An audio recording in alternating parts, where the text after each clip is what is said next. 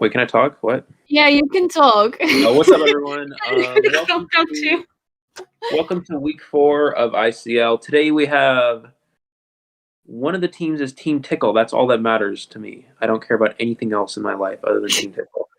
No, but we have Team Tickle versus Arachna and Apple Pie versus Last Cipher. My name's Eli. I'm going to be with Daza, so we actually have an opportunity to commentate together, which hasn't happened yet so far this season, I don't believe. So this is kind of very exciting. And we finally actually managed to commentate together, getting the OG duo together. Finally. I've been very busy. For those of you who don't know, I began college 2 weeks ago, so the last 2 weeks have been very somewhat chaotic. Well, not very, but somewhat chaotic for me, so I've been very busy. Haven't had the opportunity to engage in a lot of Identity 5 related activities.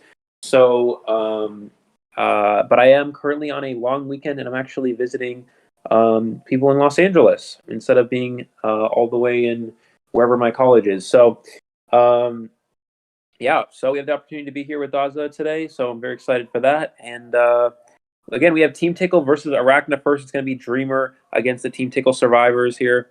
And I think Team Tickle has a new hunter as well. I'm not sure if they're going to go ahead and use them here, but I would be excited to see so if they do have to go for that. But it looks like it is going to be Dreamer hunting for Arachna here against their survivors yet again. It is Red Church. I'm not actually sure who selected the first map. I'd have to check on that. But what hunter do you think we're going to see here from Dreamer? It was Team Tickle who chose the map.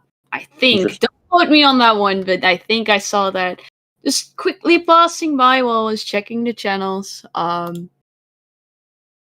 ahead and check. I think that's a solid first map pick. I really wonder if they're gonna go in with their new hunter, like you said. Also, Zuri IDP, thank you very much for your donation. Really appreciate it. But yeah, let's just go into the character bands while we're at it. So, Team Tickle, I think, chose the map. Dreamer is gonna be the one. So, Dreamer is from Arachna. It's gonna be the one who is gonna start off hunting this 4th week already. Wow, time is really flying by, and we're coming in with a seer ban. Interesting. Yeah, we're going to see a seer ban immediately here, which does indicate Dream, which I would not expect any sort of seer ban with a sculptor immediately. So, yeah, it looks like it was Dream, which that was selected here, I believe. So, from the survivor side, we have Mechanic, Mercenary, Prisoner, and Gravekeeper. This is a very common team comp you see utilized against the Dream, which is over in China. You have that double decoder along with 2 rescuers. Essentially, the idea behind it is, you have such fast decoding with a Mechanic and Prisoner, and Dream, which takes a long time to actually secure it down on a survivor because they're forced to use usually 2 separate patrollers, which takes a long period of time. So it puts them in a position where they can get so much free decoding done with the Mechanic and the Prisoner, it's just very hard for Dream to slow down the Cipher rush enough, when you have that sort of speed from the survivors. Yeah, no, like Prisoner, and it's sad from the start because Prisoner hasn't been chosen a lot when he first came out, but recently he's really been upcoming for the fact that he's amazing as a supporting type decoder, which is why you see him a lot in these double decode team comps because he just complements that Mechanic very well on promoting that Cipher rush. It looks like we're going to have just waiting for the match to start up here. One of the big things with this team comp as well is you actually want your Mechanic to get chased first. You look at the Prisoner, you look at the Mechanic, and the reason why is if your Prisoner gets chased first here, it puts yourself in a position where the Mechanic has to decode with somebody injured. If Mechanic is the one who gets chased first and gets put on chair, they can still use their ability while sitting on the rocket chair with that bot, whereas the Prisoner cannot say the same about themselves. If the Prisoner goes down, Mechanic, again, with that slow decoding. Wait, are you still there? Or did you just got out mid-sentence? Alright, so I have no clue where Eli went. Well, I sure hope he can watch this still. Would be a shame to miss out on this one. I wanted to quickly point out because I see a lot of people saying where the forward ad. Indeed, no forward. So it's going to be interesting. We are going to see a graveyard spawn. So might rotate to that lower to the breakables Gravekeeper spawn over there. So definitely not a target you want to find. Mercenary coming across this church, and then we have the Mechanic over here. Is she gonna be spotted out? It seems like Dreamer is kind of looking around, kind of expected a rotation from these survivors, but instead Mechanic going for a counter-wise rotation, going towards this graveyard area. Does get found here. Beautiful job from Dreamer here, realizing that the survivors were rotating right into the hunter spawn. It's something that doesn't necessarily happen a lot, but it can definitely work out because these hunters are used to survivors rotating.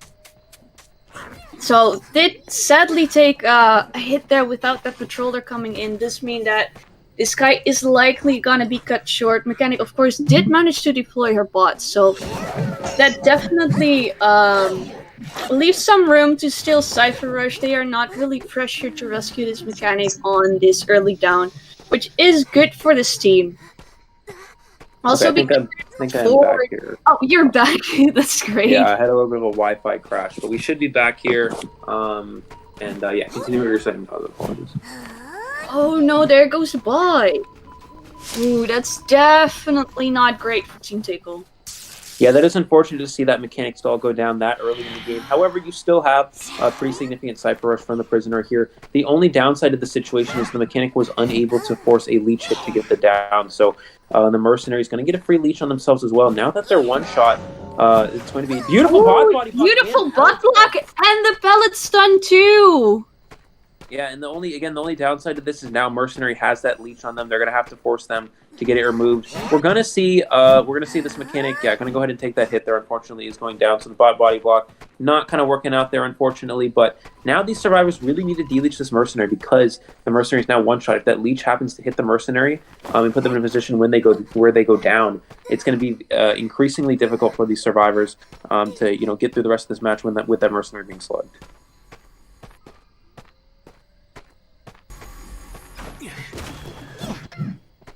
Ooh, try to go for that blink, but kind of baiting out, not really much. Beautiful elbow pad from Mercenary. Wow. Yeah, avoiding that hit there, and we could have seen the leech get the hit there on the Mercenary, but he was a little bit too trying to be patient with it. Did not work out. We're gonna see the Gravekeeper try to go for a body block. Does get that first miss there? Does walk into the pallet as well. Stun. Yeah, it does walk into that pallet, interestingly enough. So that is going to allow for a pallet stun there. And it looks like this is a chance for the Mechanic to potentially rebound here. No patroller available. They're going to have to go for a blink to get the down here, which they are able to do. But Team Tickle with good Cipher Rush so far in this match. Yeah, definitely. So I must say, like, Mechanic did not necessarily do a lot of kiting, especially at the start, but with those two pellet stuns, the Gravekeeper body blocking, they did still manage to buy some time. Ooh, gets the stun. Sadly, it's not gonna do much. Not a lot of opportunities for the Mechanic to get away, especially considering there's two leeches right there, and the Prisoner stun just isn't long enough to actually do something. But they are at one Cipher, and that Cipher is around a bit under 50%. It's yeah, as you saw things, it's at 35%. So they still have to make up some time.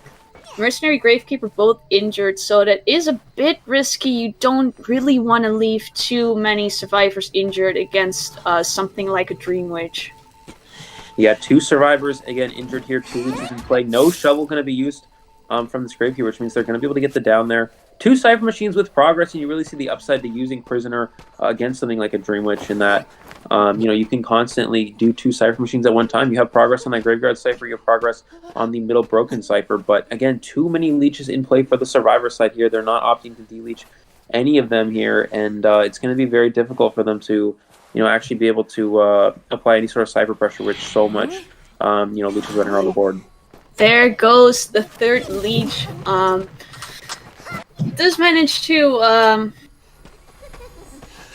get the Gravekeeper safely in that shuffle, which is good, but also did take their own leech, so that's nice. But Mercenary going down here, and this is suddenly not looking too good for Team Tickle. Like I said earlier, two survivors injured from there on, it can definitely snowball out of control, especially like Eli also said, a lot of leeches on this map too. It's definitely not something you want, especially when the ciphers are not nearly done. There is one Cipher that is close to being primed, by the way, now. But Mercenary is on the chair, no one can rescue. So that does put them in a really rough position. Definitely does not put them in a win or even a tie position. Now Prisoner going down 2 on the beautiful Beautiful job from Dreamer, not walking through that pallet there, acknowledging that Cipher machine was getting decoded. So he was able to get there just in time. If Prisoner's able to pop that Cipher, there's a good chance that the Survivor side can get one Survivor out with 2 up when they pop that Cipher. But now that the Prisoner was unable to get it, it was only about 98% of the way done. It's going to be pretty much impossible at this point. Gravekeeper already with the leech here. Dreamer knows exactly where they are. There's nowhere they can hide from that leech. We're going to see the leech go ahead and catch up here. So even though these survivors are on chair, Gravekeeper has nothing to possibly kite to dungeon with. Yeah, and again, it doesn't matter. 2 leeches in play, going to go, trap that Gravekeeper there.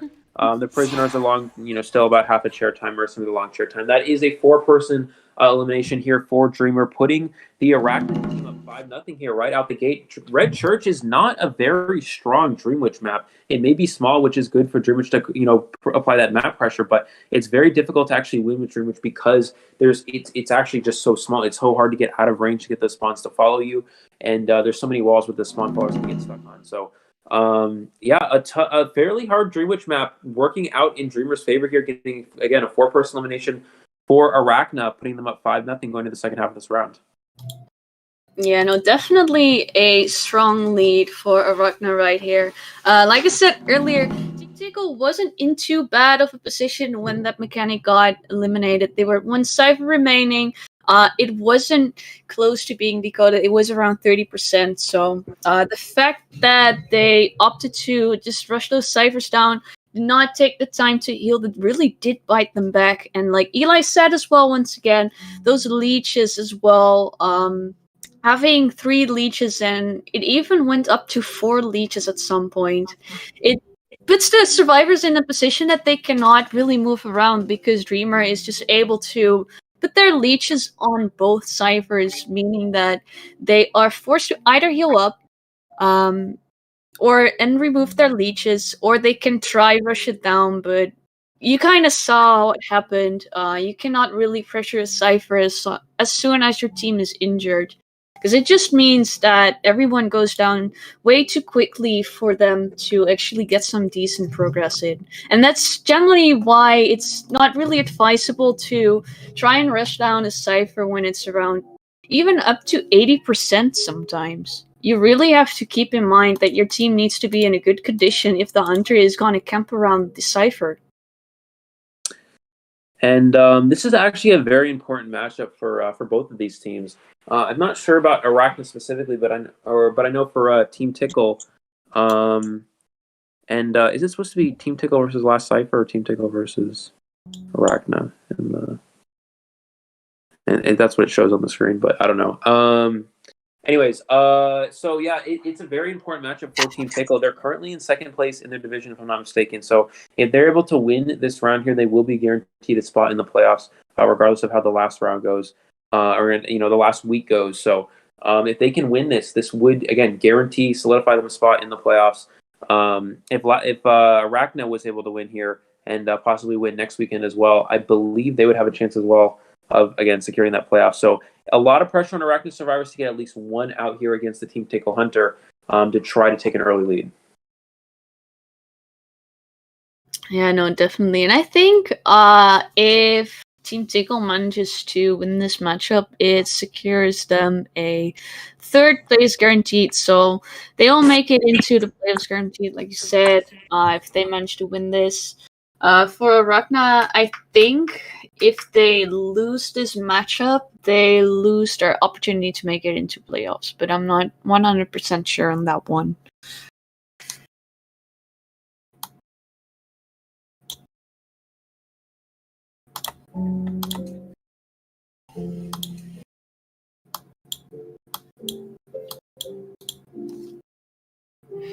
Also, I saw someone asking, you just saw the survivors of Team Tickle play. So we had Arachna's Hunter, which means that right now we are gonna watch Arachna play Survivor, and as for Team Tickle, they will play Hunter.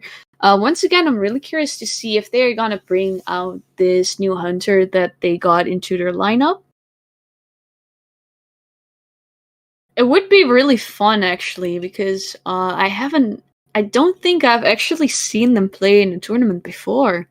So I'm not quite sure what they actually play. which does mean that it would make maybe for really interesting surprise. They might also go ahead and play something such as a sculptor, which we are quite familiar with, but at the same time, this does put some pressure on Arachna too, because they cannot really prepare themselves for this hunter. I'm not quite sure if they might know this hunter, but in case they don't, that means that they cannot, that they don't know what they can expect here. And that leaves them very vulnerable as a Survivor team, because most of these teams, they quite know what they are up against. They, yeah, they are just aware what they could expect, what kind of playstyle sometimes even. And that does make it a whole lot easier to build your team, because you also possibly know a hunter's weaknesses. But now that you have no clue what you're going to be up against, it means that you can expect anything. So you might go with something, let's say an anti-sculptor team comp, and then they suddenly might pull out something completely different. They might pull out Dream Witch. It's the first round, so you get no hunter bans. But they also might excel at, from last season, for example, we had All For One coming in with Feaster in the first round on Red Shirt as well. And 4-manning that round too. So that's also something that could potentially happen if they excel at this one hunter that they're confident in that they can get a 4-man with, and they don't know, and they cannot really prepare for it. Can definitely leave a Survivor team very vulnerable. Also, welcome back, Eli. Thank you, I appreciate it. Not sure what's going on with that, that you cut out again.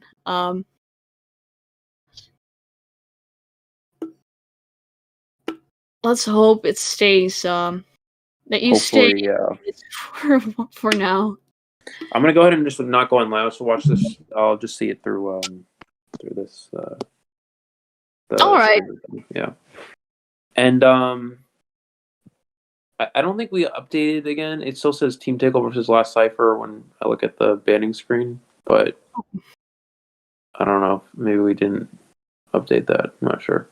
I think we did not. Oh, it's getting updated. Okay. Please speak. Yeah. No problem.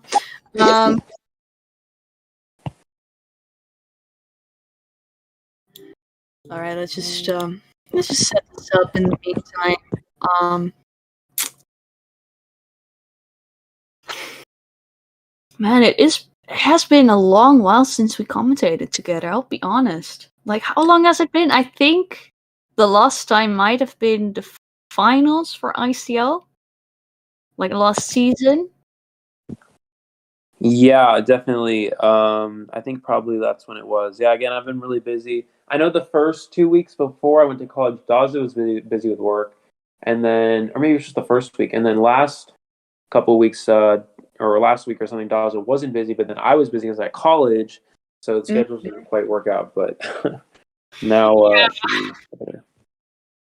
I mean, sometimes that's what happens when you do a tournament as soon as school starts again. Your schedule's kind of just not really lining up. As for me, I don't go to school anymore.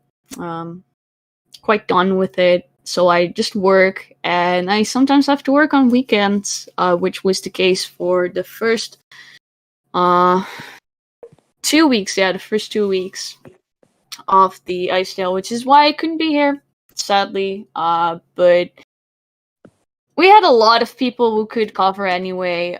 We have Olive, who's currently running the stream, doing so amazingly. Couldn't have asked for anyone else to take that over from me. And also we got Mickey. Mickey won't be here probably for this weekend because he has been commentating a lot the past few weeks, so he kind of deserves a break. He really does. So it's but he's been doing amazing too. Has been here from this season as well. So we really got some great additions to the team this season, and I couldn't be happier about it. Absolutely. Looks like we're waiting on Arachna survivors here, so hopefully this won't take too long. I really hope we don't go back to the long in-between time. This time it's not our fault, guys. Our technology is currently up to par and going through quickly in between rounds. This is unfortunately, again, Arachna survivors are not quite prepared as of right now because of possible miscommunication between their players or something. I'm not entirely sure. But we're waiting on that. This should be here in about 2 minutes, hopefully. So, yeah. But looking into the second half of this round, I'm not actually sure.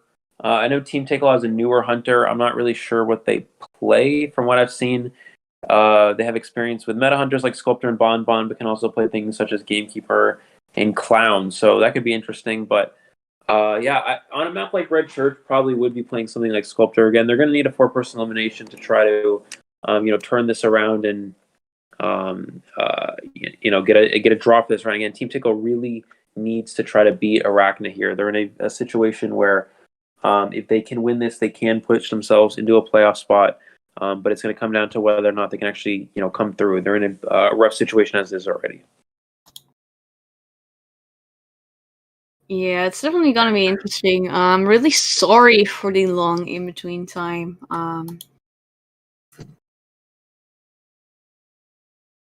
You guys eat sugar? What the heck? I don't eat things with sugar in it, other than apples. Imagine eating sugar. Nah. Cheesecake. Everything it's good, but is it good for you? Is the question. I'll let you guys answer that. You're really, really healthy, aren't you? I don't eat high sugar things. Then I'm here. I have cinnamon sticks, so it's kind of just like bread with like cinnamon, because I am not as healthy as you are. Yeah. I sometimes do like my snacks. I'll be honest. And like stuff like cheesecake, definitely not too bad. Apple crumble was also not. I mean, best dessert. Go ahead. Oh, best dessert. Yeah, I want to hear from you, because like, if you don't really do sugar, what would you eat as a dessert? My best dessert is orange juice. Orange juice? Yep, and that's the only sugar. Orange juice has vitamins, so it's pretty good for you. But yeah, that's about it. I need to eat. It has a little bit of sugar, which is sucks. I sometimes just take that for breakfast. Oh, interesting. Yeah. I mean, to be honest, it's typically I mean, I don't know if it's a thing in America, but in Europe, it's pretty common to just have like when you're like all eating, like have like a big breakfast thingy as a celebration or so, that you add that you drink orange juice with it. Americans don't do things. Yeah, Americans don't do things. We just sit around all day eating McDonald's. So that's one way to put it. Yeah. Your words, not mine. Yeah. But see, you agreed. That's the thing. So. I mean, like I said, I'm from Europe, so we only hear like stereotypes about America, but I'm sure it's not that bad. You are healthy and you're American, so not everyone does that. Yeah. Well. I mean, you're healthier than me, even, so I'm not gonna judge. Some Americans eat McDonald's. I don't know. I've been into McDonald's one time about 5 years ago, and I've been around since then. It's really bad. But I don't eat fast food because it's just not good. Try to avoid it. But anyways, let's look into the match here. We are going to have Mechanic be the first ban here from the Hunter. And it looks like Ford and Seer are going to be locked in for Arachna here. And the second ban is Prisoner. So this is going to be we're going against a Hunter here, most likely that has a lot of trouble with Cipher Rush. Most likely going to be something like Sculptor or Bon, I would expect here. But again, we know this player also, will play Clown or Gamekeeper, from what I've been told. So any of that's possible. Imagine if they actually would go ahead and play Clown. Oh, they're gonna do Bonbon, which is honestly really fair because Bonbon does rely a lot on his camping capabilities and it's very weak to Cipher Rush. Typically a draw type of hunter, so it's gonna be really interesting to see what he's gonna do here. It is a relatively small map, so might be able to work his way around it, but still, it is a draw type hunter, and he does need a 4-man here, so it's gonna be really rough for this hunter. The hunter is not John Zhao. It is actually a different hunter today. I'm not actually sure of their name.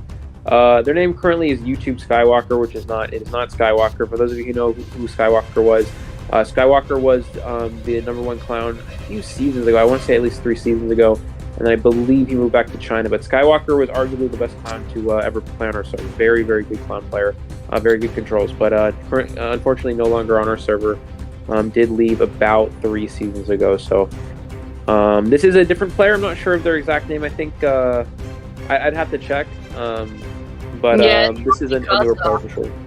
Yeah. So they're going to go Bonbon. This is very intelligent bans from this hunter. Again, they need a 4-person elimination. So getting rid of any decoder is essential. We see this sometimes. We saw this a few times in the previous weekends where, in situations where some of the hunters would need 4-mans, they'd opt not to ban Mechanic, even playing Sculptor or Naiad or something along those lines. And it unfortunately cost them escapes because of not banning that Mechanic. But this hunter not taking any chances here, saying, I'm not going to deal with any sort of Cipher Rush, getting rid of the Mechanic, and also getting rid of Prisoner. Prisoner, not a very common ban, but a very good one if you do need a 4-person elimination. And you're kind of in a situation where I'm going to say, do or die. Let's slow down the Cyphers as much as possible, and let's see if I can get this 4 kill and put my team back in the game. Yeah, no, indeed. It is going to be interesting to see what the forward is going to be able to do here, because forward is able to, for example, pull something like a stun on chair. So that might slightly mess up his game, also like Mercenary, so it's rather hard to chase targets, also with Priestess coming in. So it really is going to be interesting to see who that first chase is going to be. In case it's the Seer, this hunter might have a very good opportunity at still winning this matchup. If he's going to run into something like the Mercenary or the Forward first, it may be a lot harder for him to deal with this team comp. Absolutely. Again, we're still just waiting. I think we should be getting started here soon. Hopefully. I got a ping. What did I get a ping for? Oh, nothing. Okay. Yeah, again, I totally spaced out what you just said, Daza. But what is... Sorry, I was reading something. What is strawberry milk? Strawberry milk is, it's pretty much milk with artificially flavored strawberry, I think. I'm not sure. It has a lot of sugar. I would not advise drinking strawberry milk. That's just me, though. It is very good, but it is not something I would personally drink. No, that's the issue with like a lot of basically store-bought drinks. If you get them like pre-made from the store or like anywhere, 9 out of 10 times they have added sugar, and quite a bit of it, which is why, as some might know, I used to work as barkeeper. I currently work as a barista, so I do sort of know my way around drinks, and that's why I usually try to make like my own stuff at home. So, like for example, I make like fruit yogurt drinks, but I make them myself, so it doesn't have like any added sugar. So it's a lot better, a lot healthier. But that's something you have to be willing to do. Does anyone have Starbucks recommendations? Let me think. Ice water. Ice water. Actually, I'm not sure if they have them everywhere. I was talking about yogurt drinks, but Starbucks actually has like a yogurt-based fruit frappuccinos. It's called a frappuccino, but it's basically like a yogurt smoothie kinda. It's not bad. It's not bad at all. Also, once again, does have a lot of added sugar, so it's don't get fooled on that one. It's still unhealthy, but honestly, every Starbucks drink has a lot of added sugar, so unless you take like an espresso shot or something like that. But other than that, if you get something else like a chai latte or pumpkin spice latte, because it's the season for that, has a lot of sugar. Whole lot of sugar. Cooking ASMR. What are we waiting for? Are we waiting for something? I wish I could do. I wish I was better at doing like latte art. I know sorta how to do it, and sometimes I actually manage to make something nice. But generally, I'm like too rushed to make something nice of it. So I could, but it's probably not gonna look too great.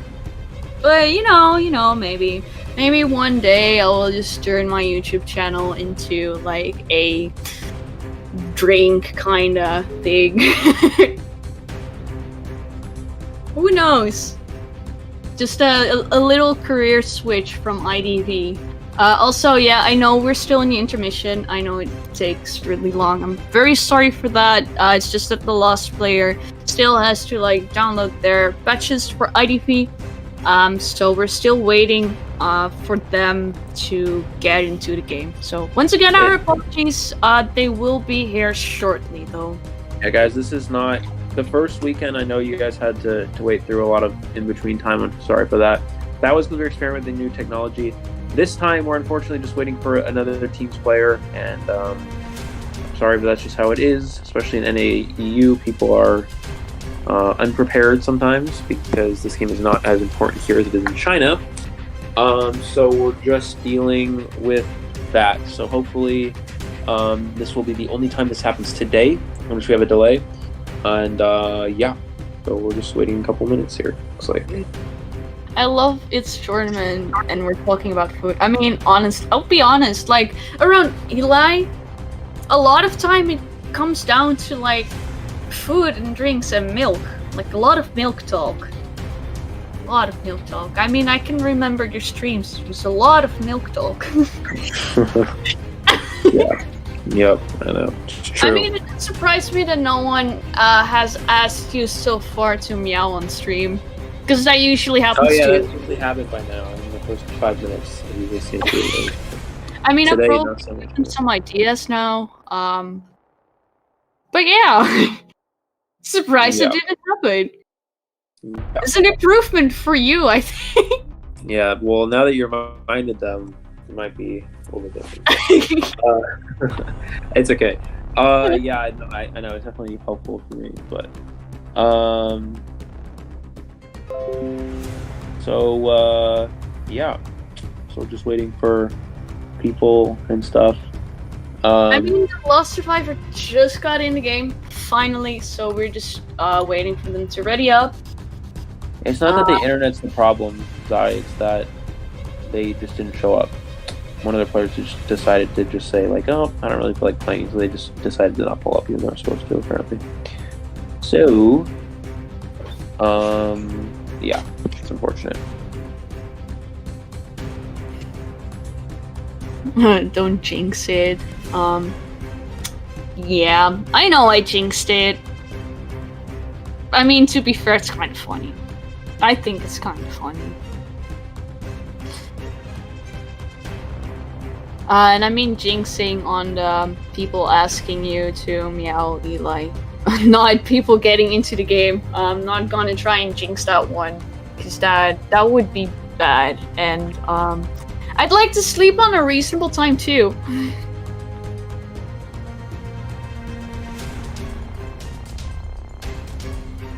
And silence again. We are experiencing quite a bit of technical difficulties today, it seems. Not technical, but technical would be technologically related, or I don't know, something related to the technology. Well, technology problems with the other team. But technically, it's not. It's just communication problems with the other team. But we are into the match. Oh, whoa! What happened? What?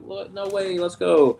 All right, so we're gonna have a spawn from the non-YouTube Skywalker, and he's gonna go immediately towards top broken here, looking for. I think this is the priest. Okay, looks like it is the priest. I thought it was mercenary for a second, but looks like he's gonna go ahead and look around this top broken area, trying to mind game the Priestess. Beautiful job from the Priestess, not falling for that there, and not getting tricked by that red light. And just going to go ahead and loop around this area, going to use that first portal there. Good portal to create some distance, and we'll keep transitioning around this top broken area, although you do want to try to leave as quickly as possible, because this is not the best kiting area.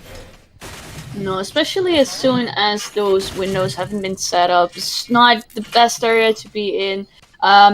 Beautiful job from Priestess taking that regular hit there and using it to transition into this mid-breakable area.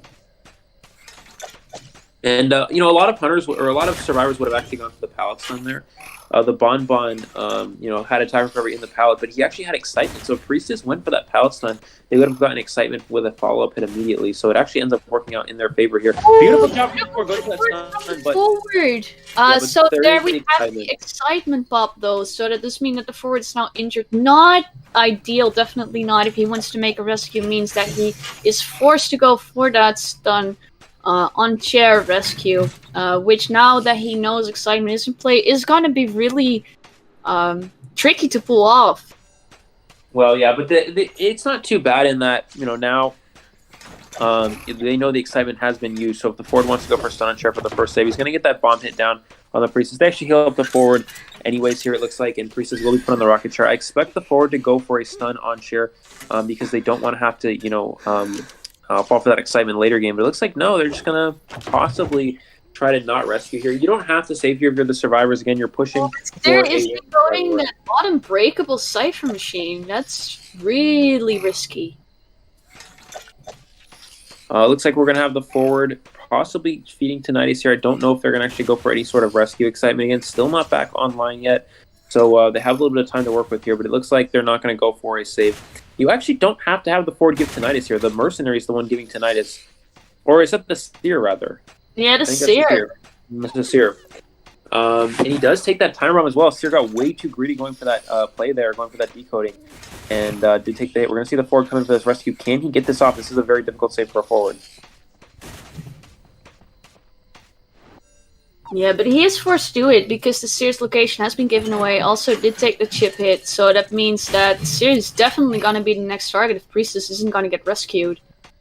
Beautiful rescue from the forward there, it looks like, and we're going to have the Priestess being able to make it into church here. Does take that first chip hit. Forward's going to go for a stun, but excitement is online, so I'm not sure why the forward went for that. They know excitement's online. I guess he wants to buy some distance for this Priestess to try to kite away. Forward missing another stun there, it looks like. And he's going to go down a lot of people. So it's not too bad because the forward is it took that hit, but he is going to go down for it, so that is going to slow down Cipher progression just a bit. Priestess has been able to set herself up for a potential rebound kite. It's going to be tricky, especially because she's only one bomb hit away. And wow, beautiful bomb chain. I kind of jinxed it with that one, I'll be honest. Yeah, guys, this is not Skywalker. This is somebody else who named themselves, I guess, after Skywalker. I don't know, but this is not actually Skywalker. This is a different player, just so you guys know. For those of you who are asking about that. But the Survivor team right now, it wasn't after half rescue here, so they are going to be eliminated from the match here. They were able to heal up that forward to full, but again, the forward... and I know you're talking about buying distance for the Priestess Daza. I personally still don't think it was necessarily worth it, though, because now the forward has almost no football to work with. They're a very easy chase target as well with the full presence Bonbon because of that lack of football. And he's not going to be able to harass them much as well. He's going to go for that timer bomb to try to pressure him off that Cipher. And let's see what the Seer can do. Already one chip hit. So this is definitely ideal for Bonbon. Definitely want to find the Seer as your next target. Still does have that owl, so might be able to make play here, but does give him an opportunity to get out of this area, which is good because he was in the open, so he didn't have anything to kite with. But now that the owl is out of the game, does leave the Seer very vulnerable. However, Bonbon realizing there's only 2 Ciphers remaining, so he needs to start pressuring the Cipher machines rather than just go for the chase if he wants to have a shot at winning this match. And now you see this is where it comes into play. Not having a lot of football for the sport is going to make it very hard for him to build a kite in this area. And again, one chip hit was on the forward again from taking that timer bomb. There's the second one. That's going to get the down. Yeah, that's going to get the down. He's going to be able to probably put him in basement if he wants to go for that here. He may just chair him at the top of the stairs here, and that's what he's going to do. But again, the forward, again, taking that bomb hit with the timer. The survivors were going for very greedy Cipher rush plays. They really want to finish the Cipher machines, but so far they've just taken 2 free hits, from that control bomb, and it's not quite paid off for them so far. No, definitely not. So now we have the mercenary who's being cut off early. Not great, but it's a mercenary, so he can work his way around the hunter if he manages to utilize his elbow pads well enough. Gonna go for that rescue again. They only need 1 survivor out here, so it's gonna come down to whether or not this mercenary can make a good rescue, and they still may be able to get it anyways. I'm not actually sure the progress on the last Cipher, but it looks like gonna use all those elbow pads, get all the way last past. Cipher is around 35 to 40%, so it does need. Yeah, we see the syrping right now, so they do need quite a bit, and the Bonbon knows exactly what Cipher they're trying to rush down. And since the priestess started her kite there have already been some resources being used over here. Not a lot though, but just enough to put them in quite a rough position. Yeah, it's still a very strong position again for Arachna here. Even if the seer goes down here again, they have such such a huge wiggle room here. They're going to get the down on the seer, but they can heal up here. If you chair the seer, they can just start a whole new Cipher machine and just not even rescue, go for that Cipher pop, and it's so hard for the hunter to actually get all 4 survivors down. As a Bonbon, it doesn't matter that's a small map. Even with the decoding bans as well and communication rotation in a tournament, it's just so difficult. I'd be surprised if the forward goes in for a rescue here. I would just try to push down a Cipher machine. Mercenary is going to that Cipher, but he does have a few bombs that he can throw at it. And looks like forward is pressuring the rescue.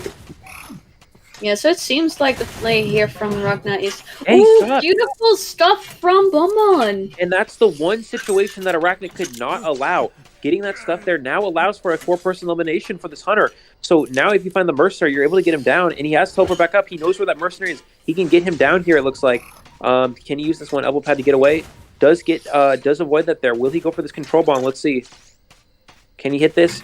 Does get the hit on the mercenary. Seer can kite, but this is why I was so surprised for that rescue. If you get stuff there, it all of a sudden turns into a 1 or 2 man escape to a 4-person elimination. That's exactly what's happening. So possibly a bit of a missed call there from Arachna. Yeah, no, that was a massive turn of events there. So they actually did manage well kiting towards reception here, making it so that they would not die on the Cipher machine. Then it seemed like forward was just gonna go in for the rescue, try and basically divert the guard 26's attention to the chair rather than consistently pressure that one Cipher so that the mercenary could continue decoding. But like we saw, and like you already said, Eli, they could not afford it. Especially mercenary also was just 1 bomb hit away, so very vulnerable target to leave on that last Cipher machine. And with the forward getting stuff for that rescue, just drastically turned the game into Team Tickle's favor. And just like that, a round 1 Bonbon able to score a 4-person elimination on the survivors. Very unlikely, and it did not look like a great position for the Bonbon in terms of getting that 4-person elimination. It was a draw throughout the entire match up until that one rescue from the forward changed the entire momentum into the hunter's favor, allowing for them to get that those last 2 kills there. And again, if you play out a situation, you think about it, guys. You play out the situation where the forward doesn't rescue. Mercenary goes and does that Cipher machine. Forward can either pressure rescue or do a whole new Cipher machine, and they can just pop it. Even if they don't rescue, they have 2 survivors up. The Bonbon can't kill both of them. You just split the exit gates and get the gates open. On top of that, if forward had football to go for that rescue, I have a feeling he could have been able to make that rescue a lot easier than without having any football. Once you have no football and you're up against a full presence Bonbon, it's almost impossible to make that save against a good hunter. And the forward using a ton of football for stuns and support with that priestess early game did cost them in the late game here, and you really see why now. Using that football early on, and of course it bought the priestess some distance, but I don't think it ended up being enough there. And obviously it wasn't because of that 4-person elimination. And we are now tied up 5-5. So Team Tickle again in a situation where they really want to try to win this week 4 to put themselves in a favorable position going into the playoffs. have tied it back up. They had a rough start, rough start with the survivors, but the hunter, the newer hunter for them, able to turn it around here. And again, we're tied up after this first round. Yeah, no, indeed. Yeah, I think you summed up pretty much everything already. They were in or the Arachna survivors, they were in a position where they could definitely get that woman out of there, even up until the end of the game. Like you said, forward coming in for that support stun might not have been the best play. Maybe he miscounted and thought the excitement still wasn't cooldown. I'm not too sure about that. But that could be what happened there. And he was hoping to give the priestess enough distance without putting himself at risk with that stun.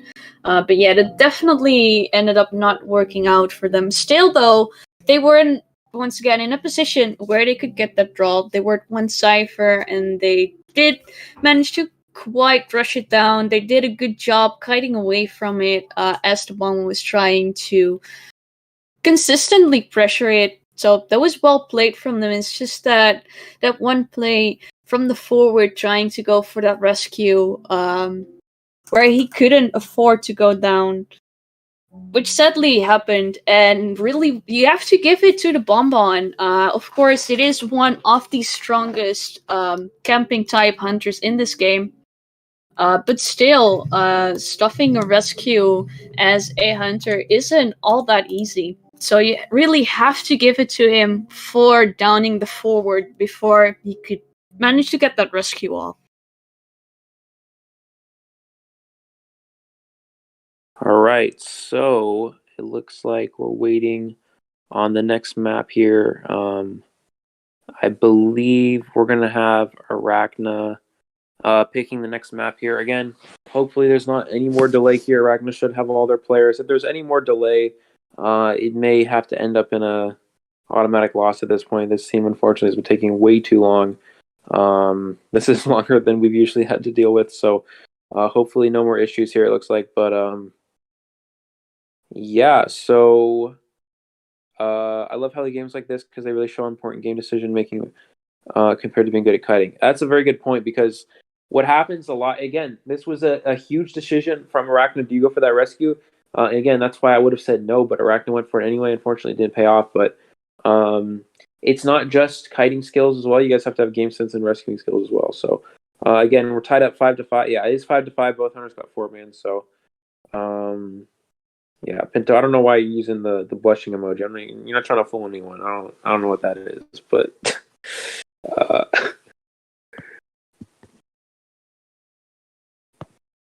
Anyways, I think we should have this player here soon enough.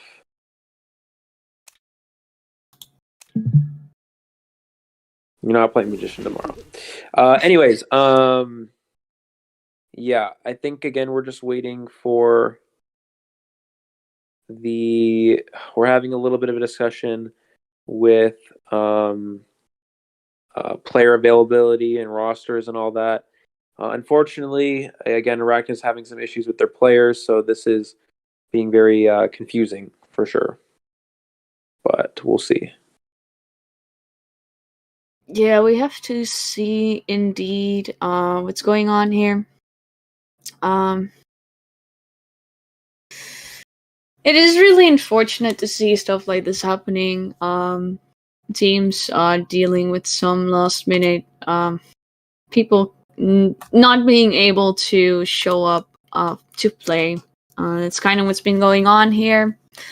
It happens sometimes. Life gets in the way, which is really unfortunate. But for that reason, does mean that we have to wait a little longer for them to settle this.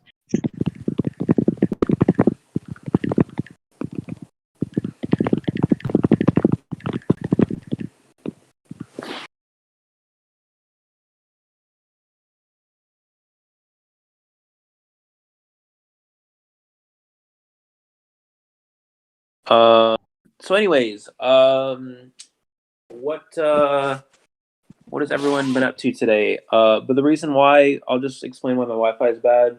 Actually, it's not that bad, but Again, for those of you who just joined us, I was at college in Montana, but now I'm in LA visiting because of long weekends. I'm using Wi-Fi at where I'm at and stuff, so that's why it's bad.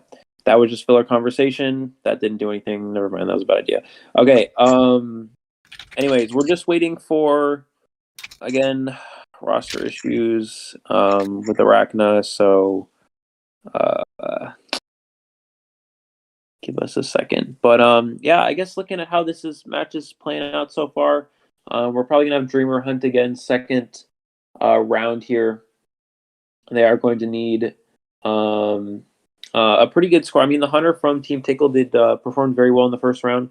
There was a couple survivor mistakes, of course, but it looks like they were able to play that Bonbon very effectively. I don't know what Hunter they're going to go with in the second round again.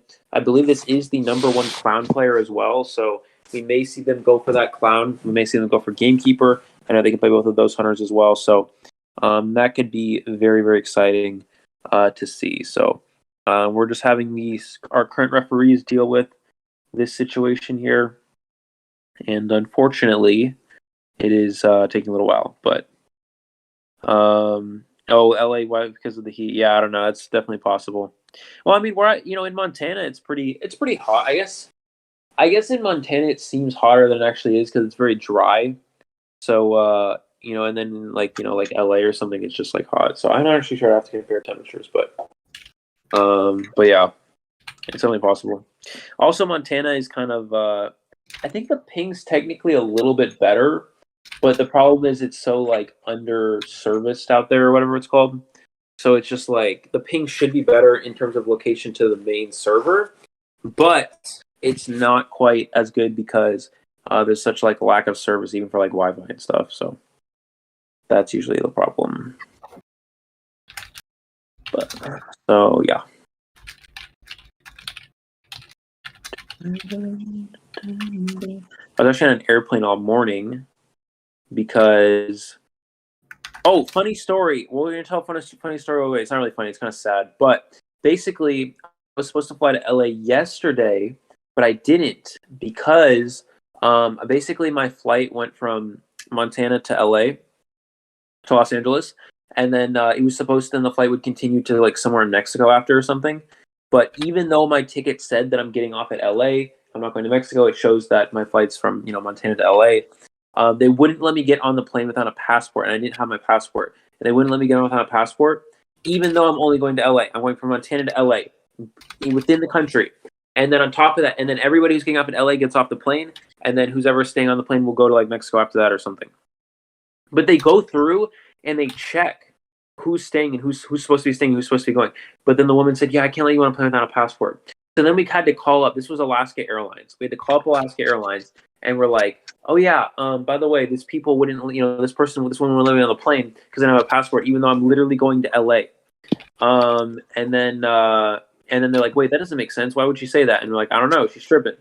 So then but then at that point, the plane had pretty much already left, so it was too late. So then I had to make another flight for 5 a.m, basically, the following day. So yeah, that's my unfortunate airlines story for you guys. So yeah, pretty bad. Doesn't make any sense. I don't know why they made you do that. That doesn't make, but whatever. So then I had to, so I was supposed to have a straight flight from Montana to LA, but I did it at 5 a.m. this morning. I had a flight from 7 a.m. to 9 a.m. arriving in Denver, Colorado. Then I had to transfer to another plane about half an hour later, and then take another 3-hour flight from Denver, Colorado, all the way to Los Angeles. So that was my long experience. And I had a middle seat, not an aisle seat or a window seat. I had a middle seat on the 3-hour flight from Denver to Los Angeles, when I was supposed to have an aisle seat on the previous day that I wasn't allowed to get on because I didn't have my passport, even though I wasn't even leaving the country. So I don't know, guys. That's just how weird Alaska Airlines. Well, actually, it was just one person. But yeah, I know. And then we're trying to get a refund, but we'll see. It's pretty rough. I know. I'm not even leaving It's not even the airlines. It's literally just like, we've never had any problems with any other airlines. It's literally Alaska Airlines and also Spirit Airlines. They also like to mess with people. So don't take Spirit. Don't take Alaska, guys. I'm telling you right now. The other ones are good. United. I took United this morning. That was a very good experience. But Alaska and Spirit, no sir. Not gonna happen. Never doing that again. Yeah, and a middle seat for a 3-hour flight. I know some people have it longer, but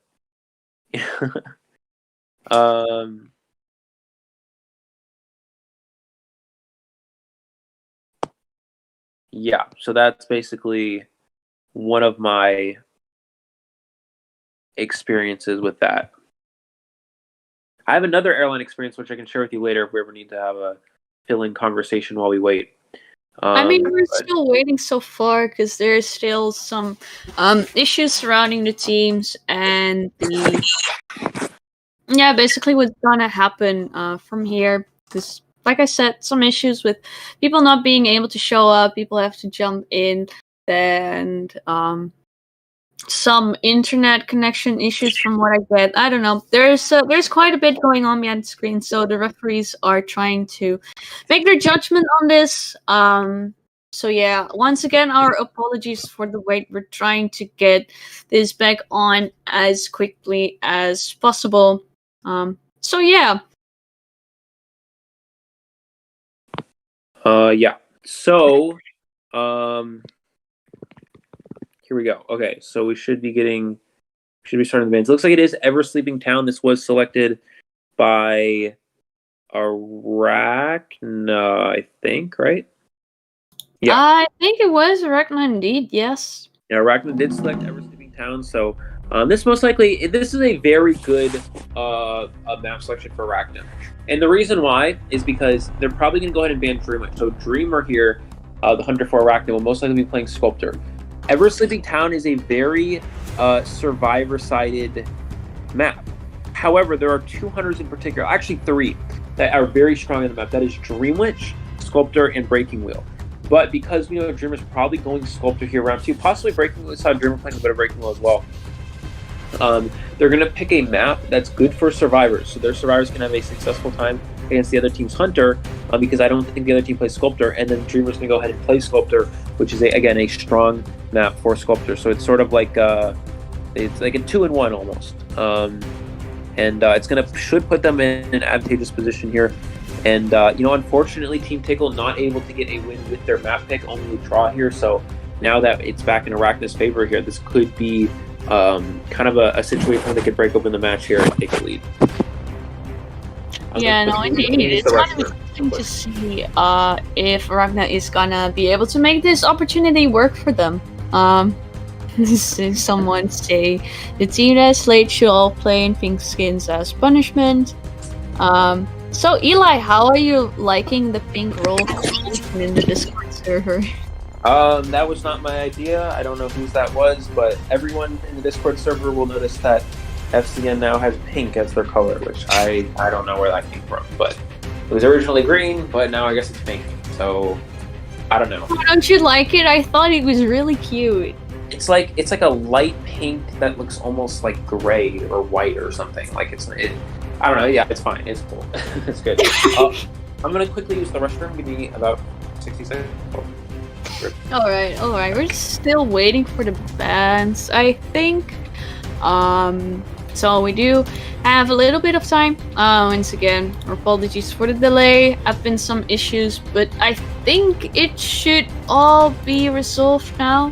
I hope. Not gonna try to jinx it here.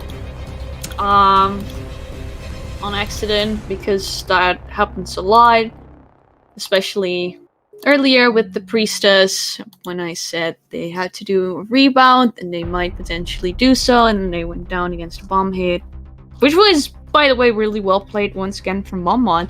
Had some beautiful chains going on, so gotta give it to him for that one. But Priestess, if you're hearing this, I'm sorry for jinxing your rebound kite. I did not mean to do so. Instead of tiebreakers, there should be an Asylum match with random generated comps. Oh yeah, no. I'll give you one better. I won Asylum, but you're only gonna be able to play the original survivors. Just bring out the lawyer, lucky guy too, thief, let's go. It's gonna be one hell of a team comp, I would say. But at the same time, I'll be honest, I personally don't want to commentate an Asylum match because the map confuses me. I'll be honest, some of the highways just really look like each other, and I always end up getting lost. I don't play a lot of quick match anyway, so I rarely play on that map. I think the last time I played on it was when I was playing Hunter. I was playing Ripper, I think. So, I mean, it's funny because you can do a lot of wall tricks with him. But other than that, I just always get lost. Seems like we are gonna see a mechanic and a Seer ban here. I mean, that could maybe... I think Arachna is gonna hunt first. And I can remember from last week, and I think everyone was seeing the highlights too, Dreamer had an amazing breaking wheel match. So, you're gonna see another breaking wheel from Dreaming? That would be really cool. I personally really love breaking wheel matches because they're really high-paced for the fact that he's just a really fast hunter. So I think that makes for really interesting matches. And because of that wheel form, kiting is slightly different from what it usually is against most hunters. So I think it's really interesting personally. Kind of just like switches up a bit the overall game dynamic, especially early game. And I think Tyrone also showed that really well, what he's able to do with that speed, how he's being able to utilize it to gain map pressure. We're gonna see Dream Witch bad. Eli already said it. Dream Witch, strong character on this map, especially around that middle Cipher. You need to get it down as quickly as possible, otherwise you're just not going to be able to pop it, because Dream Witch from there on can pressure every other Cipher, so it's a really dangerous Cipher against Dream Witch. Puts them in a really tricky situation, so getting that Dream Witch out of the way, smart move, but that does leave, of course, Breaking Wheel, does also leave Sculptor. Now, of course, they might also go ahead and play Sculptor, definitely not counting that out. It is a chip hit hunter, but Seer is still able to very well work their way around a chip hit hunter. So Seer is still somewhat of a valid ban. I would say Seer is a better ban for a breaking wheel. So, but maybe I'm just biased and I'm just hoping to see another Dreaming or another breaking wheel from Dreaming. My opinion on up-down Dream Witch. I'll be honest, I'm personally not a huge fan of up-down Dream Witch. For the fact that I think she can utilize the downright build just a bit better. It gives her more options in the end game. You have to keep in mind Dream Witch has a lot of map pressure. And for that reason, if she's able to just change their the skill they carry at that end game, it gives them just a bit more wiggle room. So you see a lot of Dream Witches coming in with the Patroller to Blink switch, but they might also, if they happen to ban Seer, might also see them start out with Blink and then go for something such as wait, I was about to say something. The wrong perk. Such as Abnormal. We are gonna see Priestess coming in. Very valid pick on Ever Sleeping. For the fact that she can do a lot of supporting, a lot of kiting. With those portals on these buildings, can gain a lot of distance with the click of a button. Yeah, that's probably the best way to put it. And we're gonna see Mercenary just to basically secure a rescue where needed. Very safe character pick. With that mechanic ban coming in, of course, does mean that they do not really have an opportunity to go for a more Cipher Rush heavy kind of team comp. So, and like Eli said, those those decoders can really come bite you. They can really hurt you a lot with that Cipher Rush. Survivability on a team comp is good. Cipher Rush is still one of the strongest elements in this game, and I think as long, especially as accelerated decoding and such, is part of this game, it will always be one of the strongest elements in this game for these survivors. I mean, essentially, personally, I do consider this game to be, on the survivor side, kind of race against the clock. If you do not get those Cipher machines down quickly enough, it means that the hunter is able to waste a lot more resources. So that can be skills such as mercenaries, elbow pads, forwards football, those kind of things, but also pellets. And that leaves survivors really vulnerable, so you don't want to drag out the game, because usually that does end in the hunter's favor. At the same time, though, like I said earlier, you do still have to keep your team's condition in mind, and you have to kind of find a balance within that, and that just comes down to game sense. You have to choose for yourself, look at the position you're in, look at your Cipher progression, and say, alright, here we need to slow down our pace, make sure everyone is healed up, make sure all those leeches are removed before we can continue to rush these Ciphers down. But at other moments, you have to say, alright, the hunter is not really in a good position to basically camp this Cipher machine, for example, and for that reason, we can just continue to rush it down and try to pop the Cipher as quickly as possible. It depends on the game, it depends on the hunter, it depends on the Cipher machine and the area it is in, if the pellets are used or not. Yeah, there's a lot to basically say about that. Also, Eli is sure taking longer than a minute. Oh, wait, hold on, wait, what? Oh, you're back! Oh, yeah, Are I've you been back just this whole silent time. all this time? I just was not paying attention. Okay. Alright, yeah, we got, Mechanic and Seer band. Is that a lawyer band? Oh, no, that's a forward. Okay, Priestess, Mercenary, and forward. Alright, so yeah, it looks like they are gonna ban the Dream Witch here. So wait, who's playing Hunter again? Arachna? Arachna's playing Hunter. Yeah, okay. Arachna's playing Hunter. Alright, bet. Let's go. Let's go. Team Tickle and Arachna, yeah. Alright, anyways, let me focus up. Alright, so we finally should be getting started here. And yeah, I'm actually back, guys. Don't worry. I was just spacing out and reading things on my phone and not paying attention because thank you for leaving me alone. This waiting time was making me a little bored, but we're back. Okay. Yeah, so yeah, it looks like waiting on the last two, I think, here, if I'm not mistaken. Let me check what we got on that.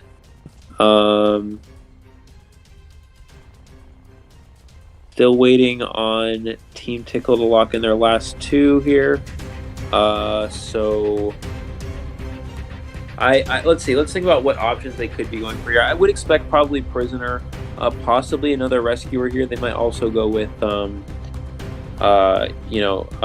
some sort of another kiter, another form of kiting. Although I would expect them probably to go something like a typical team comp here would consist of like a Gravekeeper, but the only problem with Gravekeeper is it does feed presence to a Sculptor, so we most likely could see Coordinator and Prisoner here, which would be a common comp. Painter is also a very good character against a Sculptor, but I don't know if Team Tickle would opt to go for that here. I don't think they typically like to use Painter, so this could be... I'm very interested to see what they actually have to go for here.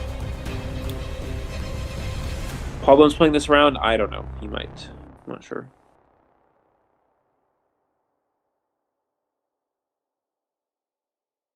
It looks like a lawyer band. I was looking at the screen and it's like, is that a lawyer? Because it looks like the what is it, the Lancelot lawyer or something like that? I'm not really sure what it's called, but it looks kind of like that. So I thought it was lawyer. I didn't know if it was lawyer or. I mean, lawyer wishes it was as buff as forward. I mean, love lawyer, I think, but gotta give it to forward for that one.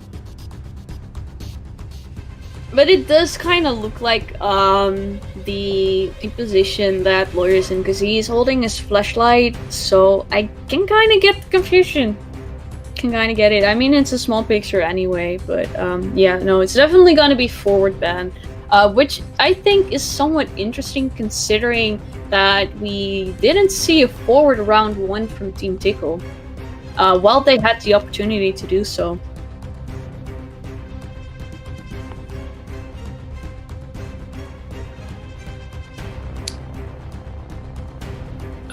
Yeah. So still waiting, I think. Okay, looks like Psyche actually was able to make it finally. So maybe we'll be playing now, I think.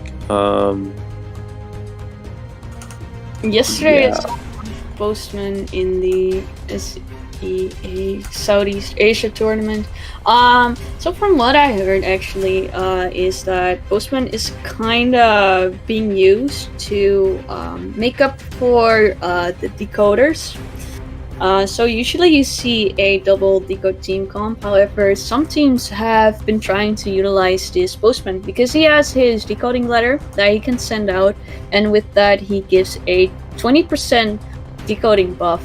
So that means that you have the Postman and another survivor decoding at 20% extra for 30 seconds, which kind of balances it out if the team would have a decoder on their team. It, of course, is a little bit off of his. Postman does have better kiting and could potentially support a kiter with his letters too in chase. But at the same time, yeah, decoders are obviously decoders for a reason, so that's why you might not see it over here. Maybe in the future, though. You never know, but from what I know, the Asia server has been using Postman as kind of a decoder with that decoding letter. Absolutely. There's also a letter which allows the XK to be opened quicker, which can be that can open so fast when you have that leader with that letter though. So that could be advantage for them as well to go for if any teams opt to use Postman. I personally haven't used too much Postman. I've always had the mindset that Postman is a terrible character, but yeah, Postman again was utilized at some point over there. So we could have it. We could have it come up here at some point as well.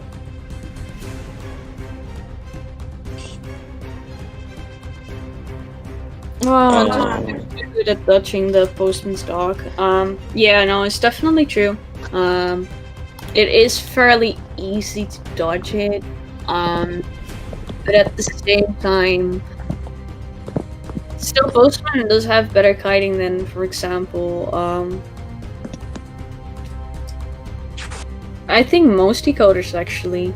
Prisoner only has stun, of course, but he does have low awareness, so still leaves him somewhat vulnerable. Oh, we are actually gonna come in with the next survivor picks. They're gonna be Perfumer and Painter. Definitely makes me believe that they are expecting a breaking wheel.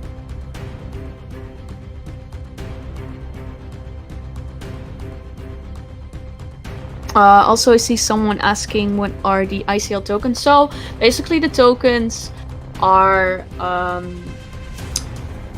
it's basically the ICL betting system. So people can use these tokens to bet on the team that they think is gonna win this matchup, and at the end of the season we'll have a look at whoever has the most tokens, and we're not quite sure if it's just the number 1 or maybe the top 3, but we will be handing out Discord Nitro prizes to those who will win the betting.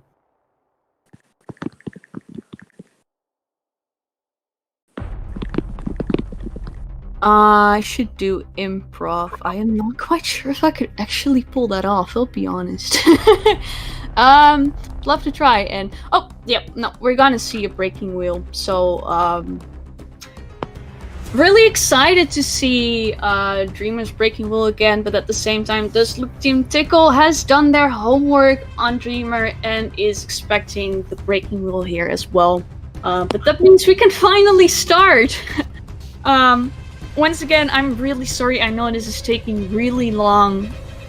We've already been here for, I think, 1.5 hours.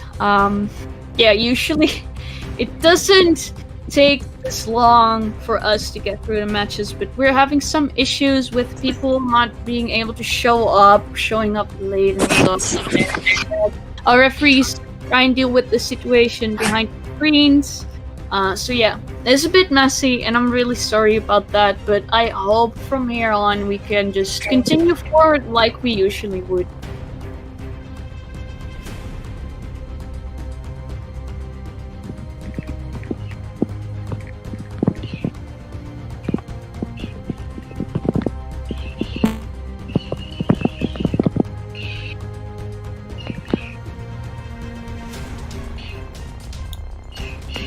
All right.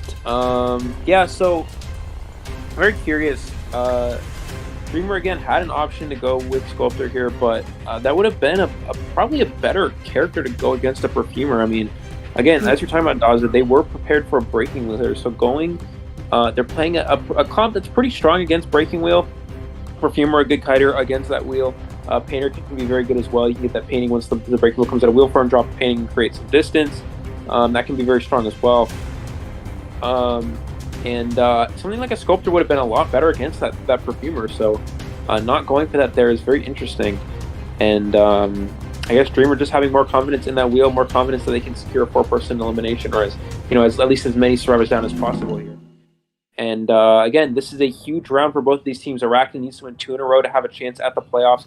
Team Tickle needs to win this to guarantee them a spot in that playoffs. Let's see how this is able to play out. We're going to have this graveyard spawn immediately, the Breaking Wheel. Rotating towards corner house here, finding Paul Bumps, the Priestess. Going to use an instant portal there. And actually running into the Hunter. It's going to take a spike. Beautiful mind game from the Breaking Wheel. Does not get fooled by the Priestess there. Should be able to get a second one here momentarily. And, does barely manages to avoid that one. That was very close, and there's that second spike. Blink not online for another 25 seconds, which means that this wheel has a lot of, or the Priestess has a little bit of time here to create some distance, but as long as you can get the down within 60 seconds, it puts you in a very good position as a Breaking Wheel. 15 seconds till that Blink's online. Again, if they're able to get a Blink for a kill right when the Blink comes up, the Breaking Wheel will be in a winning position.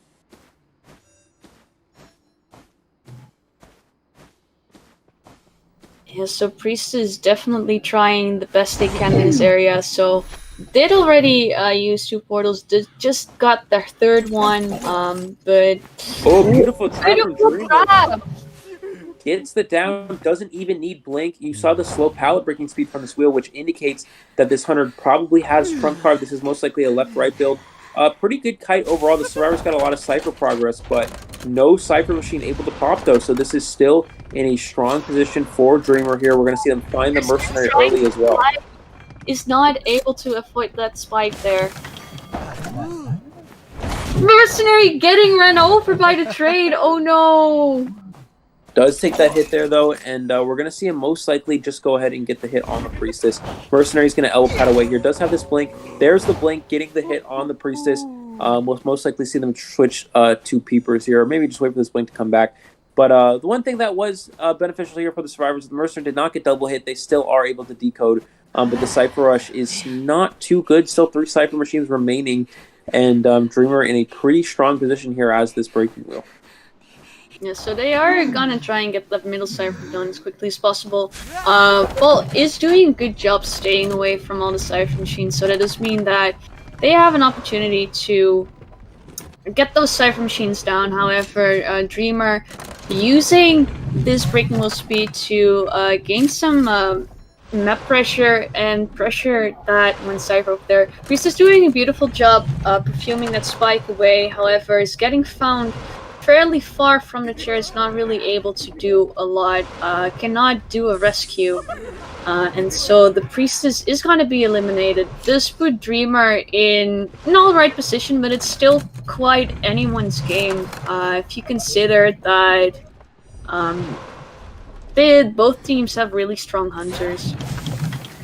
Beautiful movements from this Perfumer, avoiding all of these. He's going to take one spike there and will take a regular hit, but no No instant kill from the breaking wheel here. Unfortunately, not a lot of pallets. Yeah, all these pallets were used up by the priestess, which means that there's not many places this perfumer can kite to, but did waste a lot of time there. He's going to run all the way to the corner and die here in this corner, and we're going to see the painter being the one coming in for the save. But Dreamer, again, still in a very strong position. Wheel with their incredible late game map control and Cipher pressure could still win this game significantly easier. Unless they get struggle free, this is a long chair.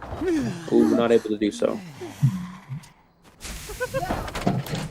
Like so we are at one Cipher that is actually primed, so this is definitely looking like a draw for these Survivors. Andre is going to come over to this Graveyard Cipher, but it's already too late. There is the pop.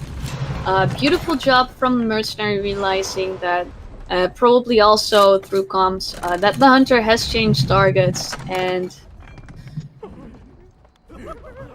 this is definitely looking like a tie situation unless one of these Survivors can make it to dungeon. Really have to give it to the Survivors. They're playing really well right now. Yeah, beautiful control there from Dreamer. They're most likely going to get out of this wheel form here, but I think, yeah, there's the blink that's going to get the down. This will allow them to share the painter and get at least 2 kills here, but unfortunately for Dreamer, 2 Survivors will escape here, so getting a round 2 draw, nothing to be ashamed of as a Hunter here, though. So beautiful job from both sides. We're going to see both Survivors escape here. And this will keep things completely tied up. Again, now 7-7 will be our current score. And you do see a Survivor-sided map. So Arachna Survivors should be looking pretty strong. They do have Psyche now available. I believe he is going to be playing the second and third round. So 2-2 for that round. And we're going to have a favorable Survivor map for Arachna here coming up.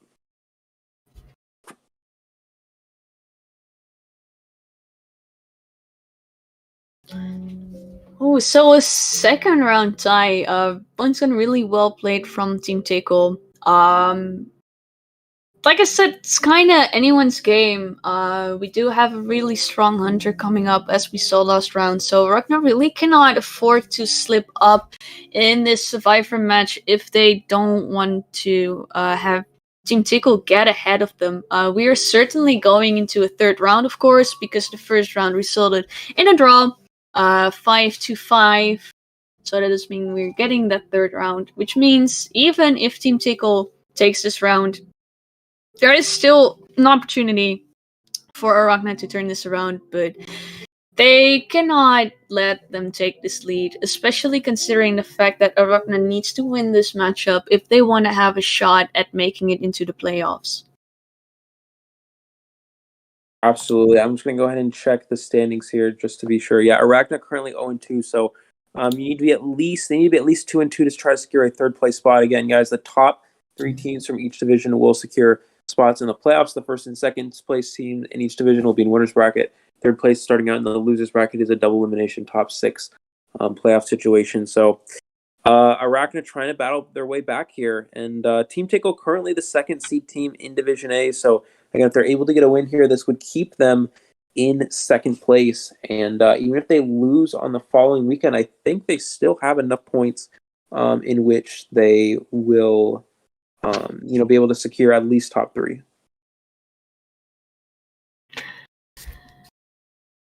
Yes, also, I saw someone asking if Wheel can be stunned or like run over. In his Wheel form, he cannot take any stuns at all. So Priestess Portals doesn't affect him. The Tram doesn't affect him. Stuns such as Prisoner Stun or Forward Stun and such, they also don't affect the Wheel form. Just the Wheel form is immune to any sort of stun.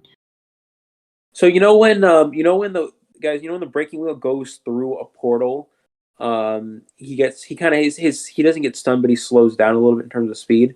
It's the same concept with the tram. You hit by the tram and breaking wheel, you'll get slowed down, but you're not actually going to get stunned out of it, because breaking wheel cannot be stunned by anything in wheel form.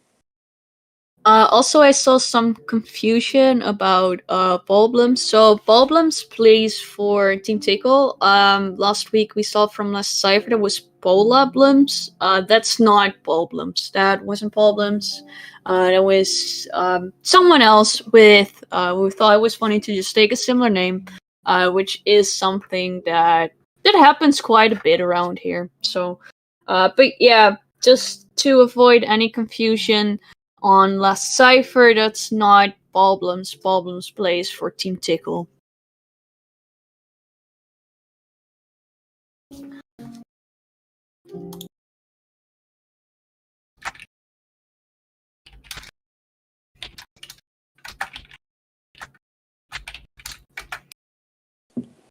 All right, so we should be starting the band sequence for the next round here, and it looks like it's gonna be the same hunter. We're gonna have the Kaza person, who is has the Skywalker name, and again, this is still a strong position for Arachna.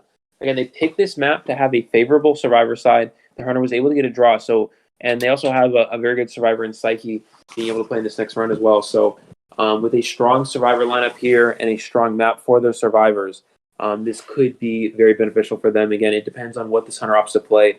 With that round one Bonbon out of the way, I believe their later round picks are something like Clown and Gamekeeper or something along those lines. So I don't know how good those characters will be on this map. I think in some places of the map they can be strong, but in a lot of places they can be very weak just because this is such a survivor-sided map in a lot of instances. So looks like Priestess and Mechanic will be the two bans, which I think heavily indicates actually a Clown, because Priestess strong against Clown, Mechanic strong against Clown. You can body block that dash pretty easily with that bot, and you can also promote that Cypher very heavily. But I don't know. This could just be a standard ban for anything like a Sculptor as well, because Priestess is very strong on this map and Mechanic, just a fast decoding character overall.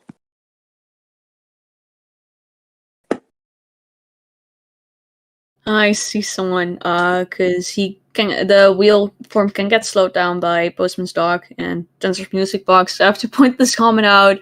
On wheel form, I can imagine that poor dog biting and holding on for dear life to his wheel form. I didn't know the dog did that. I knew the music boxes would slow down, but I actually didn't know that the dog did. That's interesting. Okay. I mean, it kind of makes sense about it if you consider that he is immune to stuns. The Postman's Dog, of course, doesn't count as a stun. It just slows the hunter down, like the music box would. So I guess in that sense, it makes sense. But at the same time, it's probably, I don't know how much it would slow down the wheel form. But I don't consider it to be very effective. I don't see it making a huge difference in your kite. But I might be wrong on that. Yeah, actually, that definitely would make sense. It looks like from the Hunter ban, it is going to be a Bonbon ban from the Survivor side here. This does make sense. Bonbon did get that 4-person elimination in the first round. However, this is not a very strong Bonbon map. This Ever Sleeping Town, one of the main reasons why it's good for survivors is it's so good for transition kiting. And Bonbon is one of those characters that can very much struggle against that transition kite. There's so many pallets that can be thrown down, that can be set up, that your survivors can use for speed boost to gain, to create distance. There's so many windows you can vault to create distance. It's just a very good map for rotation and transition kiting. And the reason why Sculptor is actually pretty good on this map. Sculptor usually not too good against transition kiting, especially in the open. The problem is a lot of these alleyways are very narrow, and it's hard to transition in the open, but it is easy to transition against something like a Bonbon, and that's why it can be very weak on this map. But Arachna is opting to ban it, so I'm not sure what this hunter is going to play here. Again, this is a newer hunter to this ICL scene, but we'll definitely have to see. Again, there need at least a draw here to keep things tied up. Animal abuse is a skill in this game anyway. I mean, you're not wrong. Kinda not wrong. But yeah. I am curious to see what this hunter is gonna pull out. Would be, once again, very fun to see something like a smiley face coming in. Would be really exciting to see just a completely new hunter coming up. I know last week we did see a photographer, just kind of breaking the general choices in hunter. So it's always fun to see something new. It's even more fun if they can actually make it work too. Though Arachna can definitely not afford it. the rounds are tight, so Arachna does need a 3-survivor escape if they want to take this round. It puts them in a really rough position, especially considering that the mechanic is banned. That's a really smart choice from the hunter here. You do want to avoid Cipher Rush because that mechanic, basically, mechanic is one of those characters that can set the game for a draw, and can potentially, with that Cipher Rush, especially with that Duel, if it's being utilized well, can definitely set the game into the survivor's favor with that Cipher Rush. So we're gonna see Mercenary and Seer. I mean, honestly, what's new? So the thing is here is this with this mechanic ban, it really indicates that this hunter's trying to push for a win, trying to win this round for Team Tickle, not just get a draw. Giving mechanic as an option is usually mechanic's very good for securing a draw because their Cipher Rush is so good. Even if mechanic gets found first and dies very quickly, it can still be an easy draw because of how good that Cipher Rush is with that bot. So this hunter is essentially saying, I don't want to draw. I'm not satisfied with that. I want to try to push for at least a 3-person elimination here, to put my team up and sort of be ahead in the rounds moving into the last round. Again, things are tied up, and it was 2-2 for the first half of this round. So let's see what they can do. And again, I keep saying this a lot, but I'm really excited to see what hunter they actually opt to go for here. Seer and Mercenary is locked with a Priestess and Mechanic ban on this map.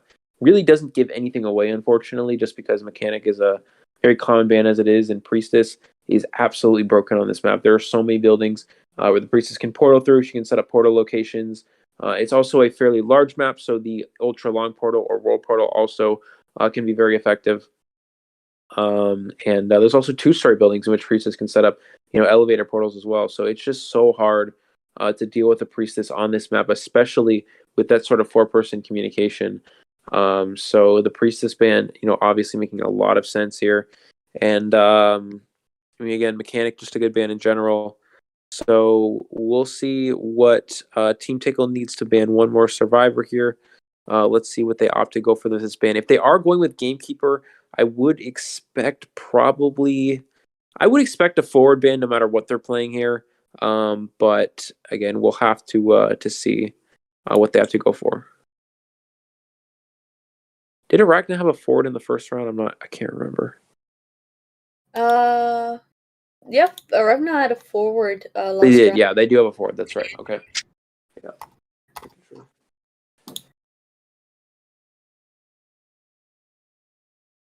All right, while we're waiting, the airport I was at in Denver, Colorado had a Chick-fil-A in the airport, which is pretty cool. For those of you who know what that is, it had a Chick-fil-A in the airport. However, I had about 15 minutes to get to my flight, and the line was like ridiculous. I mean, there was like a million people in that line. It was like winding around corners and stuff.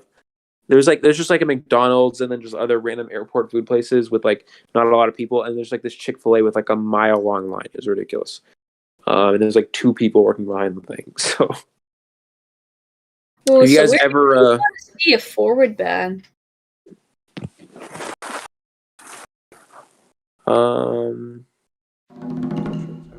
Here we go.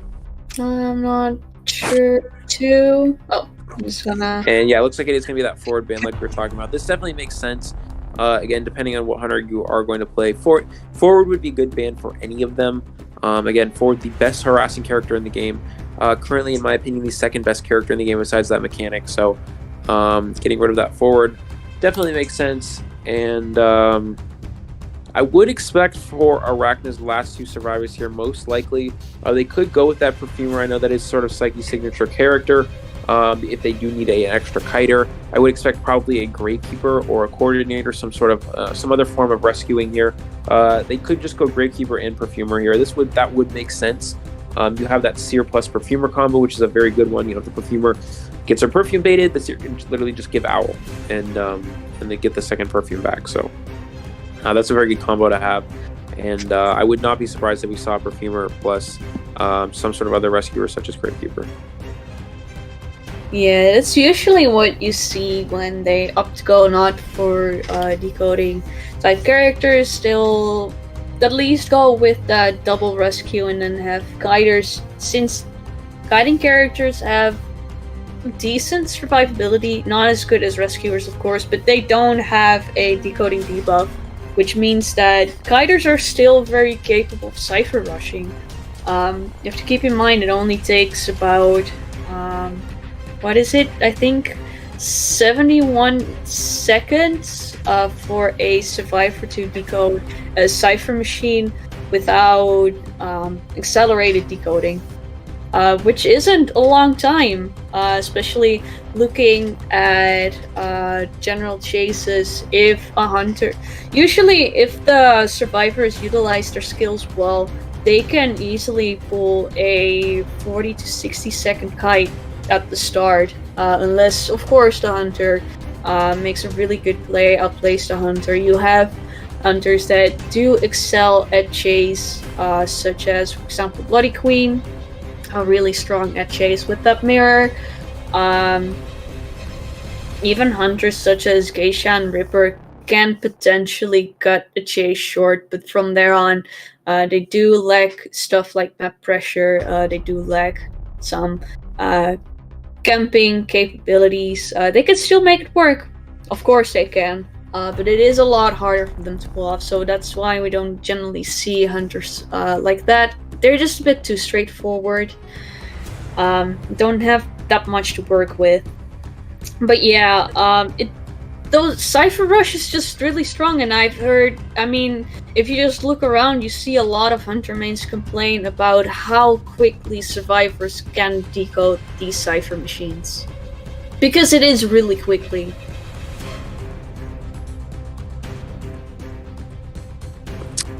Alright, so we're still waiting for AR to choose their last two, it looks like. Not sure what's taking so long, but typically you would have what a lot of teams do, guys, is typically you would have your team comp kind of the majority of the team comp already set in stone. You think about your matchup, you know what these hunters are probably going to play. You know what you're prepared for, so you're probably just prepared. You already prepared a comp during your practices and stuff. Looks like Arachna maybe didn't do so, and could be one of the reasons why we're taking so long. And they're supposed to have 3 minutes to ban, and it's now been 4, so this is taking a little bit longer. Looks like. Hopefully they'll be able to get that up here in a second, and we can get started with this next match. This has taken almost 2 hours, and we are in the second round of the first match. This is not ideal. This is not ideal timing, but hopefully we can get to the second one quickly.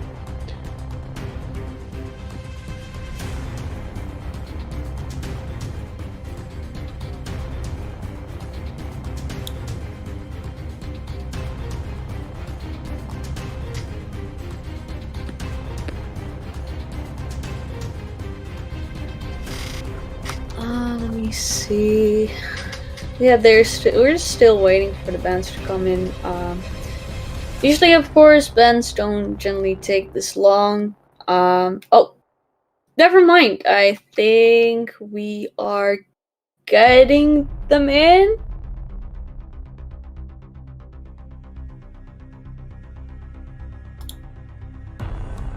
It's like Perfumer with the second one here. Yeah. And the batter is an interesting choice. Did not expect that. Interesting, yeah.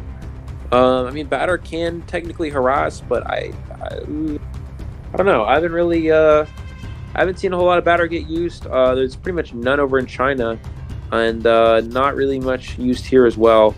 I'm very surprised to see that being used though here. I'm not sure what hunter they could be expecting a clown. I think batter, if I'm not mistaken, batter should counter clown, and that when the clown dashes, you should be able to hit them out of that dash animation. But that could be what they're preparing for, since this is the first clown, for hunting for Team Tickle. But I don't know. We'll have to see. Again, very surprised to see batter, especially on a map like this. I know in some of the alleyways, the hunters can easily just hug the walls, and if you get hit at an angle, it'll just knock you right into the wall and not actually go anywhere. There's also a lot of pallets and random structures that, if you hit the hunter back, they'll just not go anywhere because they'll run into one of those structures. So that could be This could be not the best choice, or it could work out in their favor. We'll have to see. It looks like I think we have the Hunter for Arachna. Let's see what, or for Team Tickle. Let's see. It looks like it is going to be a sculptor. I don't think you guys can see that yet. It hasn't shown up, but it is going to be a sculptor here for Team Tickle, which is interesting. We typically wouldn't see a Bonbon get used round 1 and then go into a sculptor in round 2. That's usually not. Definitely not, but I think personally it's really hard because, like I said at the start, we don't really know what this Hunter plays, so they could go out, play this first round Bonbon saying, alright, Red Shirts is a small map, I can make Bonbon work, and then the team basically putting Bonbon as their ban pick, considering that this is a good Bonbon and they might not play meta hunters such as Sculptor and Dream Witch, and then round 2 that leaves them the option to actually pull out Sculptor. It is of course interesting, Arachna was the one to pick Ever Sleeping, so that really works into Team Tickle's favor here actually, since they are gonna pick this Sculptor. And again, apologies guys, this is not our fault, this is taking this long. I would like to remind you that this is communication issues with the teams not having their players ready, so if you guys are complaining about it taking a very long time, again, this is not technology being a problem. This is not on us. This is on some of the teams. I'm not going to say who. I probably already have said it, but this is some of the teams not being prepared, unfortunately. So we're still just waiting for them to get into the match here, and we should be getting started. We're trying our best to move them along, but sometimes people come in unprepared, unfortunately. And that's just how it is. So yeah, Batter, this is going to be a very tough comp to play against here. Batter is not very good against Sculptor. You can easily cancel, or not cancel, but make it hard for the Batter to actually hit the ball if you're, hit them with that statue. Perfumer, very weak against Sculptor. Seer, again, not great against Ship Hunters, but is a good kiter overall against Sculptor. Very good supporter actually against Sculptor as well, because you can force them to go into 3 attack recovery hits with that Owl. But Perfumer and Batter could potentially struggle against the Sculptor here. We will have to see. One thing I would like to point out though is Perfumer is very strong on this map. A lot of these 2-story areas, you can actually just go up to the top of the 2-story, Perfume drop down, and then kind of loop back around up the 2-story area again. And you waste so much time doing that as a Perfumer. You can just use your 3 Perfumes, loop the 2-story area 3 times, and it's like a free 70 seconds on your kite for nothing. And that can be very strong. So we'll see if they're able to do that. I would expect Psyche to be the one playing that Perfumer, and very good Perfumer player, knows how to do that, use that strategy. So we'll have to, again, we'll have to see if they do that. And again, guys, sorry if we sound tired. We've been kind of sitting around here for 2 hours. About half, the majority, not half, 80% of that time has been us just waiting for these teams to be ready. So normally we're a lot more engaged and have very good commentary and stuff. But we're trying our best. Today has just been very long and tiring, so sorry about that.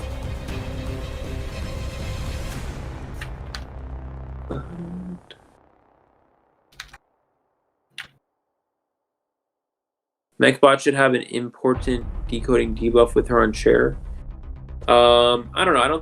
I think the bot should just decode the same no matter what. I think that's fine. I mean, I know it's Mech's very good and maybe not very balanced, but I mean, this game's meant to be Survivor. You got to keep in mind, guys, this game's meant to be Survivor side, especially in tournaments. So it makes sense that there's a strong character like Mechanic.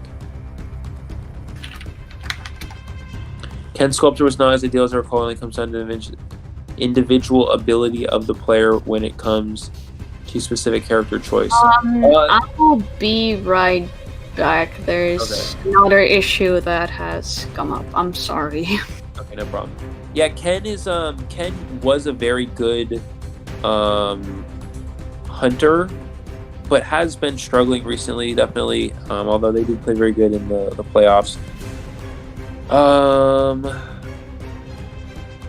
So, also, guys, it looks like I think Funby is going to be replacing me for the second round. It's going to be, you're going to have Daza and Funby as the next 2 commentators for the the second team, 2 teams playing today, which are Last Cipher and Apple Pie, if I'm not mistaken. Yeah, so you guys will have Daza and Funby for that. But for now, you have me. You gotta deal with me. So sucks to suck, I guess. But no, I'm just playing. Yeah.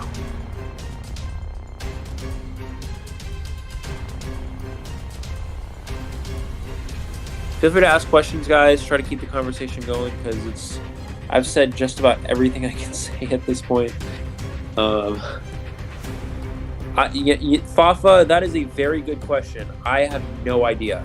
This is the worst it's been the entire ICL. I have no idea why this is taking so long. I guess they have players being the team captain of Team Tickle went offline, and so we didn't have anyone to invite the hunter, but should be fixed now. Great. Yeah. So normally, Fafa, this would not take this long. This will definitely not take this long tomorrow or in any other future weeks. This is unfortunately happening right now because Arachna's been disorganized, and also Team Tickle with a little bit of disorganization as well. So apologize for that. But this will not happen again. Don't worry. I'm gonna reconnect because am I echoing? Oh wait, no, it stopped. Okay, we're good. But I was echoing. Ken used to be GOAT, I'm pretty sure, but now I gives. Oh yeah, I think DX. Alex is really good. I don't think he's the best. He used to, when Alex first joined IVL and competitive scene for China, he wasn't that good, but he improved a lot. He kind of turned into PP Shaw, if you know who that is. PP Shaw was he was basically kind of rejected, I think, from a lot of the teams, and then GG, the team that ended up winning COVE, was actually a team of rejected players that created a new team and ended up winning, which was pretty cool. And PV Shaw used to be a backup hunter and actually became the main hunter on one of the best teams in China. So that's kind of happening with Alex. Alex used to be not very good. We practiced a lot and became very strong hunter. My favorite IVL team is Wolves. Not because they won, it's always been Wolves. I've always loved Wolves. I really like that their survivors play very well together. They have very good support. They have very good communication. Wolves are just a very strong survivor team in a lot of ways. The hunting for Wolves has never been very good, although Alex has been playing well this season, especially in the played well in the playoffs to help them win. But yeah, it looks like we are finally into the match here. We're going to have, at long last, all right, we have a shit corner spawn here from this sculptor immediately heading towards middle here. This is a pretty good Cipher layout for the survivors. It looks like we're going to have them go towards Graveyard. This is an interesting route. This is the Perfumer here. We're going to see the Seer rotate out as well. So good rotation from the survivors. I believe this hunter does have teleport. And he does find Psyche the Perfumer. This is a Perfumer against a Sculptor, but this is a very strong kiter in terms of the player. Psyche, a very good kiting player in general. Yeah, no, definitely. If anyone can kite this out with Perfumer, it would definitely be Psyche. So I'm very curious to see what he's going to do. Good patience there. Did get the Perfume baited there, so was not really able to successfully work that out, but it was more so of an insurance not to get hit right through the pallet there. Yeah, good mind games from Psyche, avoiding pretty much all these statues, only taken one so far, still has 2 perfumes available. We most likely will see a teleport away here. And does find the Seer. Wow, that is a beautiful find from the Sculptor. I'm surprised the Seer didn't opt to vault it. Yeah, he's going to go ahead and vault this now. Does get that speed boost to transition away. Oh, he's going to stay in this area, just trying to mind game around this pallet. Let's see if he pushes Corner House. I would expect him to go for. He is kind of hugging these walls here, which is very risky. He's going to use that Owl. Takes that hit, forces attack recovery, and he's going to go ahead and push towards the batter. Now, typically, you would go to the upstairs area to try to kite away from survivors here, but batter can technically support if you kite towards them. And the Seer is going to go ahead and leave Corner House, although does avoid that hit. Can batter get the push here? Does take that hit there. Does get the push to create some distance here for this character, but batter unfortunately taking a chip head as well. And now he's just going to chase the batter, looks like. So I don't think this actually ended up paying off here. This is the downside to this batter. Forward can harass without taking any injuries, whereas the batter did take that statue hit here, and he is going to be one-shot if he takes one more statue. Yeah, so and this is definitely one of the strengths as a sculptor. You saw how the seer was being cut off, was forced to a corner house, couldn't really go into the town because he had to double back to avoid these statues. Which definitely worked into the sculptor's favor there. So beautiful play from the sculptor. Now, Batter being out in the open trying to avoid these statues, looking for another beautiful hit, gaining a lot of distance. This does mean that the kites are relatively weird for Cypher's remaining, so the first Cipher managed to pop their Cipher without anyone getting on chair. However, on the other hand, you do have to keep in mind Sculptor has already gathered quite a bit of presence, and a lot of survivors have been pushed off their Cipher machines, so in that light, Cipher Rush isn't as strong as it potentially could be. The Owl has been used. However, on the other hand, Cypher-wise, not looking too bad, but now at full presence, definitely not something you want you did not want the Sculptor to have full presence this early into the game. 2 Cipher machines remaining here, which is good Cipher Rush for the survivors, but yeah, again, as you're talking about, the Sculptor does have full presence. That can make the difference in matches. We're going to see him try to pressure down this Perfumer. Does get that hit there. Perfumer not paying attention there, or was paying attention, but was not able to avoid that. We're going to see the Mercenary come in for this rescue, dodging these statues so far. Does get the rescue off in time. Beautiful rescue from the Mercenary, avoiding any damage whatsoever. It's definitely something you want here. Since the Sculptor's full presence, normally you could potentially just let the Survivor die, not give up any hits to Sculptor so far, but since she's already full presence, this quite changed the strategy. So Mercenary getting that rescue off without taking any hits, just giving the better tide turn to buy another 20 seconds. It's really good because Batter needs to get away from Perfumer's Cipher machine. Yeah, looks like we are going to see Perfumer trying to rush down the Cipher. Does have wanted order. How many Ciphers are remaining? I can't really see because it's a little bit. Cipher remaining. Oh, so this is the last Cipher machine. Cipher, okay. Yes. And it is around 70% as you can see. So they do have some good progress onto it. Definitely in a spot where they could potentially maybe even get 3 people out of there, but it's going to be really rough considering that this is... Oh, he hits the Mercenary. He hits the Mercenary instead of... did the Seer... Ooh, and there is Cipher up, 4 Ciphers up and running. Or, I mean, survivors, not Ciphers. That would be... That'd be interesting. Something if they could run. But this Hunter does have detention, does have teleport too, so could very well still set themselves up for a draw, which is all they need. Seer getting hit by the tram! Oh no! Gonna go down there. It really depends. Is he gonna spike the exit gate here? I think you really want to spike the exit gate first before you chair. No, it looks like he's gonna go ahead and chair. Mercenary's gonna push this exit gate. Will he instantly teleport or will he spike this gate? Let's see. They're all trying to make it to that one gate. There's the chisel. Oh, he only threw it about halfway there. Yeah, but he had wanted order on the batter, so likely was just aiming for the batter. However, that does kind of waste your chances because that gate was open. However, none of these survivors are out just yet, so that means it's still anyone's game. They use teleport. Survivors doing good job staying around middle, not all waiting at the gate, which is what you see sometimes when the gate is open, that everyone's just trying to make a run for it. So good patience on this team. Now it seems like the batter is gonna try and get this rescue off. This is really risky. Definitely can understand the play, of course, because there has been teleport, but it does pay off, however. So Seer is going to go down against some statues. However, Batter is also trapped in this area. And is running right into the Hunter. Misses the stun too. Oh no, that's a double down. And the Perfumer already left, so the Mercenary is not able to make another rescue as he is already 3/4 damaged.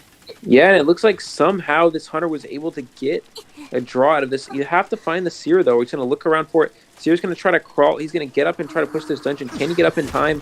Does get up. Oh no, he hit the pellet on the wrong side! If he throws the pellet on the right side there, he could have easily pushed that dungeon and made the escape. But the Seer unfortunately getting up on the wrong side, throwing the pallet on the wrong side there, preventing him from getting that dungeon.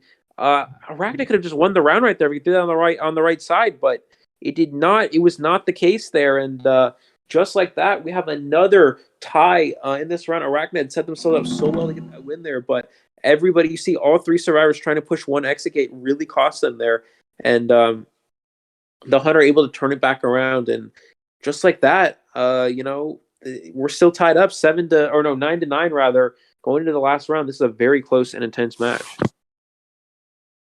Wow, that was one heck of an end game, I'll be honest.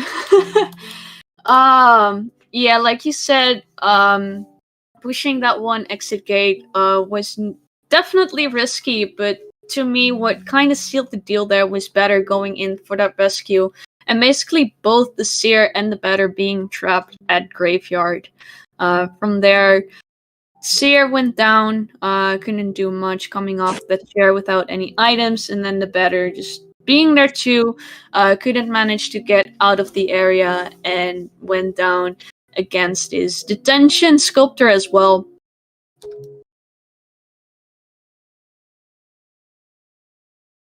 All right, I'm going to quickly grab some more water. Give me 1 second.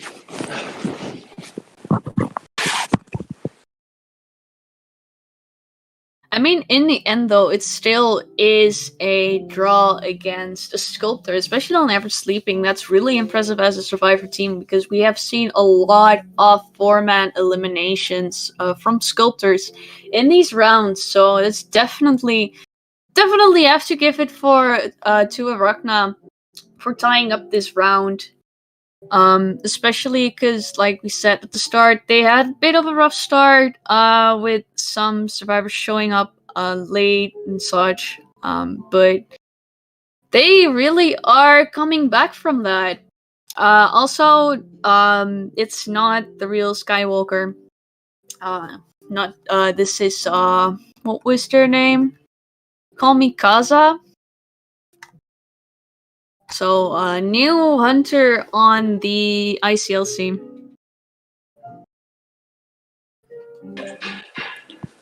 All right, back. I wonder if we're reaching the next matchup today. I mean, of course we are. It's just taking a little longer than it Only a little usually bit. Only a little bit. Might consider the asylum solution. We'll think about it. All right, we'll think about it. Yeah. No problem. For now, we're just gonna go back to the coin toss. Wait for the survivors to choose their maps, choose their sites. We're getting a map ban too because it's the third round, and from there on, we'll see if any of these two teams is actually able to take the win in this third round. It is interesting to see that it's completely tied. Imagine this going into a fourth round. Well, if it goes into a fourth round, I will actually consider the asylum solution, alright? I'll consider it. I'll just ask our refs if that's a better solution to our matching problem. If Seer would have been on the other side of the ballot, it would have been a 3-man escape. Against the sculptor is amazing. Yeah, it's definitely really impressive against the sculptor, and that ballot was really unlucky. Of course, the Seer, he crawled right into it.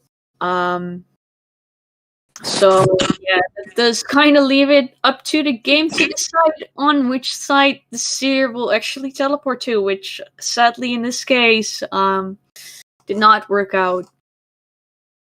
So that's yeah, it could have definitely ended differently. I mean, of course, Sculptor could still have tried to spike down the Survivor with full presence. It's definitely would have been an option because there is some distance to overcome from that ballot towards dungeon, but very likely if the Seer was able to dodge those, he could have made it towards the dungeon because Sculptor is forced to break the ballot. There's nothing else the Sculptor can do. because of course there's no blink available. So that means in order to catch up, Sculptor would have had to destroy the pallet, which would have left the Seer with enough time to reach the dungeon. So really all they could do there was try and use their statues to still get the Seer down, which once again, it's full presence, so it's definitely it would have been possible, but it's not. It is a bit of distance, but it's also really open. And it does make it a lot easier for survivors to dodge. Also, the full presence ability. It is possible. It's definitely not impossible, and we've seen it happen. Especially the Batter has done a beautiful job dodging those statues, done a beautiful job pushing the Hunter back, giving some distance to the Seer at the start. Because like Eli said, it can definitely work out for these survivors to guide towards survivors such as Batter and Forward, because they are able to support the kiter.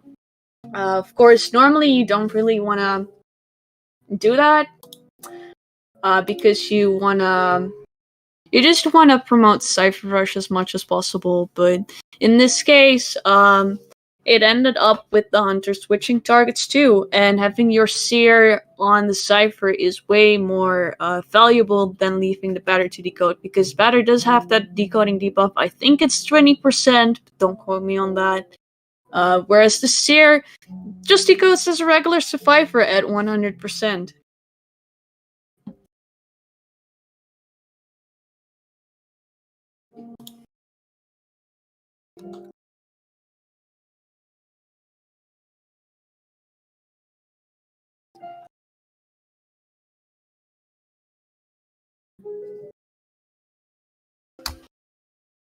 Recently, Sculptor has kind of been dropping in consistency, in my opinion. Hunter meta is chaotic because few hunters can actually be a match to the Asian serve meta. And I hate how harsh devs are on hunter nerves.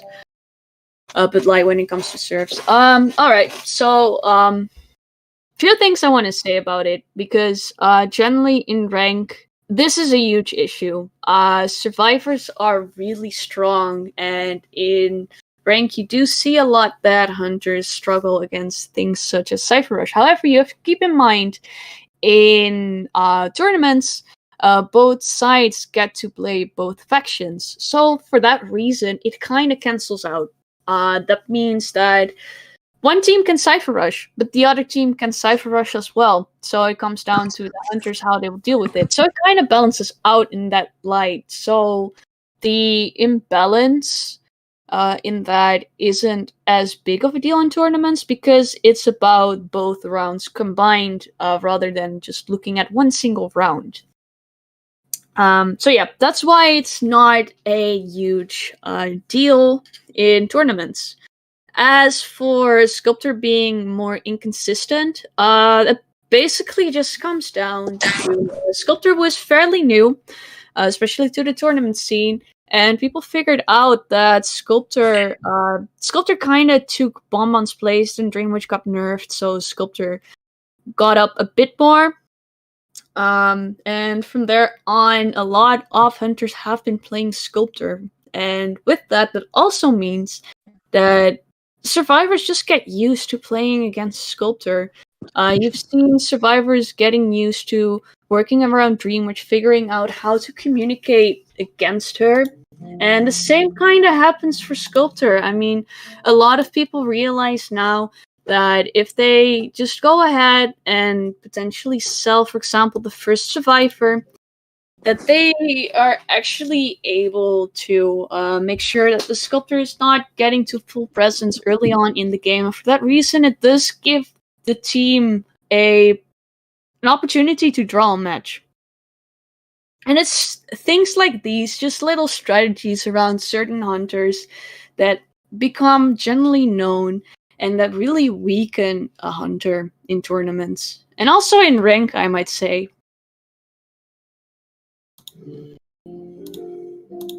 It's usually not even that hunters are beasts. It's just that in rank it's usually hunter sided, or at least in NAU it's hunter sided, because there's a lot of survivors in NAU who aren't very accustomed to strategies in terms of game sense, knowing when to rest. They see someone go down, they'll just go for a save no matter what. If it's a bonbon, though, it's like, why would you save bonbon? But some people just don't understand because they play the game for fun.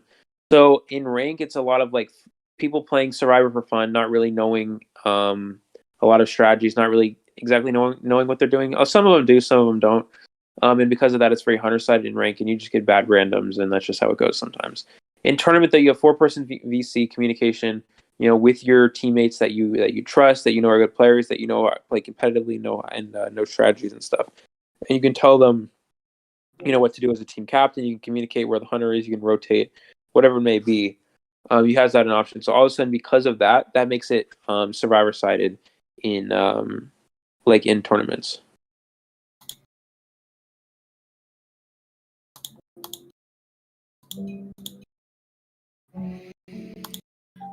If you don't mind, I am gonna grab myself a glass of water real quickly. I'll be right back. How are we today? Hope you're doing good. We're okay. It's kind of been a long day. We're still in the first round because of a couple, actually both teams at some point, but mostly one team in particular was taking, and I hate to say this, I hate to call anything out, but they're just taking a very long time to get ready. And I know this happens, I know miscommunication happens, but it's very, very frustrating, especially for us as commentators. So it's been a little bit stressful and kind of a long day, Mia. But yeah, I appreciate you asking. It looks like Morningstar is going to be the hunter for Team Tickle. I'm going to go ahead and sub in here. So very excited to see what Morningstar is going to play. I know it has a few different hunters they could go with here.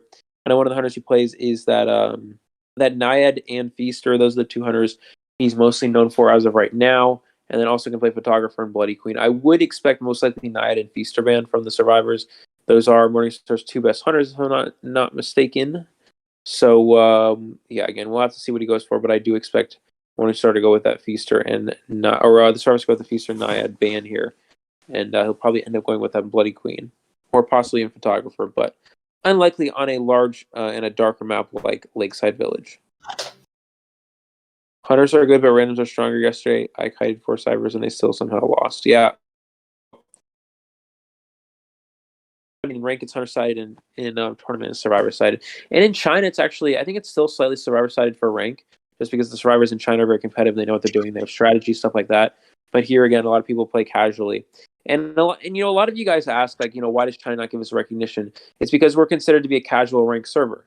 And that makes sense. I mean, they're not wrong. A lot of the players here are casual rank players who don't understand strategies and don't necessarily have the game sense to play competitively. And that's okay. They play the game for fun. I'm not saying anything bad about it. I'm just saying that's why China doesn't really support our server as much, because we have a casual rank server instead of a competitive server like China, because that's what a lot of the players' mindsets are. What's up, Jam? How's it going? I hate solo ranking. Whenever I find a permanent duo, yeah, it can be tough sometimes, unfortunately.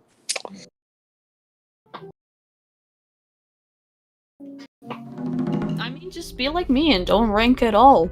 It's been very difficult since I hate college. Since I hate college, I've been not ranking as much too. I mean, that's fair. Being at work or having a job is really time consuming.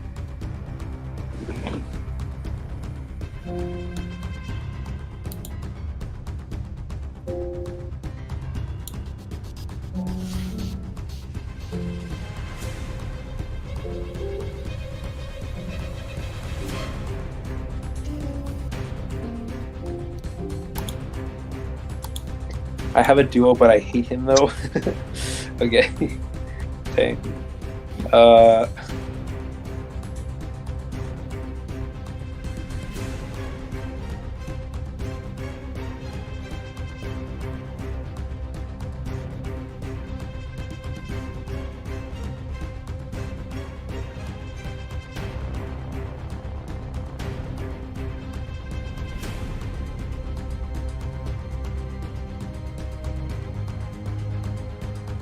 Oh wait,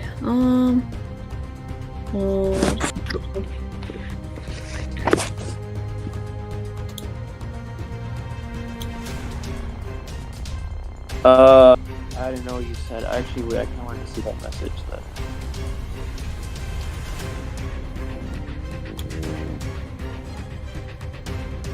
You don't have to delete that comment, Cat. That was he was just joking. Yeah, I don't know why it's taking so. Well, I guess maybe because they were talking about the survivors, but I don't know why it's taking so long. So we'll see. It's just.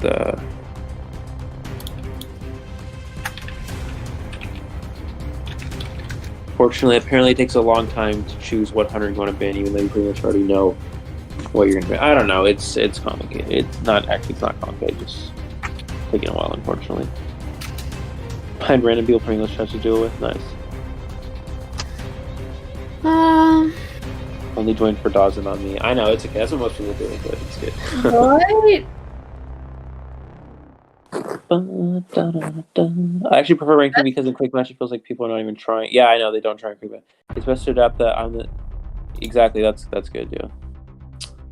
So what did you say earlier about people joining for me, not for you? You know that's not true. I think How many Jam's times do I have to tell you that's not true at all? I think Jam's simping.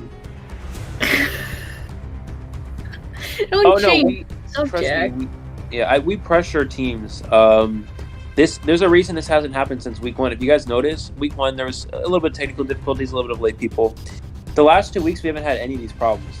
So I don't know why this came back all of a sudden. So we're gonna be very strict about this from now on. If we have late stuff like this, the teams are just gonna get a loss. I mean, this is not gonna. I promise you guys, this will not happen again. This is only happening this one time, and it's because of, again, one team in particular, unfortunately, just not being prepared. And I get miscommunication, but it's like, come on. I mean, it sometimes happen, and it's okay if it happens once. But we've been in this matchup for, I think, a long time. 2 hours. Yeah. So it could only take maybe a little over an hour at most, and we've been here twice as long. So. Yeah, and the other team is waiting as well, of course. And especially since we do have some European people, myself included. We are kind of limited in time, so.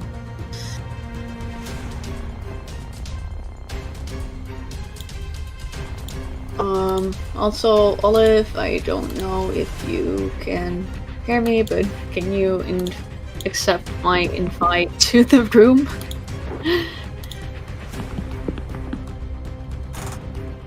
Thank you.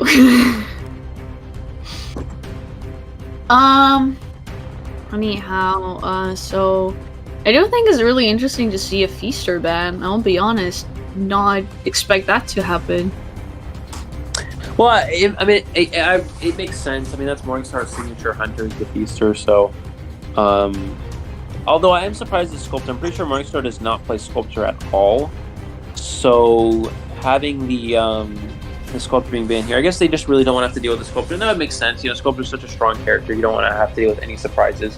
A third round Sculptor can be very, very strong. So, so that would make sense, but that does give Morningstar an option to play Naiad, which is another hunter he's been had a lot of success with it recently. So, I'm very excited, guys. We might actually see a Naiad here.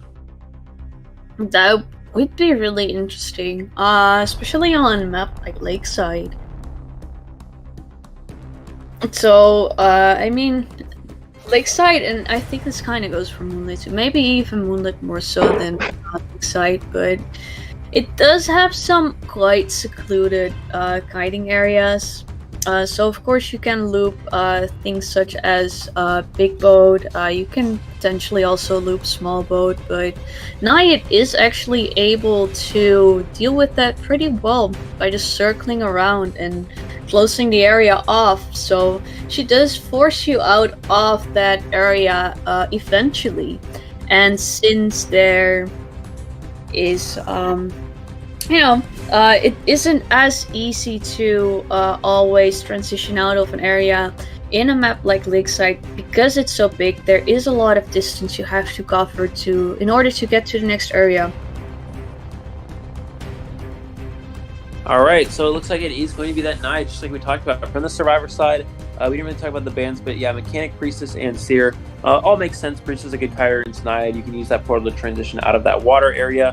That Mechanic is very good for Cypher Rush, and Seer can farm owls very easily against the Naiad. So you really only want to get 2 hits as a Naiad. If you have to go for 3 hits, you can get kited for a while. Naiad's essentially set up where you can force the survivor out of the water range eventually for the first hit, and then you can blink them for the second. But again, if you have to go for 3 with that owl, can be very, very difficult. It looks like Gravekeeper will be the other ban, which is interesting. I guess just wanting to get rid of. They didn't actually ban forward, it looks like. So, but it looks like the survivor's not opting to go for that here. It is going to be that Mercenary and Perfumer that were locked in, and Explorer and Batter again as well. Batter could be good against Naiad. They could push them out of that, trying to loop them with that water area. I'm not actually sure how effective that would be. I haven't actually tested Batter versus Naiad before, but we'll see how that's going to play out. We have Explorer as well for that Cipher. No Prisoner.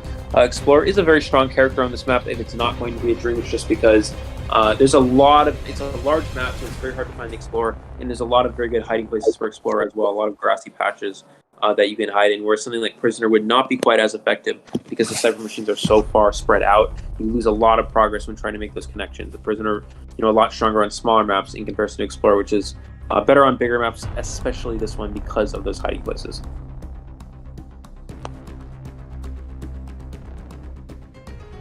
So right now we're just waiting for the teams to get back into the game.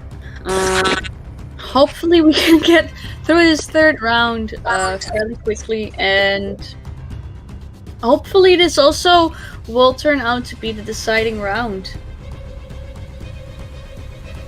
Because as much as I love watching these amazing teams play, we do have another very interesting matchup coming up, especially considering Apple Pie has to basically secure their spot into the playoffs too. They're currently in the 3rd position, which means that if Team Tickle wins this matchup, for Apple Pie, there's a lot of pressure to maintain that 3rd spot over Lost Cipher. Yeah, absolutely. We're still tied up. Yeah, we are still tied up. So again, it's going to come down to this. Team Tickle really trying to secure their spot in the playoffs here with this win, and Arachna really trying to keep themselves in things here. So Morningstar's Naiad, we did see Naiad get used a little bit over in China for those round 3 situations, and used very effectively. There were some hunters such as Wolf's Alex that did very well with them. And, we'll have to see what Morningstar can do. And again, we talked about this a little bit earlier with Daza about Lakeside Naiad. I'm not actually sure how effective Naiad would be in particular on this map, but what I do know is that Naiad is a very strong character, most likely somewhere in the A range, whether it's A-, A, or A+. I'm not entirely sure just yet, but I do know that Naiad, again, a very strong character in general. Probably, I would say, the 6th best hunter in the game currently, so definitely up there. Emily's currently tied 9-9. We're going into the first half of the 3rd round.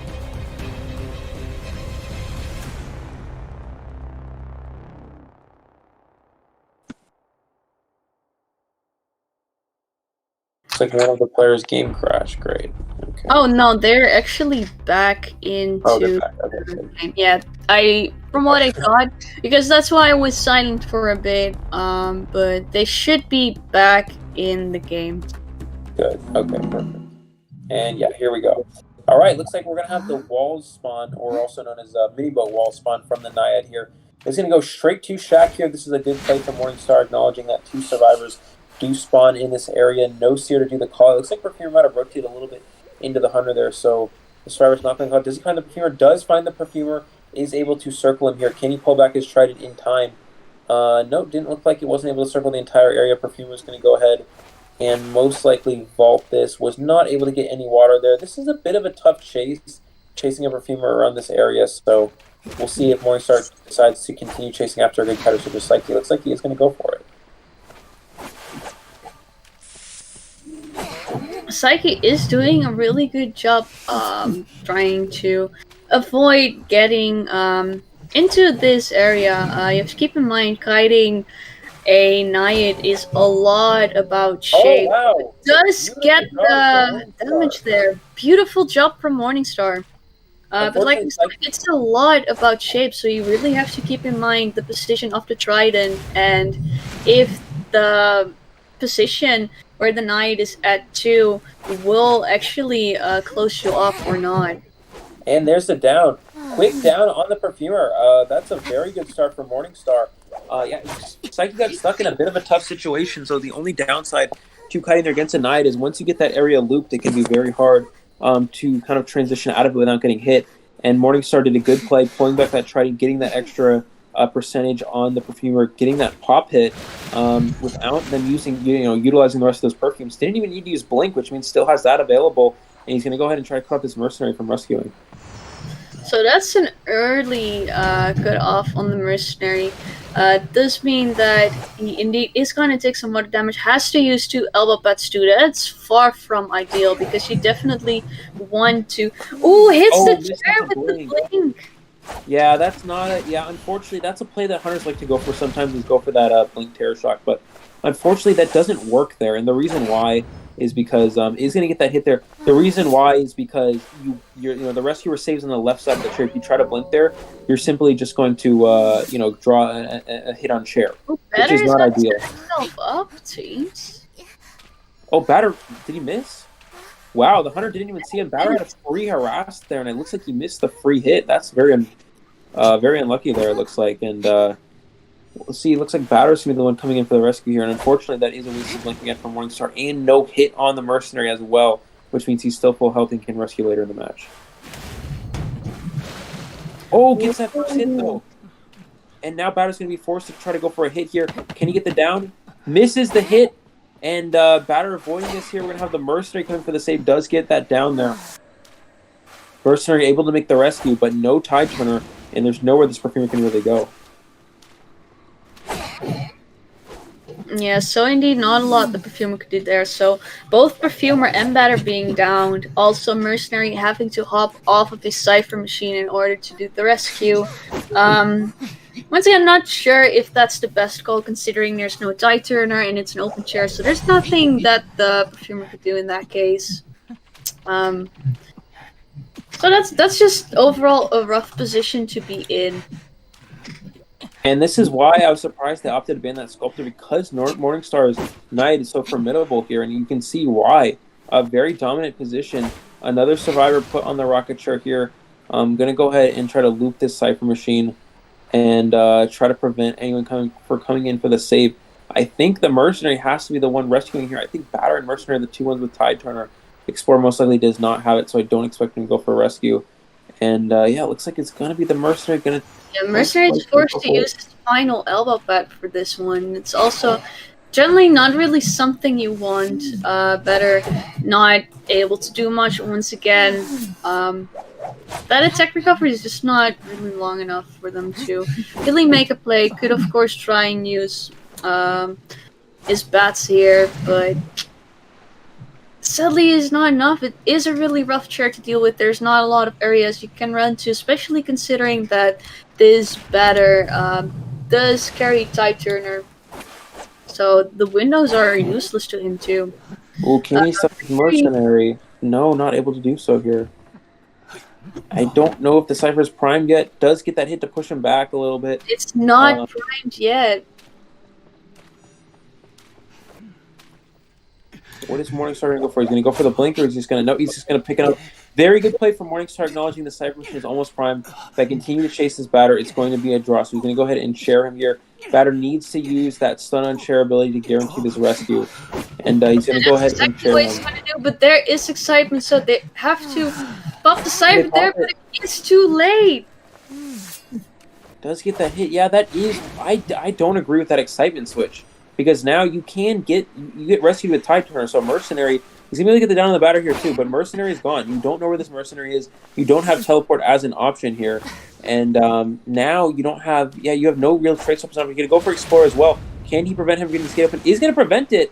So maybe Morningstar can still win this game. Pulls back the try. No, he's going to loop this thing completely here. This is the downside of the situation here, is he can just throw this pallet down, and now Morningstar forced to break this. He needs to get a regular hit, not a water hit, if he wants to get the instant down on this Explorer.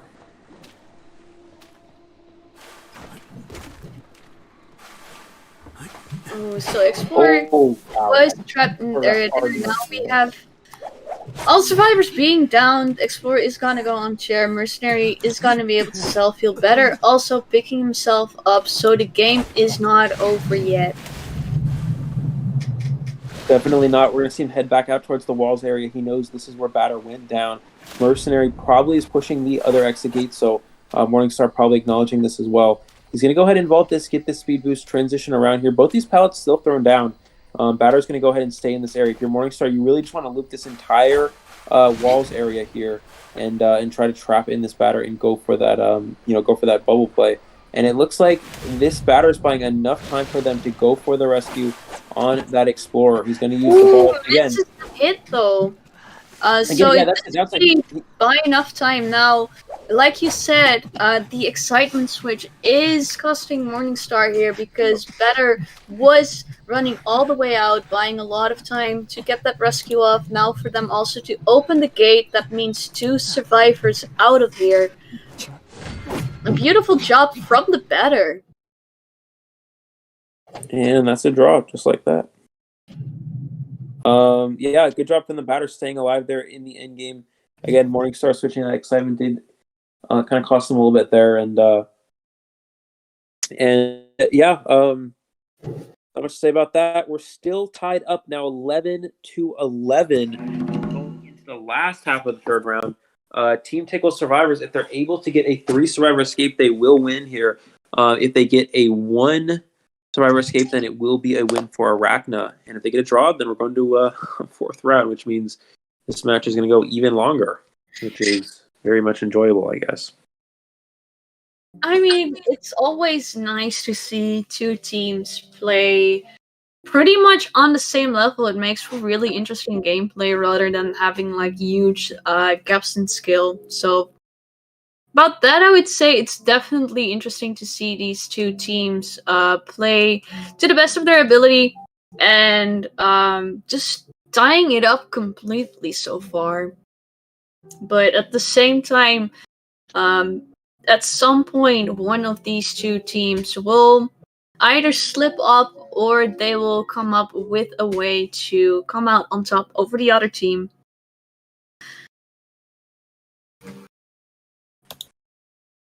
All right.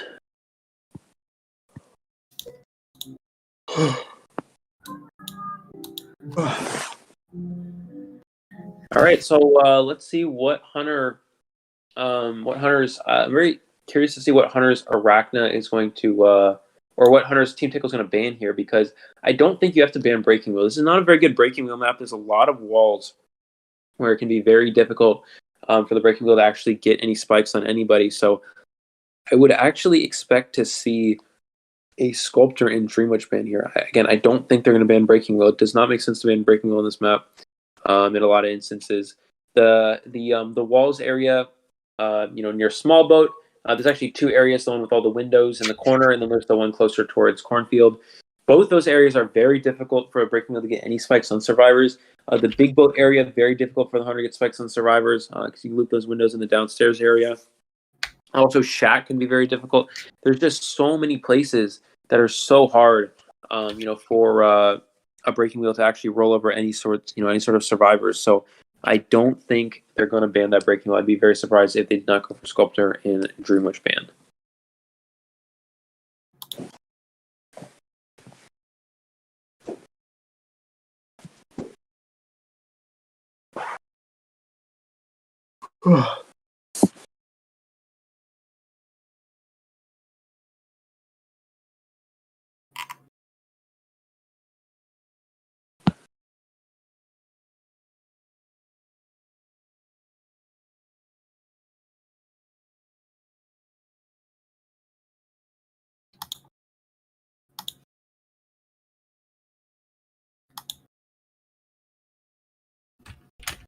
Except when normal switches are stressful. Yeah.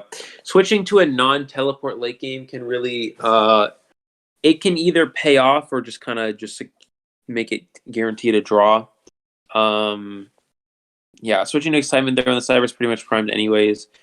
Again, you don't know as a hunter, but you can kind of get a guess whether it's primed or not. So I don't know. It really It depends on your guess. Morningstar probably guessing that the Cipher machine wasn't quite primed yet. It almost wasn't, but they were able to pop it and get the rescue. Hope it's not around 4.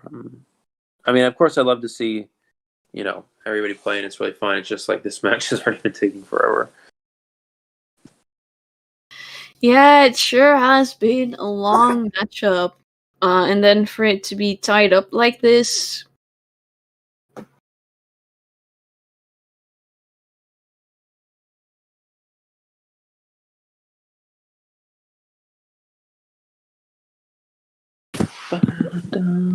Okay, let's see. We got the bands coming hopefully soon.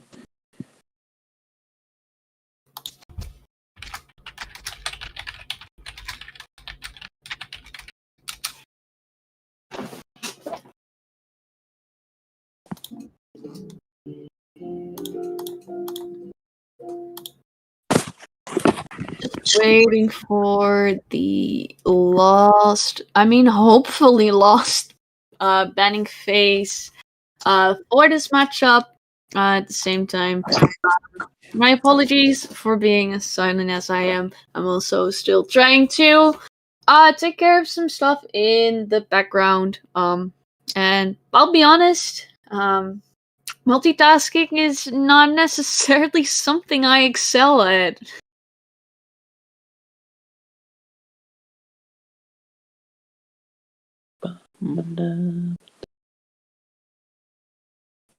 All right. I'm hungry too. I didn't eat anything since this morning, like really early this morning, so. You never eat before streams, do you? Nope, not usually. It's okay. Says you. I think it's fine. You think it's fine. Of course you would say that, and then here you are saying that you're kind of hungry on stream. And then it goes on for another 2 hours, most likely. It's fine. That's what they all say. They all say, oh no, it's fine. And before you know it, you end the stream like, oh my lord, I am so hungry. I really have to go now. Gotta eat something. And it's not all good because you're hungry. And I mean, you remember that Snickers commercial about how you're grumpy when you're hungry? Vaguely. I mean, it's not really good for streaming. Daz, I have a question. How many languages do you speak? Me? Dutch is my first language. And then I speak English, obviously. Obviously. I also used to be able to speak some French, but it has been really long since I did that. So I can barely remember anything from that. But yeah, I actually used to know some French too. I actually also learned some German back in the day, but that was for only a year or 2 or so. So I only know some basics, and that has been even longer. So yeah, for what I can speak, I would say just Dutch and English, and unless I try and retake some French courses, then maybe I will be able to speak some French again too. But yeah, for now it's been too long. So I cannot do it, and I would have loved to try my best on stream. I can still somewhat understand some basic French if they speak slowly. But yeah, it's been really long. I see. And what about you? Do you speak any languages besides English? I'm from America. What do you think? No, I do not. I mean, you never know. There is some people in America that, for example, learn Spanish. Didn't you have somewhat of an Italian background too? Yeah, I don't know a single word in his. I've been learning a little bit of Mandarin, but that's about it. Oh wow, that's really impressive. Nah, not really. No, compared to it's a very challenging language, but compared to all of these European people that I met that know multiple languages, and then everyone in America just doesn't know anything but English. Well, that's not true, but a lot of people in America only know English. So, yeah. And it looks like so Priestess, Mechanic, and Seer, it looks like are going to be the bans here for the survivors that are getting banned. And from the Hunter side, it looks like, I don't know if you guys can see it, but it looks like Sculptor, and the second one is that Dream Witch, I assume, right? Yeah, Dream Witch. So yeah, they are banning Sculptor and Dream Witch. They're essentially saying you can have Breaking Wheel, play Breaking Wheel on this map. We don't care. It's not a good Breaking Wheel map, so best of luck. And it's going to be very difficult on Dreamer to play Breaking Wheel on this map. I would expect Dreamer to probably pull out a different Hunter, like a Bloody Queen or a Bonbon, just again because of how hard of a map it is to play. You know, this map is for Breaking Wheel. Yeah, no, definitely. On the other hand, though, it's not impossible. We've seen Tyrone actually managing a 4-man elimination on this map with Breaking Wheel, so it's definitely some options. But it does seem like Team Tickle isn't he gonna say, alright, I'm just gonna go ahead, Ben Sculptor, Ben Dream Witch, go with a team comp, bringing in the Perfumer and the Mercenary Dice. Not really that easy to deal with for a Breaking Wheel. And basically just cancelling out all options for Dreamer to go with that possibly a bit of a comfort pick. I would say, looking at how skilled Dreamer is with that Breaking Wheel. Absolutely. I'm pretty sure I said European countries, right? Countries in Europe? Yeah? Did I say that wrong? No. Joggy's saying... Right? No, I know Europe's not... No, I said European... Didn't I say European... I'm pretty sure that's what I said. Because there are countries within... Yes, I know how that works. I know my geography. I'm not that stupid. I know Americans can be pretty dumb, but I'm not that dumb. No, you're not. Also, yeah, I can actually read that. It's really sweet. Thank you. Okay, Macbeth, is that Shakespeare? I never was a big humanities and yeah, Macbeth is Shakespeare. Oh, Tagalog. I knew like 2 words in Tagalog one time. Oh, Latin. I actually had some Latin courses at middle school, but only for 2 years as well. So it starts with German. So it's been quite a bit since that too.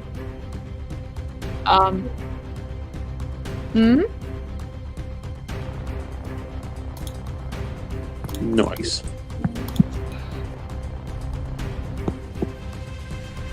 Learning German, love that language. I mean, I'll be honest, it's kind of funny that I decided to go with French rather than German, because usually for Dutch people it's easier to learn German rather than French, because German and Dutch, they kind of look alike. Grammar-wise, there's some huge differences, so don't get messed up on that, because Dutch grammar, or I mean Dutch grammar is hard too, but German grammar is fairly hard, where French is pretty easy. But with that, and that's the reason why I cannot really speak French anymore. The vocabulary is way different, because I'm gonna say this wrong in English, but basically Dutch and German, they are both like Germanic languages, and I think, what was it? Romanic or something? That's what French is from. So it's like a different type. That's like the same alphabet and stuff, but like it's way different. And for that reason, it's fairly hard for me to get used to the vocabulary and like pronunciation and that kind of stuff.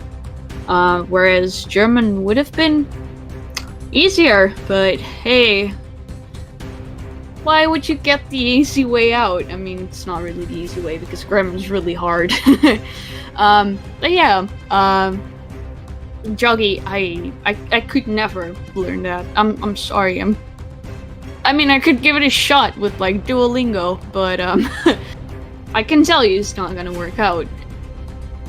Oh, Gravekeeper ban. Does seem like Dreamer might still decide to go with the Breaking Wheel.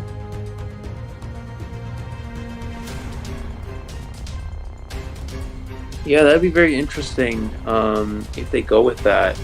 Just because, again, not a good map for Breaking Wheel again. I really would expect to see something like Bonbon or Bloody Queen. I don't think playing Breaking Wheel here is a good decision. The bans would indicate a Breaking Wheel, but I don't see it. I don't see it being a good choice here. Let's see what Team Tickle Survivors will go with yet again. They have Perfumer and Mercenary locked in, so they could potentially go forward here. They might also go with some other decoder like Prisoner and another rescuer like Coordinator or even that forward, but I really don't think Breaking Wheel would be the best decision here, but we'll have to see. What was Kim's question? Let's see. I don't know. Jogi, I don't know how to say that letter. Okay. I do not know how it's pronounced, so I could try and say it, but it just looks like a fancy kind of R for me. Yeah. Oh, we're gonna come in with Forward and Painter, so once again, they're just saying, like, you can pull out Breaking Wheel, but we're gonna break your Breaking Wheel. You're not required Go to ahead and learn. break it. You're not required to learn another language. You're just required to like take one as a class. Most of the time, kids will the majority of students in America will just take Spanish, kind of wing it, not really pay attention, and they don't really care that much, and then they'll just kind of like take it for 2 or 3 years because that's what their requirement is, and then they'll just like forget about it and they don't care about it. That's usually how it works. Is in high school they'll take Spanish for 2 or 3 years, be like, oh, this is boring, I'm done, and then they stop. That's usually how it goes.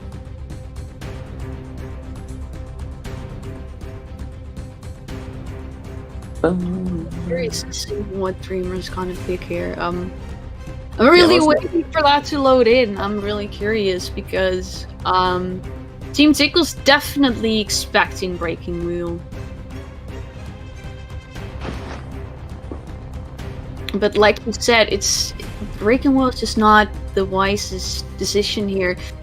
Like ban-wise, it still looks like it, especially with the Gravekeeper ban. Gravekeeper being a hard counter to Breaking Wheel, so does kind of look like this might be Breaking Wheel, but is gonna go with N, which is definitely the safer choice here.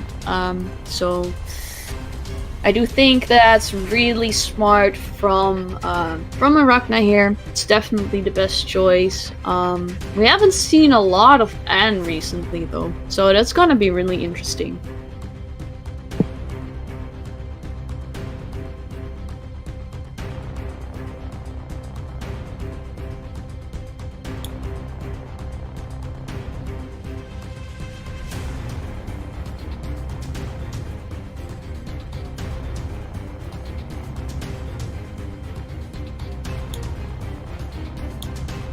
All right, so let's see if we have our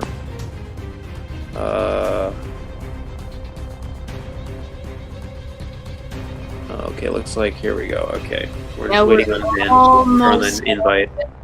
There we go.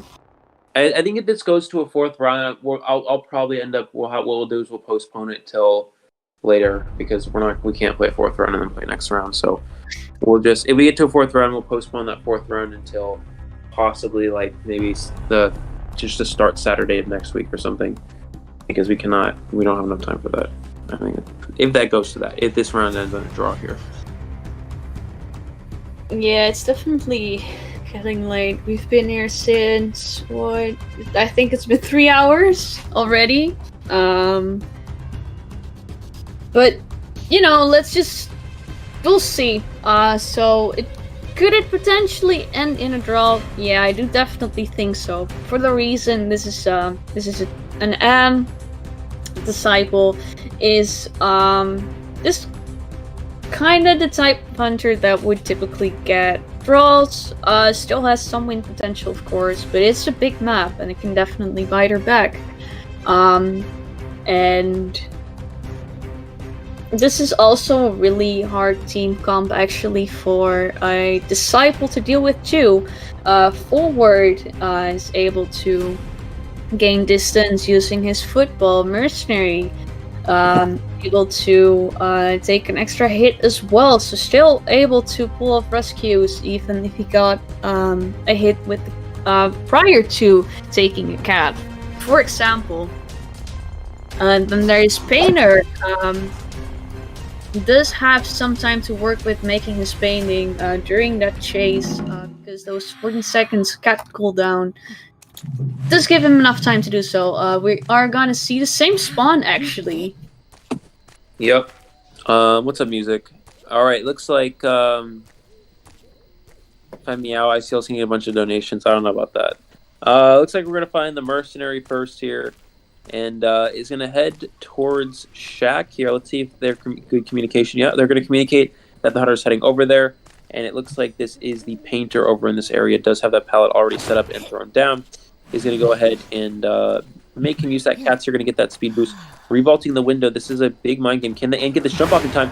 Gets the jump, and somehow that registers as wow, gets that stun there. Good job from the Ant. Good curve jump. And first hit on the painter. Does he have a painting to start drawing? It looks like he was not able to catch a glimpse of the hunter just yet. So still has not started to paint yet. Now is going to be able to. That's definitely really good for Ant here. What a good start. Also brought the brought an up build, so Painter not being able to hop back through that check window, was forced out, couldn't get that painting, so definitely a great start for Dreamer here. Looks like Mercenary is going to be the one coming in for this first rescue. They are going to go ahead and push a safe here. Ant's not very good at camping Painter, because Ant's one of those hunters that can force an after-half rescue, but with a Painter, you can simply just wait out the cats, then go for the rescue with no risk of it being after half, just simply because Painter has that incredible chair time. And that's exactly what this Mercenary is going to do. Beautiful job from the Mercenary. Not going too early at all here. Is going to go ahead and elbow pad to the chair. Even gets a free rescue on top of it because the Ant decided to give up on that camp and try to push away there. Not going to get that charge attack off. Gets that pallet down and does have that painting. Is he going to go ahead and drop it here? Gets that painting down and trying to avoid it.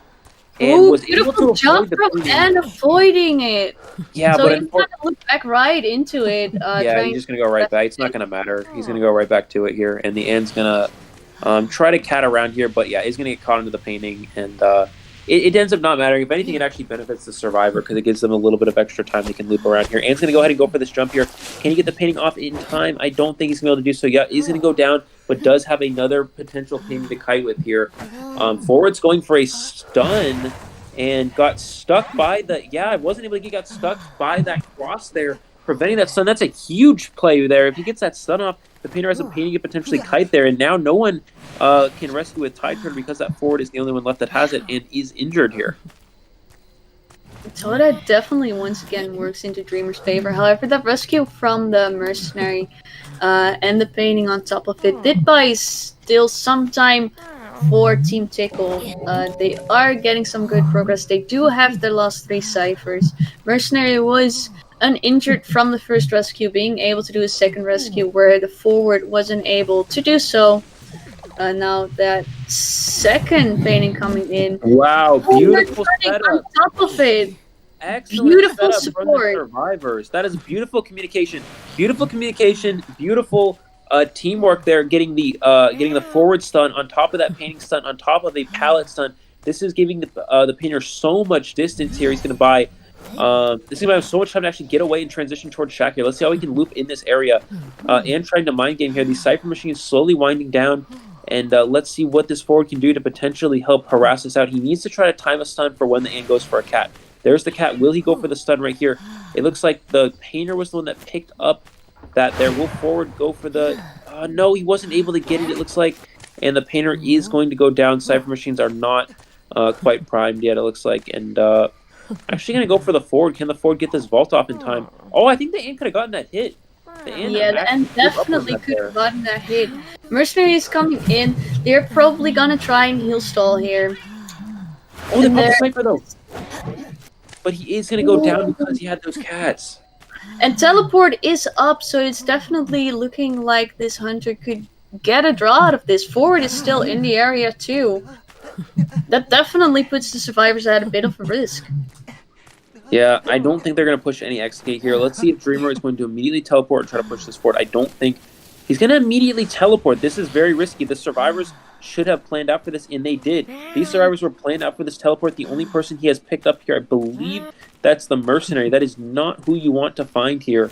Mercenary is one of those characters that can potentially kite out. Oh, but runs right into the Hunter, unfortunately.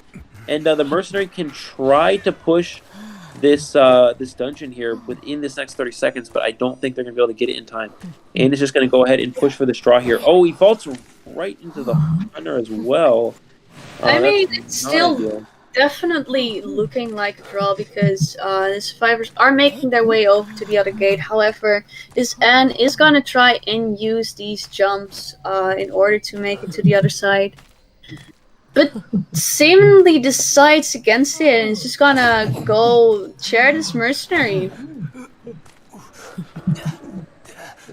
Yeah, it looks like mercenary is going to be put on the rocket chair here. These two survivors will make it out the exit gate, which means this is a draw. And this is another tie. We're actually gonna go into a fourth round. Yeah. Alright, so in that light, we will have to discuss with these two teams what they want. Because if there's going to be a fourth round, it's going to be dragged out even longer. And like we said, we do have another matchup waiting. So likely we will have to push this fourth round to another date if everyone agrees. All right, let's figure this out.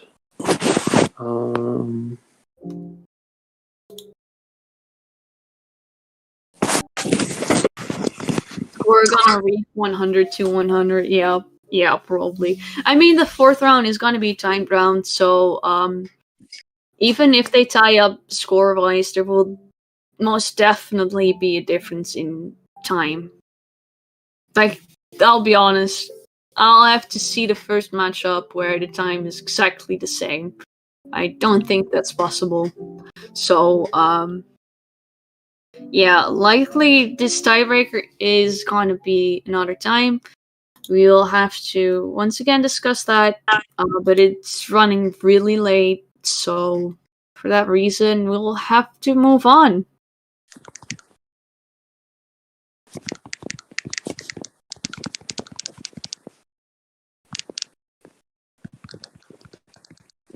Meow, and I'll give you $50.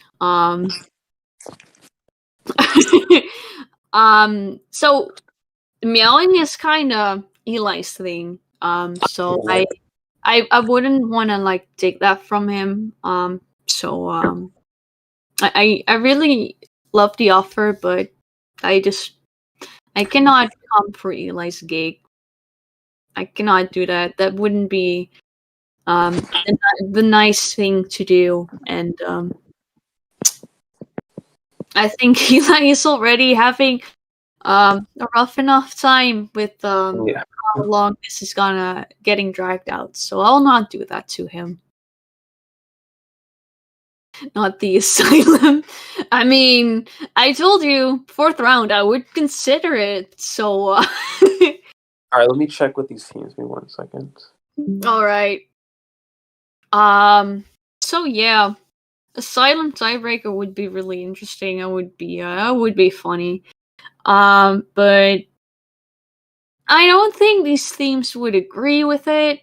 Would be fun. What about Chinatown though? I mean, Chinatown is a ranked map, so them bark. I'm not gonna bark. I'm not gonna bark. That would be. Nah, I cannot do that. I agree with Juggy. Let him play tomorrow. Yeah, no, we're definitely gonna see if we can postpone this matchup because it's getting way too late. But we'll have to see if these teams agree as well. But yeah, for the other two teams, for us as commentators, would be best. They have said that they would rather finish it now because they can't do it later or something. So we might have to do it now. All right. More ideas. Time round. Let's go. And then a whole other round after this. Yay. All right, let me tell them.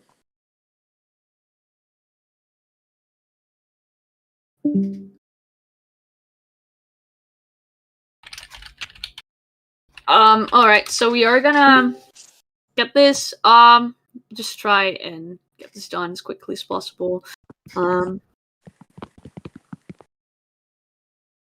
In that case, I do not know if Warden is still around.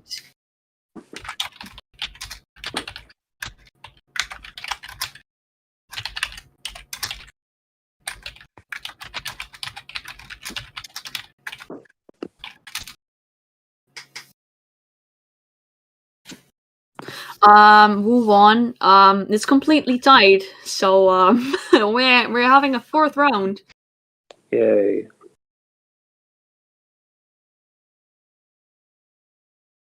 Yeah, I mean, I do agree. It would have definitely been nice to push this to a later date. Yeah. However, I know, Olivia, I literally I had a flight as I'm visiting back home in California this weekend because a long weekend, so I'm visiting from college.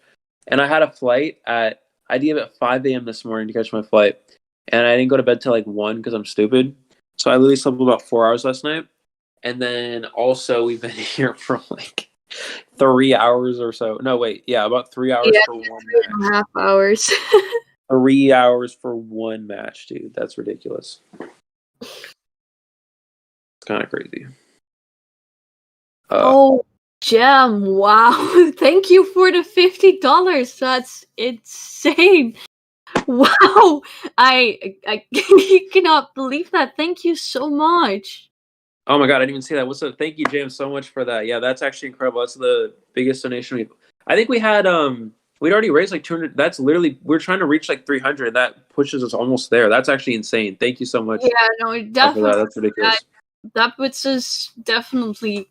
That literally just was a huge jump. I did not expect that. Thank you so much. I really appreciate that. Yeah, no, thanks a lot. Everybody give Jam a meow in the chat. A meow. Everybody give Jam a meow. I mean, to be fair, we do kind of have to give him that meow, right?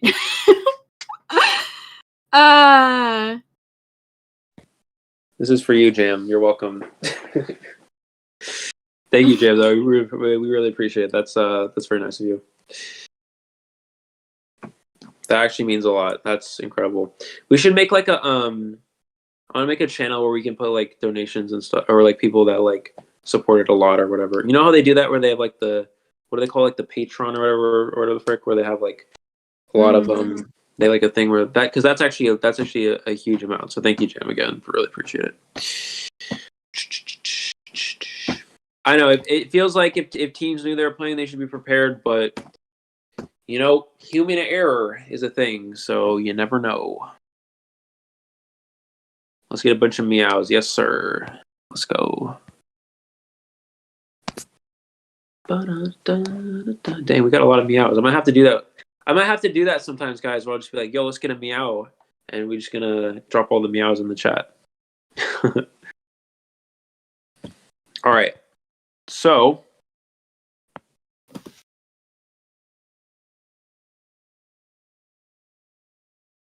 see what we're going to do here.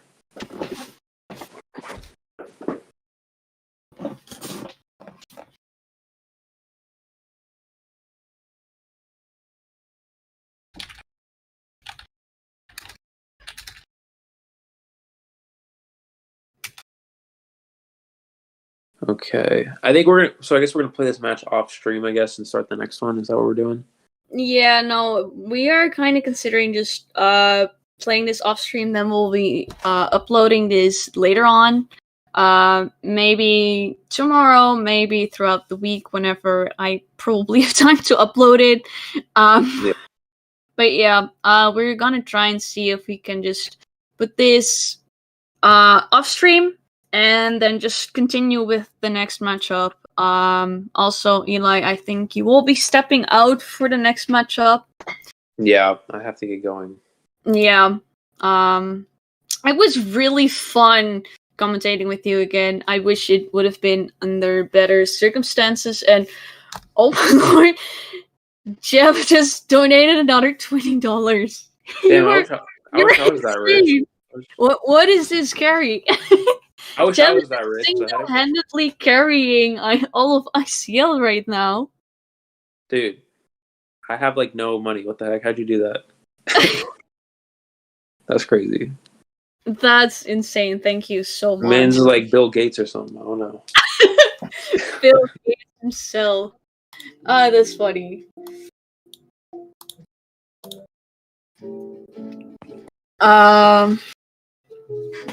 Wow, I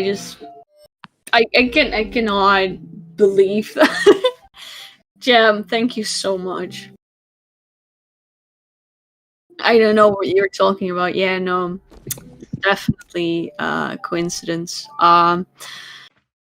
Also, I'm just gonna put this out here because this is more on a serious note, and I'm a bit sorry I have to like put it like this, but I'd just like to ask people to stop asking everywhere to commentate, because a lot of people have been doing so, especially also when just around on Discord, and I'll be honest, it's getting quite annoying. And I hate to put it like that, because I do genuinely want to give people the opportunity to do so, but I cannot just give everyone that opportunity. So if you really want to commentate, what you gotta do is just DM me or Eli with like that you want to commentate, what experience you have, like if you have any videos or anything to share, so that we can actually have a look at them and really consider it. But other than that, please just stop asking for if you can commentate in like public servers or in chat and such, because outside of ICL, I don't really want to deal with ICL constantly. As much as I love this project, I do already put quite a bit of time in it, so when I'm just around on Discord, I personally just like to relax for a bit. So yeah, I'd greatly appreciate it if you stop asking to commentate everywhere. Yeah, also, Joggy, thank you so much for the $10 as well. Magician is not hot, but that's okay. You can go ahead and make your point. 200 check whatever dollar thingies. All right, but yeah, thank you so much, Joggy. Thank you so much, Jim. I really appreciate it, guys. We have to now figure out what we're gonna do for this. So I think we're gonna. Are we doing it off stream? Is that what we're talking about? Or, yeah, we're gonna move to the next one. Okay.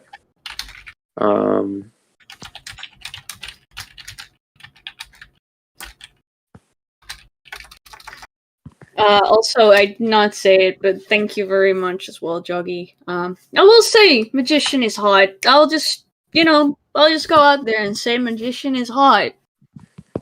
Your Magician carries. It really does. So, Alrighty. Just gonna ask you to commentate because you said no. I mean, sure, go ahead. But if I end up ignoring your question, it is for that reason. So, I'm not ignoring you on purpose. If you ask that, it's just that I need a break sometimes too from working. So, yeah. Anyways, it seems like we are gonna go into the next matchup. We're just gonna play this fourth round offline. Also, welcome, Funfee. Welcome, Funfee. Hello. Wait, is this stream still? Yeah. Yes. We're just yeah, I will be heading out now because I have to do things. So it'll be Daza and Funvi guys from now on. So the next matchup is going to be, what would we say, last Cipher and AP. So I hope you guys enjoyed that. Thank you everyone who donated today, and I will see you guys next week if I commentate. So bye guys. See you later. Bye Eli. Thanks for commentating with me today. No problem. Bye bye, Eli. Oh, he already left. Wow, he really was in a rush. I mean, I cannot really blame him. It's been a long night.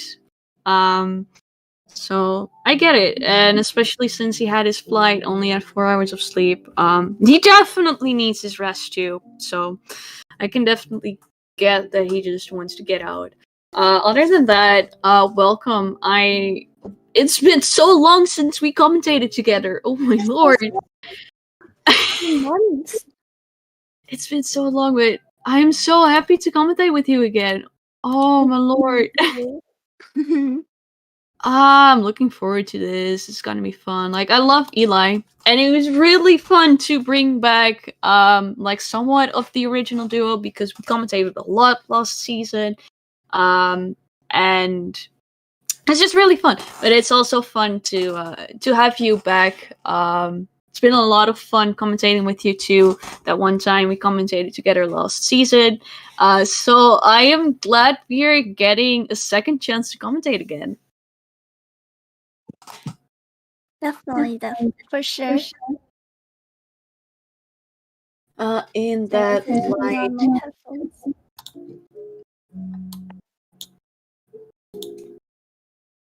I am gonna quickly do some stuff in the back because sadly, one of our referees has to step out too.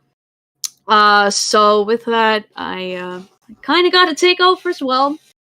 So my apologies if I sometimes go silent. But I'll have to fix that too.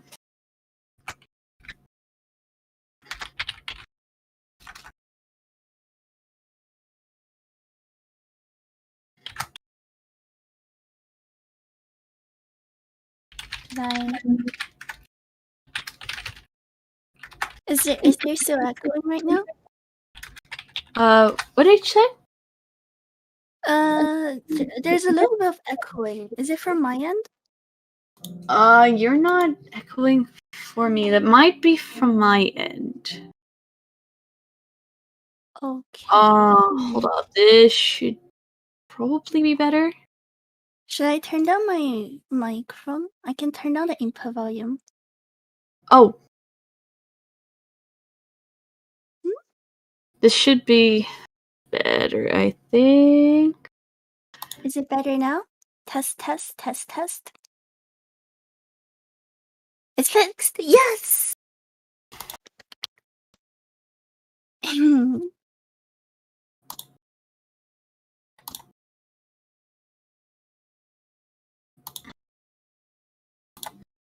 Yes. Alright, I'll quickly try at the team so we can get this thing started.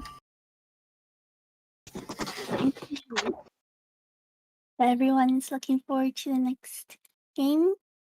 Important question is better to donate big amounts or small amounts.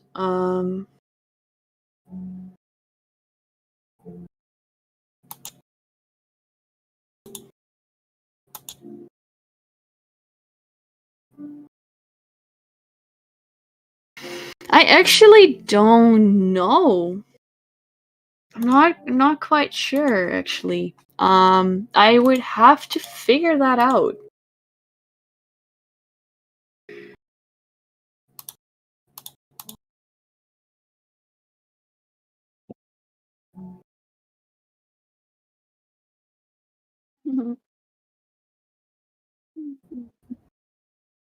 Yeah, I stopped working. Sorry, I suddenly have to do like several things at once. Like I said, not great at multitasking.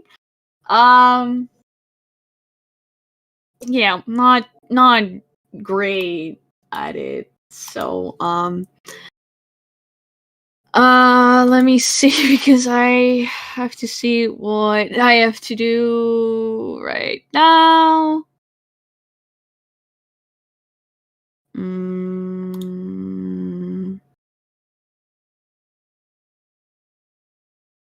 All right, because I have to use this because Warden created this amazing bot. But usually it's the referees who take care of this, and I'll have to take over, and I'm not referee.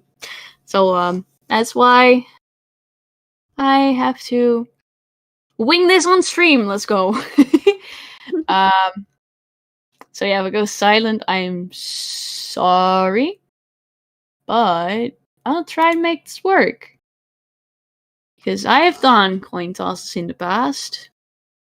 Like, begin season 1.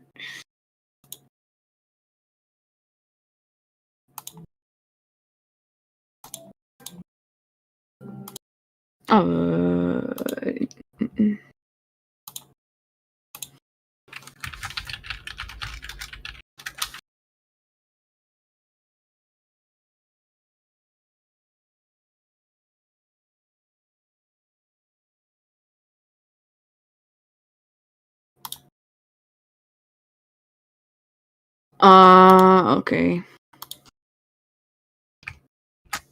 Let me just ask someone before I screw up.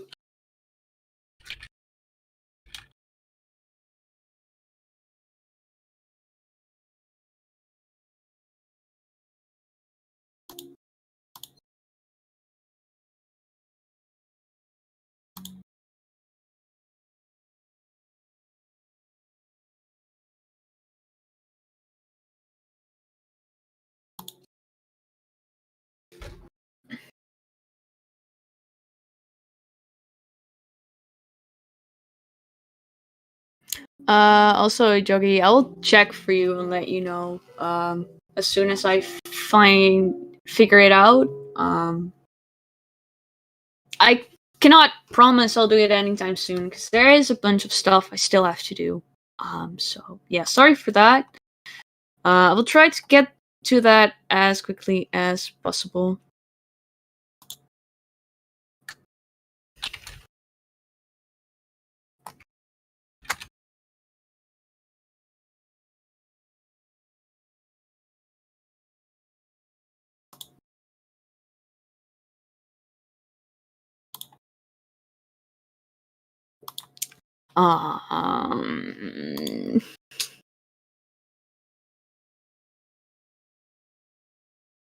You know what? We'll just quickly go to an intermission. Really sorry for all the wait. It's not running smoothly today. I know, and I'm really sorry for that. But we will try to get through the bands as quickly as possible. It's just that there is now a lot happening at once. So yeah, my apologies for that. We'll be right back after this intermission, and then hopefully all should be fixed, and then we'll be able to go through with the next matchup.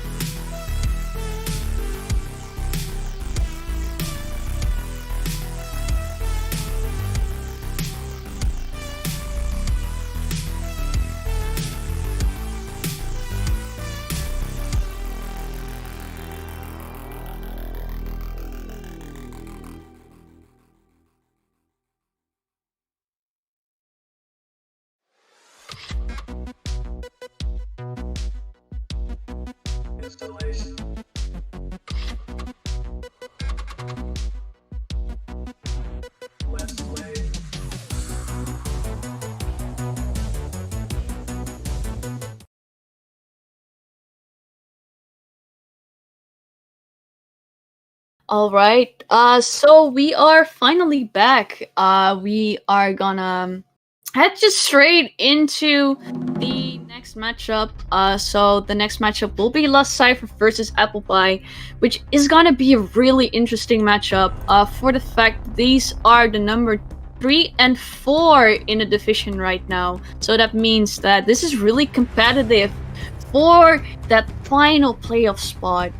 We do know that Team Tickle versus Arachna is still tied up. We'll post up matchup later on, so we do not know if Team Tickle has guaranteed their spot into the playoffs. So it does leave a lot of room for Apple Pie to still move up, but at the same time, Lost Cipher wants to win over Apple Pie. We are gonna go through with the mechanic ban, forward and seer coming in, and then the second ban will be the mercenary.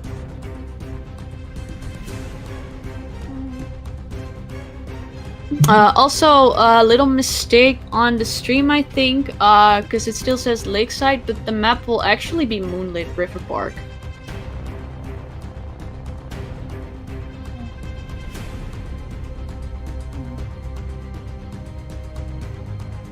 So as we know for Moonlit River Park, when it's a very big map, so then if survivors die on the other side of the map, it will be difficult without the mercenary because there's less mobility to get to the rescue.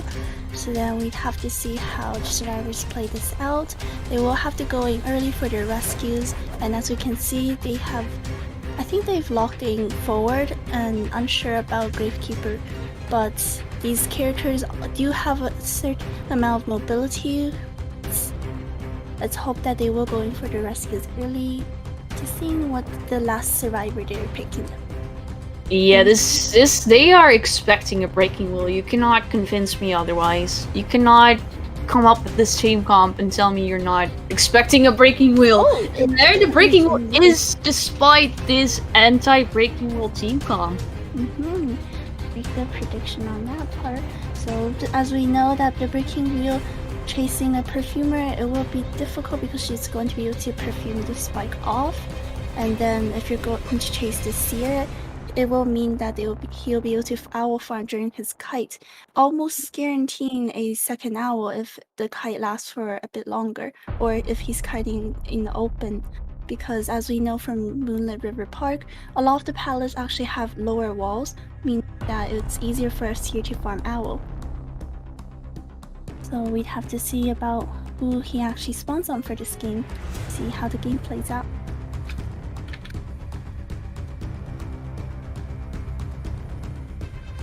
And then as we know that for a breaking wheel, if he does try to chase the rescuers, a forward can dash away upon his transformation, and Gravekeeper, once he's underground, the hunter will not be able to spike him.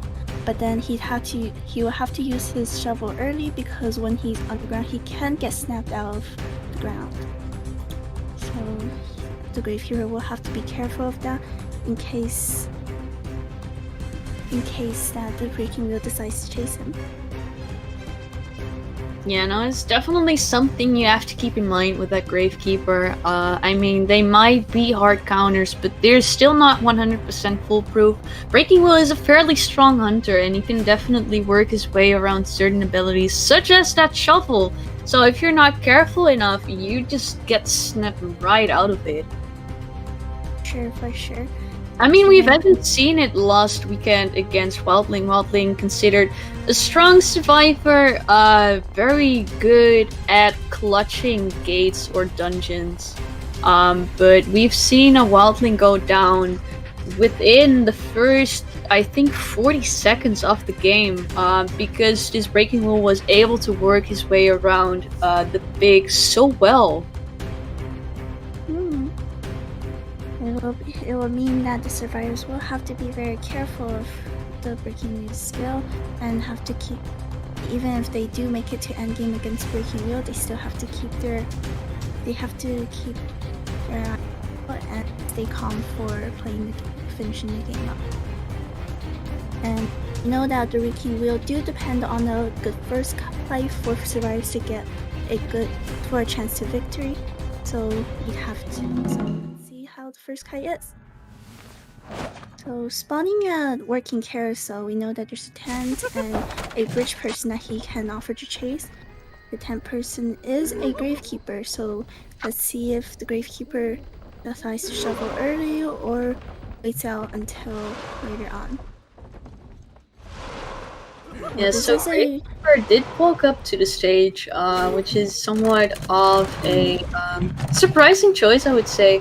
But Braken was not deciding not to waste too much time on the Gravekeeper, knowing what the Gravekeeper could potentially do. Also, Lost Cipher is playing Survivor first. You do see names such as Mylegs and Schmitty. These are not Myleg and Schmitty, of course,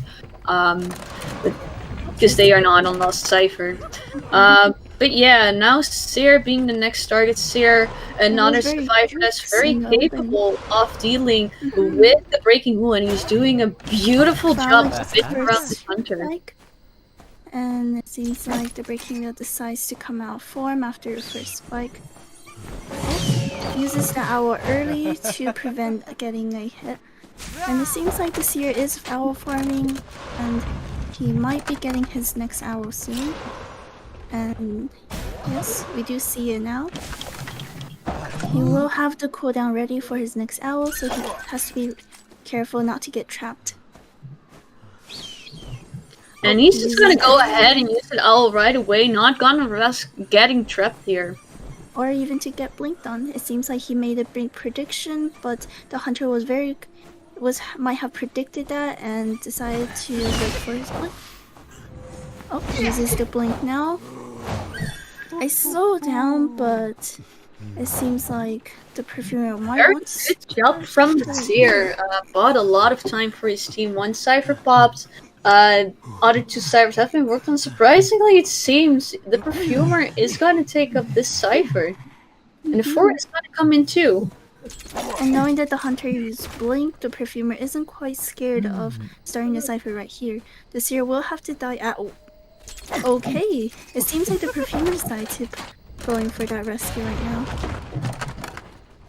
So now, a bit of an early rescue, generally not something you see a lot, especially since the forward came in too, so that means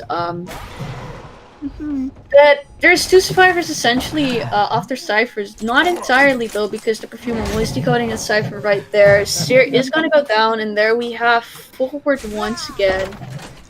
Is he gonna be able to harassment? Seems like the forward now has to take the kite, as that is a very good dodge from the forward over there to stay between the cracks of the wall. Gets one spike over there, and ooh, beautiful job surprising the perfumer. Perfumer was not expecting this breaking wheel to come over, and that's definitely one of the risks of decoding a Cipher, right? Where the kite is happening, for the fact, of course, that the breaking wheel can just speed over, and since you have that heartbeat, you do not know if the hunter is actually coming for you or just stuck in chase. Yes. And it seems like the perfumer is going to go over and finish forward Cipher, and while the forward tries to come for this rescue. It will be a difficult rescue considering it is a second person's breaking wheel, and the forward already has a spike on him. He comes for an early rescue. I am assuming that he is hoping to harass for the Seer after he goes down over here. So, just gonna go ahead with that snap. Ooh, beautiful trap. Forward trying to push down his Cipher, but forward with that low decoding speed is not able to get that Cipher done. And now, final Cipher, exactly the Cipher the Seer is gonna die on. The forward is getting chaired at. Smart choice from this hunter to bring the Seer to the other chair so that he can chair the forward right on top of the Cipher machine. It does have a lot of progress. Perfumer and Gravekeeper still both with their items too. Very capable of potentially getting that Cipher done. However, they are gonna choose and basically divert their attention, get that other Cipher in, try and set themselves up for that possible draw, which is definitely possible in this case. Forward is going to use his football to dash out of there. It's not as effective But all he needs to do is just get away from the Cipher machine. Beautiful jump using his football, getting away from the spike area, and there is the And Cipher there bomb. is the pop. And the hunter does still have blink, but he is not one shot because he has dashed away earlier. And let's see And if there the we life have bar Toaster. closes. Ooh, denied. Go We for the have closed the and lights stop early. has been switched. Mm-hmm.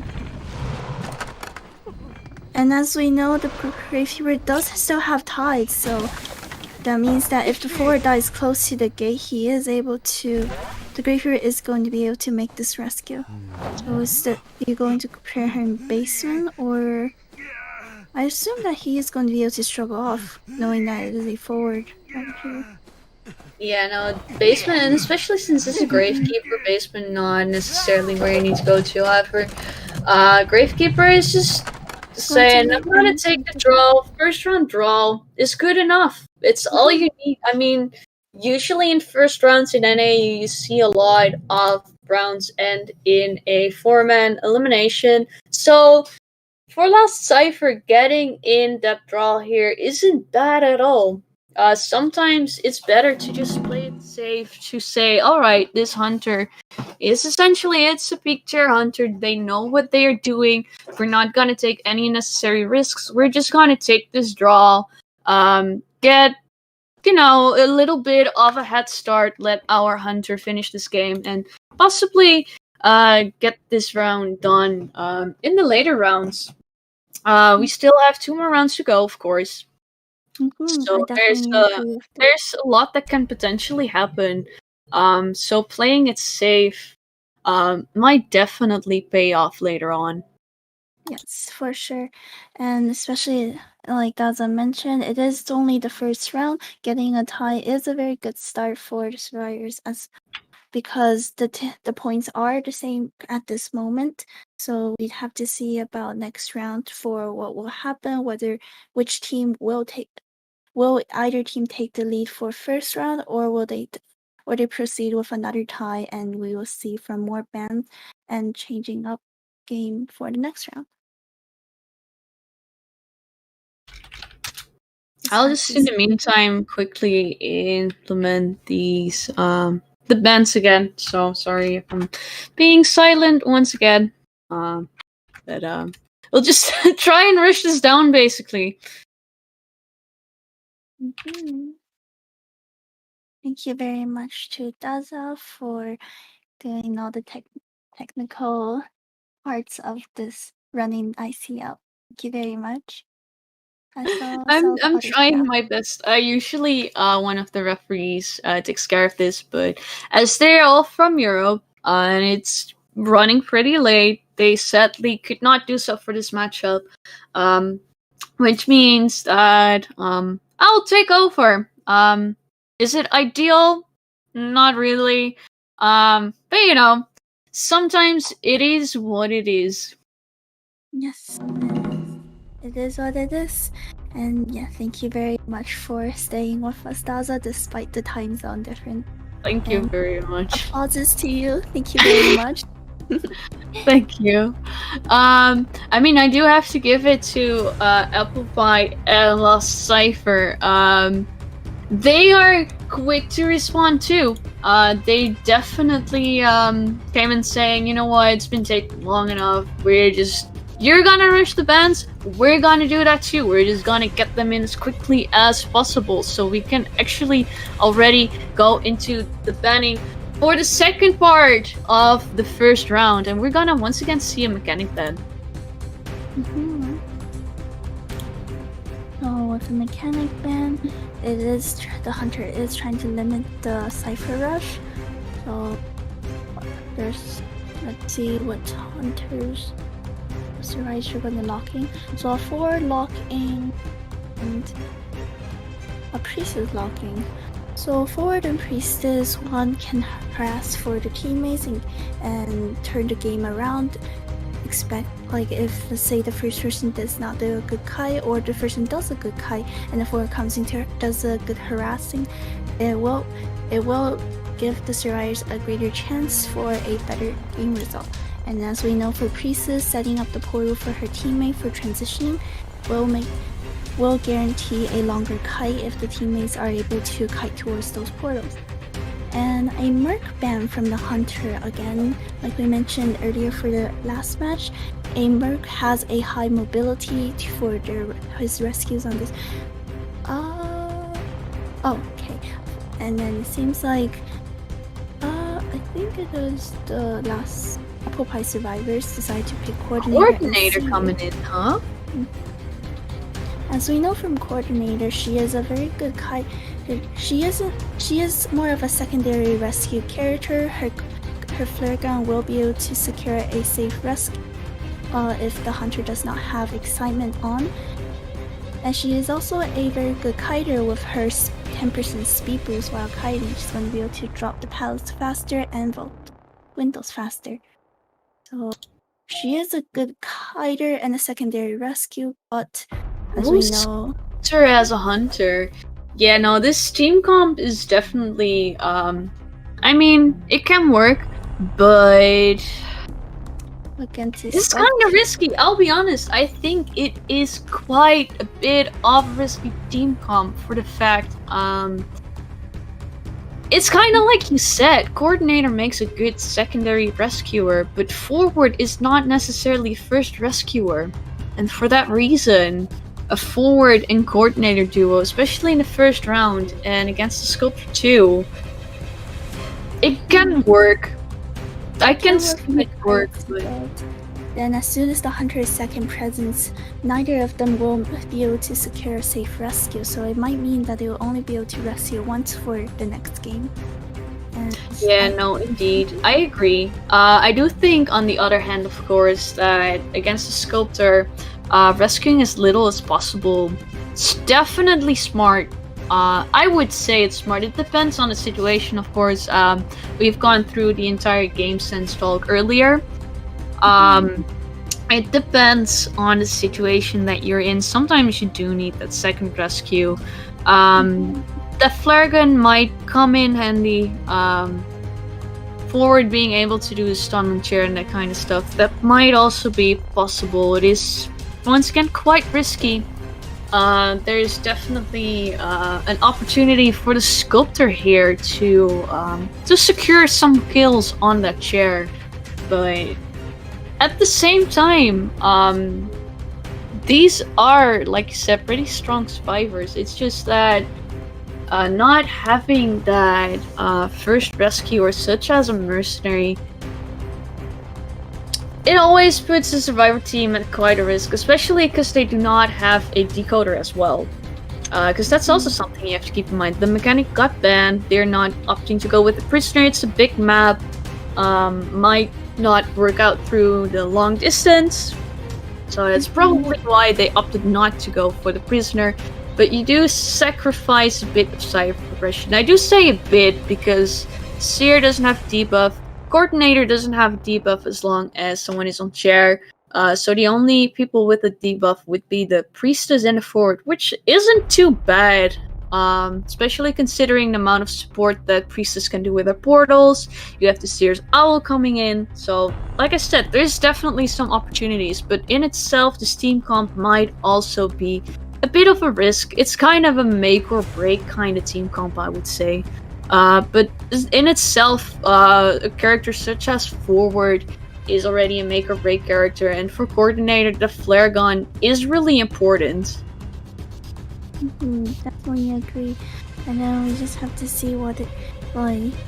This team con, like you said, it doesn't actually have that much of a coding debuff, so it might work out with this choice of characters, but we'd have to see from the first kite. And the Coordinator as a secondary rescue lacks a lot of mobility around the map, so if she opts to go in for the rescue, or if she wants to go in for the rescue at all, she will have to go early. A tent spawn at Tiger Cage. This means that you usually go for last stop or bridge, and it seems like he's going for last stop. The Seer spawns there. Ooh, that's actually a quite a good first target for Sculptor. Because as we know that chasing the seer means that he will have to be very careful of the owl not to give it late, because when he gets statued, he's not going to be able to give the owl to himself. And taking the hunter into tent where no one is there. So Seer did a good job of realizing the spawn locations and immediately started rotating. Of course, Seer can see the hunter's location, but even so, you have to start rotating right away when you get a spawn like that. And Seer did so beautifully, maintained a lot of distance and got all the way over here. And giving the owl early in case the hunter was in the statues. So taking that basic hit and transitioning is a pretty good start so far. Let's see. The hunter does have her blink. Beautiful double back from the Seer. It seems like he was lagging there for a little bit. Is forced to take that. There is a portal right there. Seems like the priestess support is starting, and he is trying to kite in the open so he doesn't get statued in the middle of his kite. Ooh, the forward started coming in just too late. That's really unfortunate. Forward using a lot of football as well. He's gonna stay around trying to res. But yeah, there's a lot of football going to waste. Yes. And especially with going through the portal earlier, the desperate fight did come in and take away that stun. The hunter, knowing that the forward probably used a lot of football over here, picks up the survive picture.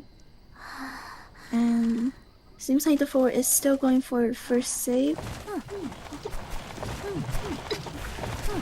Very good. We're doing a beautiful job avoiding all of these statues, but sadly wasn't enough. Get stuff for this rescue. Those very good statues at the end there. It seems like she did a prediction on where the priest is going to go. And this priestess is still going to go get that rescue. So that rescue's gonna be after half. Forward is down right at the chair. Ciphers! We are down one Cipher machine. There is one that has... It's probably around 90, one probably being around 70, so there is some good progress onto it, but they are still missing a Cipher after this, and Forward going down on that rescue getting stuffed. Seer is gonna go down here too. It seems like Priestess and Forward are just gonna heal up here. They don't really have another choice, but this Forward going down, Priestess having to go in for that rescue too, means as well that this Hunter's full presence now. Yes, it will be a very hard second kite for the survivors, and with that wanted order, the Hunter knows exactly where they have healed up. And it seems like they are rotating away from the Hunter. And which side tracks is she going to go? She is going to go for the Priestess, who has already gone across the map because there are more Ciphers on this side of the map. Putting another portal just to kite the Hunter around the bridge. And knowing that the Ciphers are on the bridge and thirst up, the Priestess decides to go towards Gawkai to take the Hunter away from the Ciphers as much as possible. And successfully getting to first floor. The Hunter is trying to double back the Priestess. And it seems like they're actually gonna try and go for a bit of light tricking. Priestess is not falling for it, however. Is not making the window in time, does take a chip hit, but so far not a bad second kite considering that this Hunter is full presence. That's true. And then they are only down to one Cipher. Let's see how... very good portal and a beautiful portal. Trap portal. Priestess is doing amazing second kite. Would be enough. The coordinator does still have a flare gun, but Tide Turner, no way, Tide Turner is actually still in play because the Forward still has a Tide Turner, so yes. There might be an opportunity for them there, but this Forward has to get this rescue off and already get stuffed once. We've seen how skilled this sculptor is at camping. Gets found early, so that's definitely not ideal. Does have some football, but and the sculptor knows this too. It is not a lot. That's right. And then he just has to try to Ooh, go. this is gonna be really tricky. He's gonna dash to the football's chair, right to one the chair. statue and it's over. But he does get it off. It's very good rescue from the floor over here. And then the Cipher is primed. Just has to see. It seems like the Yeah, they are just gonna pop it right here. pop And the the- Cipher while breaking the belly. It's definitely the smart move because this does give the priestess enough time to safely just make her way back into this building.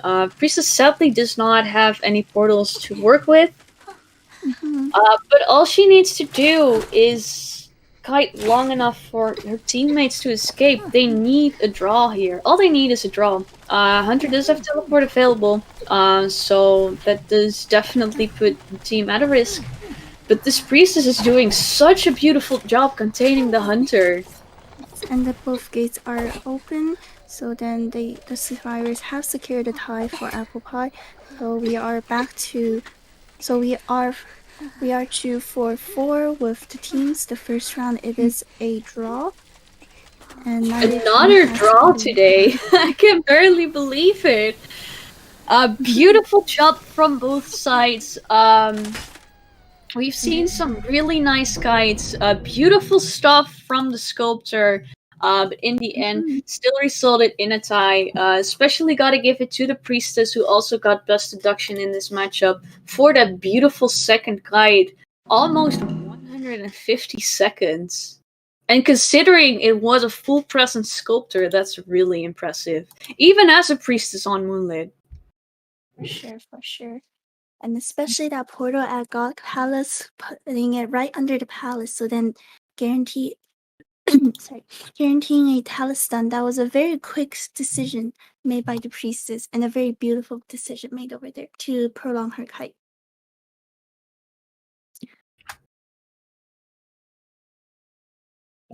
And we are back to the bands for second round, first half against. They decided which. And just throwing the coin toss right now to see which team will take their vision. We're just gonna go into the coin toss. This is definitely moving a lot faster than the first matchup from today. I've really got to give it to Apple Pie and Lost Cipher for that one. So big shout out to both of you for not just playing amazingly, but also helping us out a lot on this one. Thank you very much. We really appreciate it. Yeah, no, definitely well-deserved shout out on this one.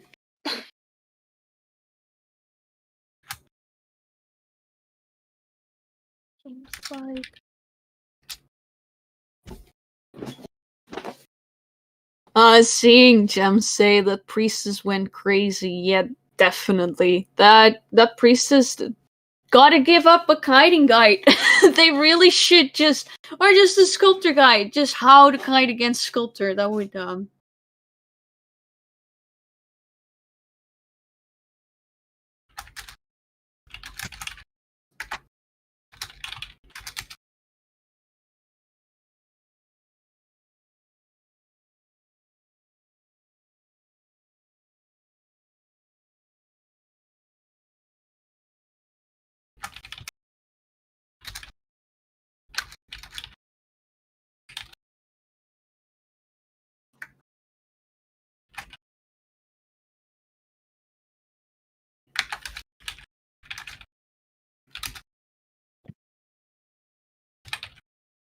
And it seems like the Cipher has picked the map Arms Factory, and as we know from our experience with Arms Factory, it is a small map good enough.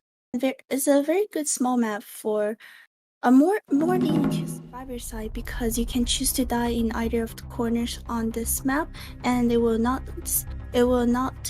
interfere with the Cipher rushing, as long as you choose a corner to die at. So we know that for Arms Factory, when you do make your kites, there are the front gate, factory, sandbags, and shack. You can choose to rotate between these areas. There isn't necessarily a bad area to kite at unless you're found somewhere. You're found somewhere while you are hiding. Let's say you're trying to hide at forest or small gate, which I do not believe will happen. Knowing that teams are very professional, they would have studied the spawns ahead of time and rotate away from those risky areas. Oh, so then Team Apple Pie has chose to send your survivors first, and so for the next match, round 2's first half, we will be seeing the Apple Pie survivors and the last Cipher hunters on the map Arms Factory. And for this map, we will be seeing 1 band of a hunter and 3 bands for survivor. 3 bands for survivor, right? Yes, 3 bands for survivor. Why did I even doubt myself on that one? So let's see what the hunter will ban first, and Apple Pie's lock this time.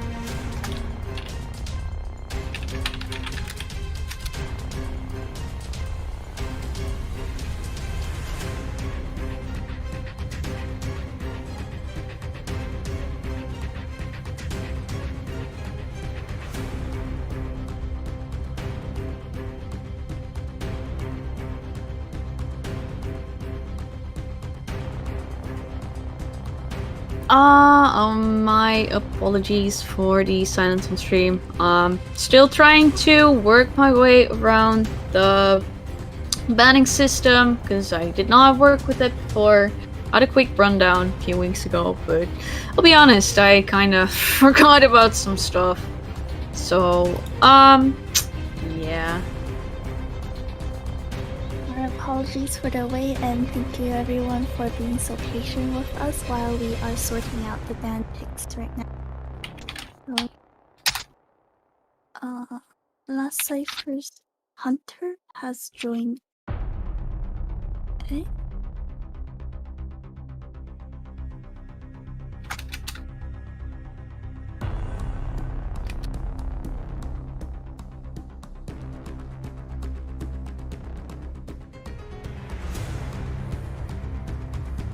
So we Yeah, have. no, I know. Sorry, sorry, chat for the silence. Like I said, multitasking, not really my thing.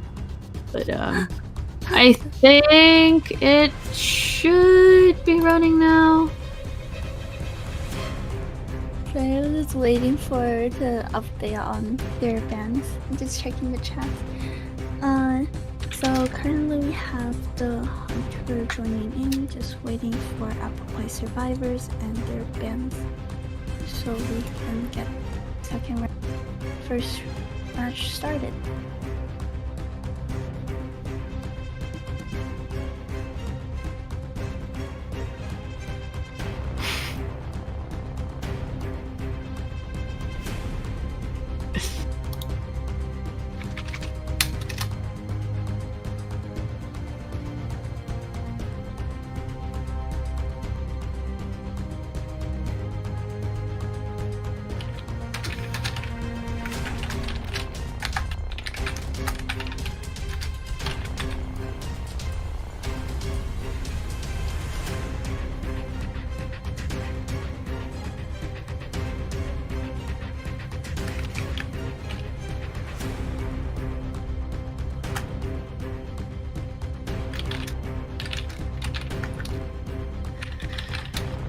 Okay,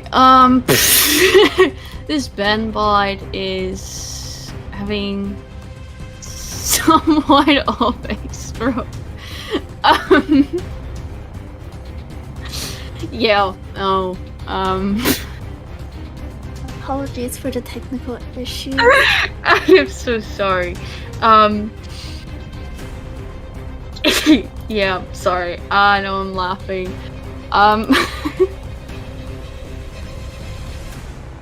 Okay, so, let's try again. Get into this. I wish I could like screen share this thing, but this is actually really funny. So like we have this bandbot and we have to like set it up manually. And I've seen it once, and I think I made a mistake on putting the names correctly in because I didn't do them in caps. And for that reason, the bot was like, I do not know what team you're talking about. So from there on, it just went downhill. And I tried it again because I do not know how to cancel it. I was like, alright, I'll put it in again, and I'll put it in caps this time. And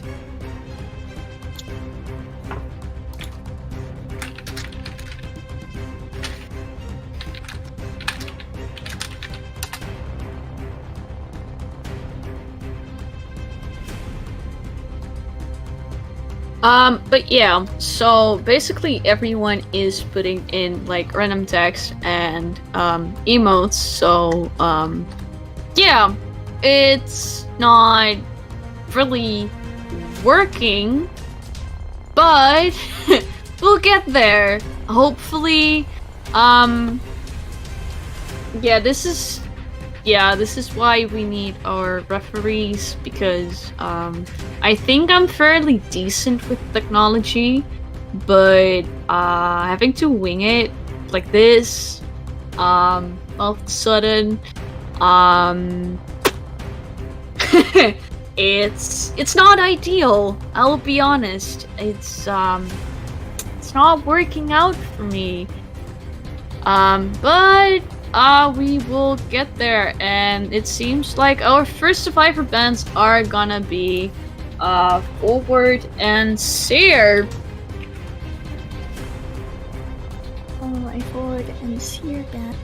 Seems like the Hunter is trying to get a quick kill on the survivors, because we know that for Monster, the Priestess isn't quite able to do supports. So very rarely the teams will choose to have Priestess as a supporter. So and then when the Hunter do ban Seer, it is trying to avoid avoid a smooth transition from the survivors with an extra hit. So however, with this self-ban, the survivor side is able to lock in mechanic to nail in the Cipher Rush and set themselves up a good position for a decent Cipher Rush this game. So, and we can see that they have locked in mechanic and mercenary for the first two. So a very strong rescue and a very strong encoder, which is a very typical first two lock-ins. And then for their next set of lock-ins, the prisoner is banned, so that is to avoid survivors getting too much of a Cipher Rush. So and then for the hunters, has let out the mechanic, however still does want to limit the Cipher Rush. And then the survivor will pick now, see if they want to lock in. They do have the choice of going another rescue and another hider, so I believe Ento and putting a Gravekeeper are good choices. Just seeing what the team, I believe this is Apple Pie Survivors, so Apple Pie Survivors will pick, seeing what they are leaning for and what kind of strategy they are deciding to use. So currently we do have a good setup with mercenary and mechanic, which is a very good setup for various strategies. They have chosen Gravekeeper and Painter. Oh, by the way, also, Arachna has won the matchup between Team Tickle and Arachna for the 4th round. We will upload it later on, though. So do look out for that one. We do not have any score details, but they did win. Arachna. Yeah, definitely. I'm really curious to see how that matchup went down, because it was really close. Bloody Queen, the 2nd round. That's interesting. As we know about Bloody Queen, she is a single hit hunter. So, however, if she does manage to find the painter or the mechanic quick and places her mirrors correctly, she will be able to get a quick down. And a painter without the protection of a seer, it will be very difficult for her to create her paintings. So we'd have to see about how the painter is going to make her kite if she does get found first. She will need to try to run into the hunter to get the image of them and then do their best they can to try to make their painting and have the hunter see it. And then, as we know, for a Bloody Queen 2nd kite, she's not scared of having the painter trying to put the painting as soon as she's off the chair, because she is not scared of the survivors creating distance with her. So we'd have to see about whether if this is going to play out like how Apple Pie's survivors hope to play out. And then if the hunter does find the mechanic first, we do know that as for mechanic, she can drop her bot and try to kite away from it, meaning that she will be able to contribute to the Cipher Rush. And with little Cipher debuff on the Gravekeeper and no Cipher debuff on decoding debuff on the Painter, their Cipher Rush wouldn't necessarily be bad as long as the mechanic died in the corner of the map and try to decode her bot in the meantime.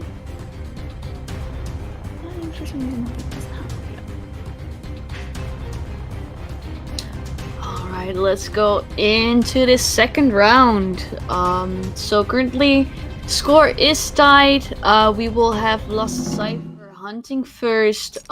Pit Stoppers, amazing Blood Queen player.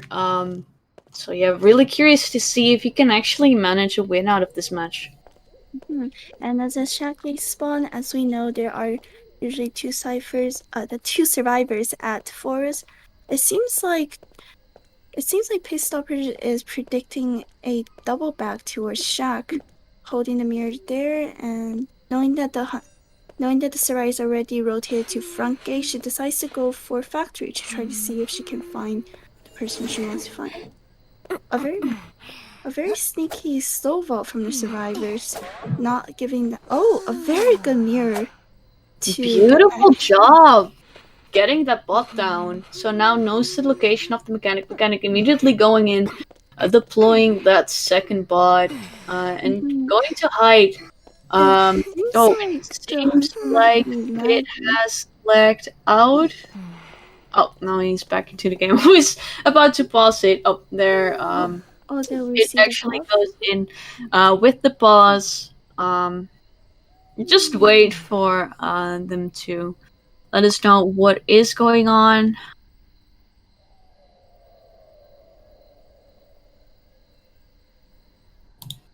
Alright, let me just quickly go in and ask what is going on.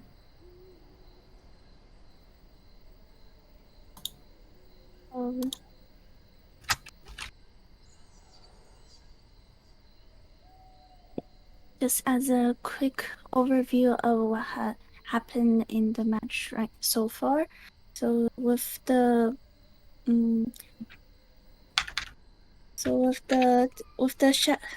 small gate spawn of Bully Queen, the painter and mercenary has rotated away from the painter has spawned at forest and rotated away from forest and went to front gate. The mercenary has ran towards where painter spawned, trying to cover up for the painter. And because the Bully Queen has only seen one set of tracks,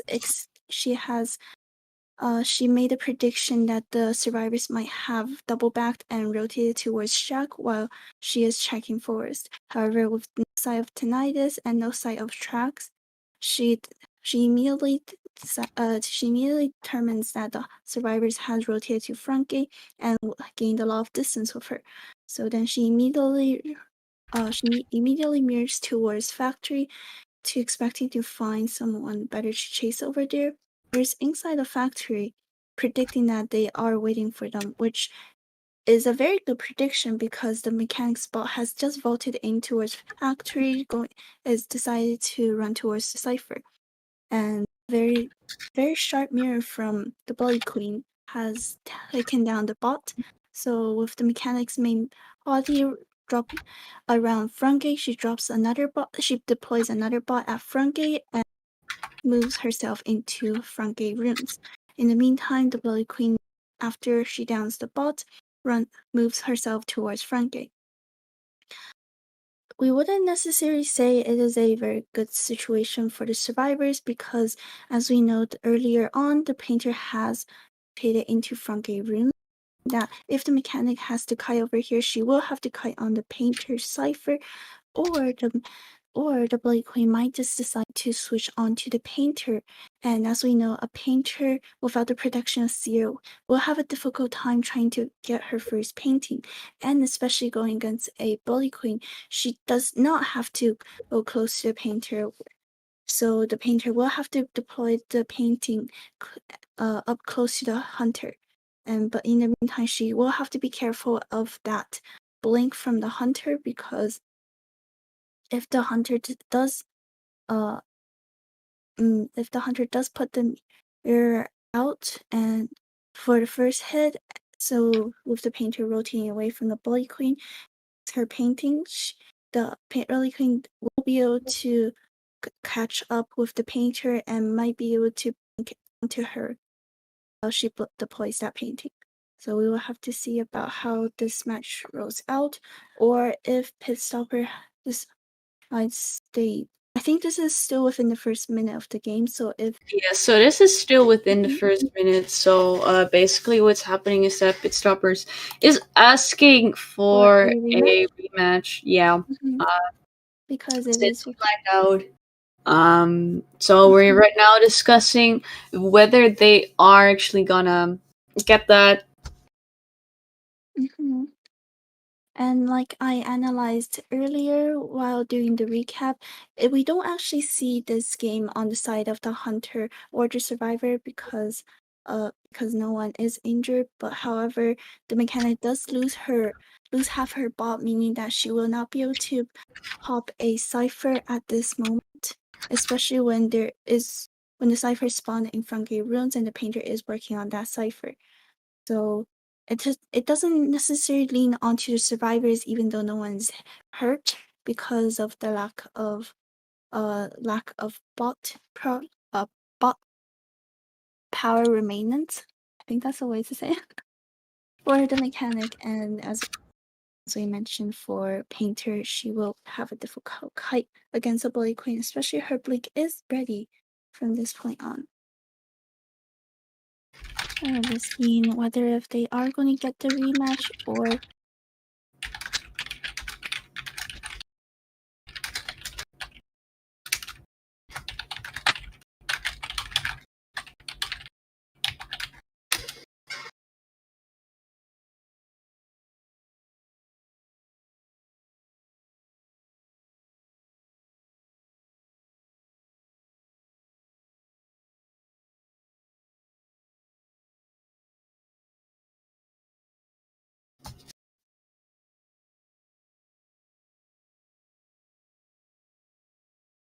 it seems like it is just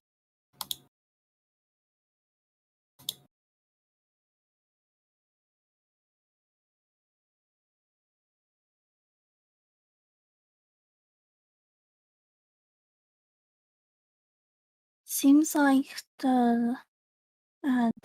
the league leader has spoken, and if Pistopper isn't lagging anymore, then we continue the game. However, it seems like the team Apple Pie does want the team Apple Pie wants to continue. However, Last Cipher wants a rematch for this game because that was within 60 seconds, and the game is not leaning towards either side, either division.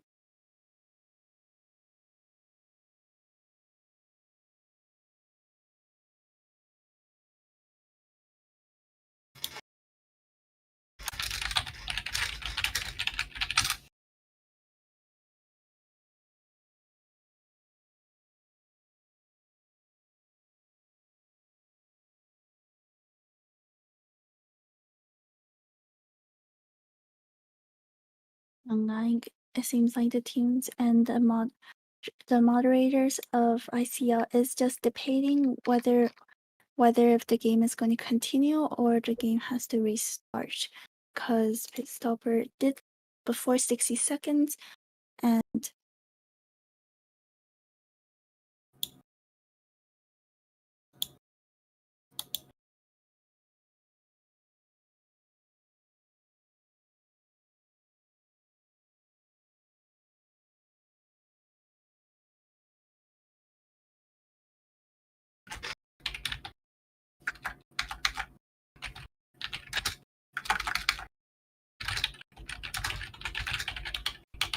Also, I'm really sorry, Funfi, for letting you do this by yourself for now. I'm trying to work through this situation. oh no, don't worry. I am very happy that I'm able to help in the meantime.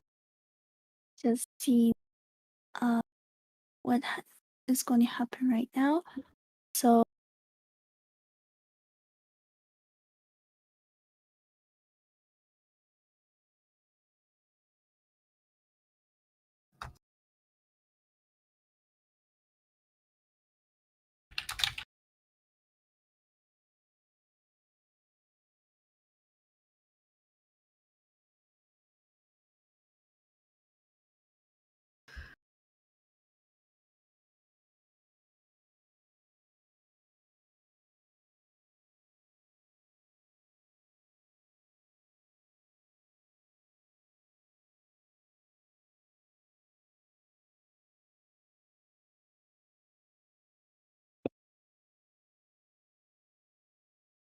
we're just seeing right now what the decision is going to be for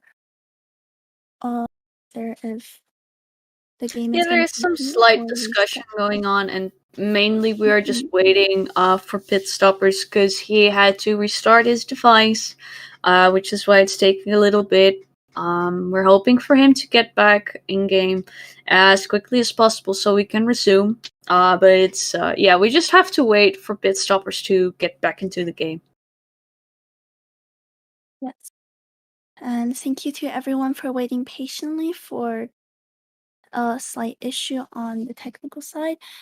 And apologies to everything that's been happening today. It was very unfortunate, and the ICL team as well as the players from all 4 teams are doing their best to try to continue to bring everyone these amazing games. Thank you to everyone waiting, and thank you to all the staff and players who are doing their best to resolve these issues.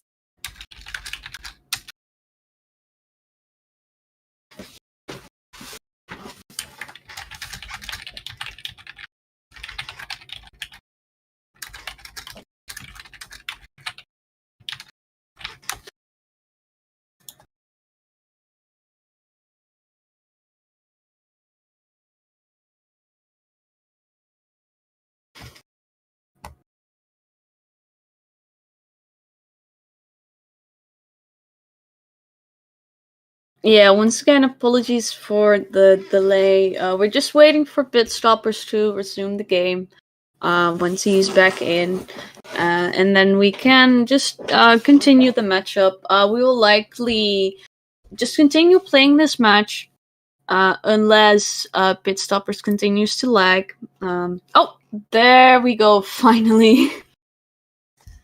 So we're just gonna resume the game for now.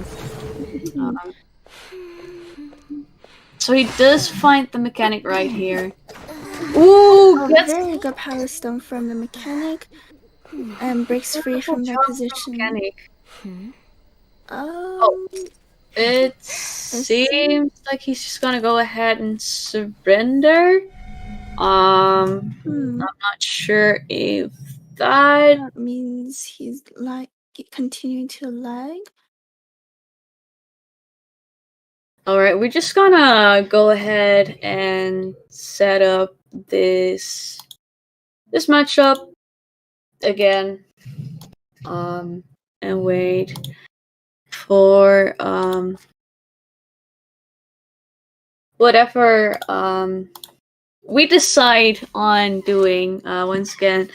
So we do not really have our usual team of referees because the last matchup went on for so long.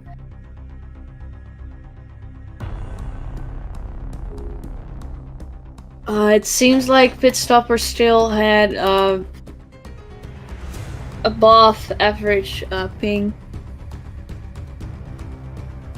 So it seems like they're just gonna go ahead and restart this matchup.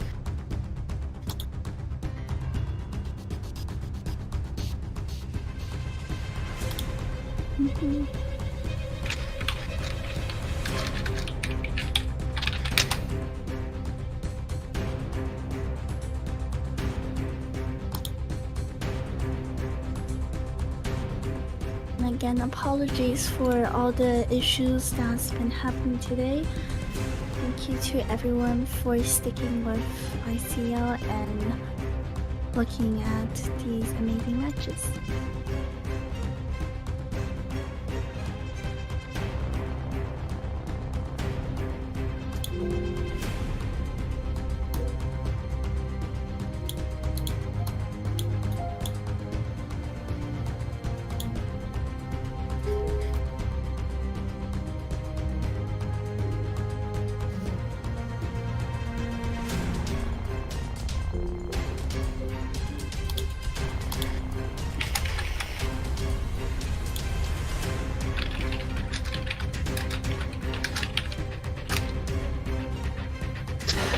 So please bear with us for a minute. We are gonna set up this matchup again. Hopefully without lagging out. I guess I kind of jinxed it when I said that these teams were running this thing seamlessly. because, yeah, I definitely talked a little bit too early on that one, I would say. So, yeah, no, we're just gonna try and get everyone into this match as quickly as possible. Try and get this started as soon as possible again. Hopefully, no more people lagging out. So for those who just tuned in, lost Cypher's Hunter, Bitstoppers lagged out. Couldn't really reconnect during the game, so he was forced to surrender. And that's why we are gonna restart this matchup, because he lagged out within the first 60 seconds of the game.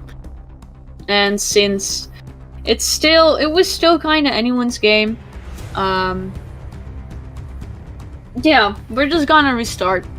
So basically the ruling is that teams have the opportunity to start and to restart a match if they lag out in the first 60 seconds. It does have to be the case that neither of the factions have a clear lead.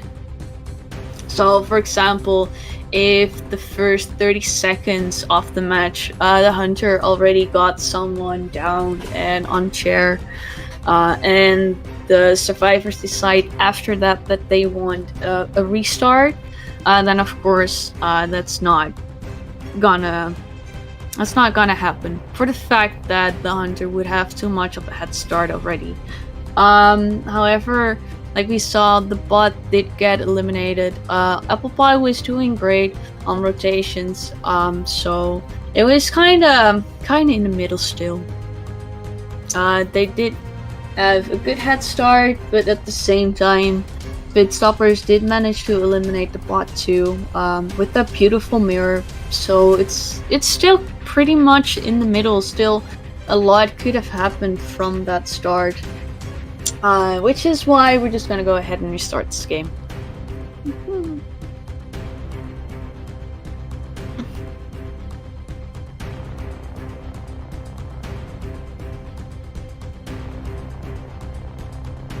Seems like they are just going to ready up soon, and 1, 2, 3, begin. And once again, apologies for all the unfortunate issues that's been happening today. Thank you to everyone that is here and everyone that has just tuned in. Thank you to everyone there.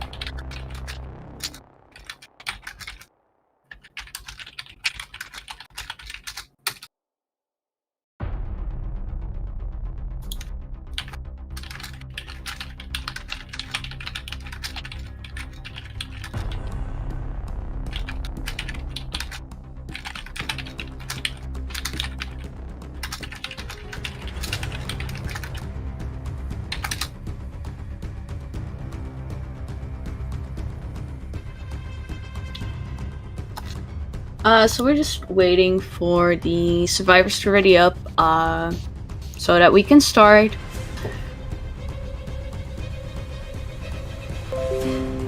And the hunter disappears. Alright, let's see if we can just get them back in. Are they switching to another hunter, or? That could be the case if it still has ping issues. Mm-hmm. And then, as we know, last Cipher does have 3 hunters for their main roster. Have they?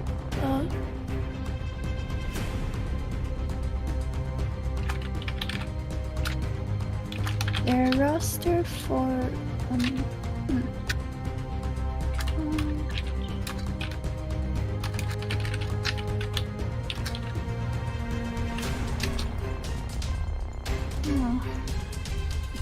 Okay, so for their hunters, the roster, it is Pitstopper, Galaxy Iris, and Saber.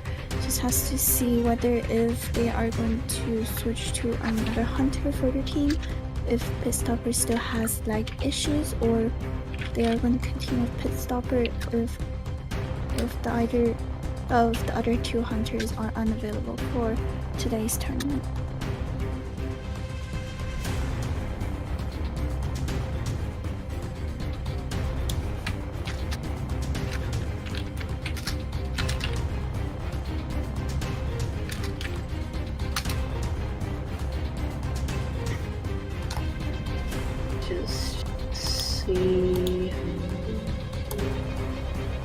What is going on right here?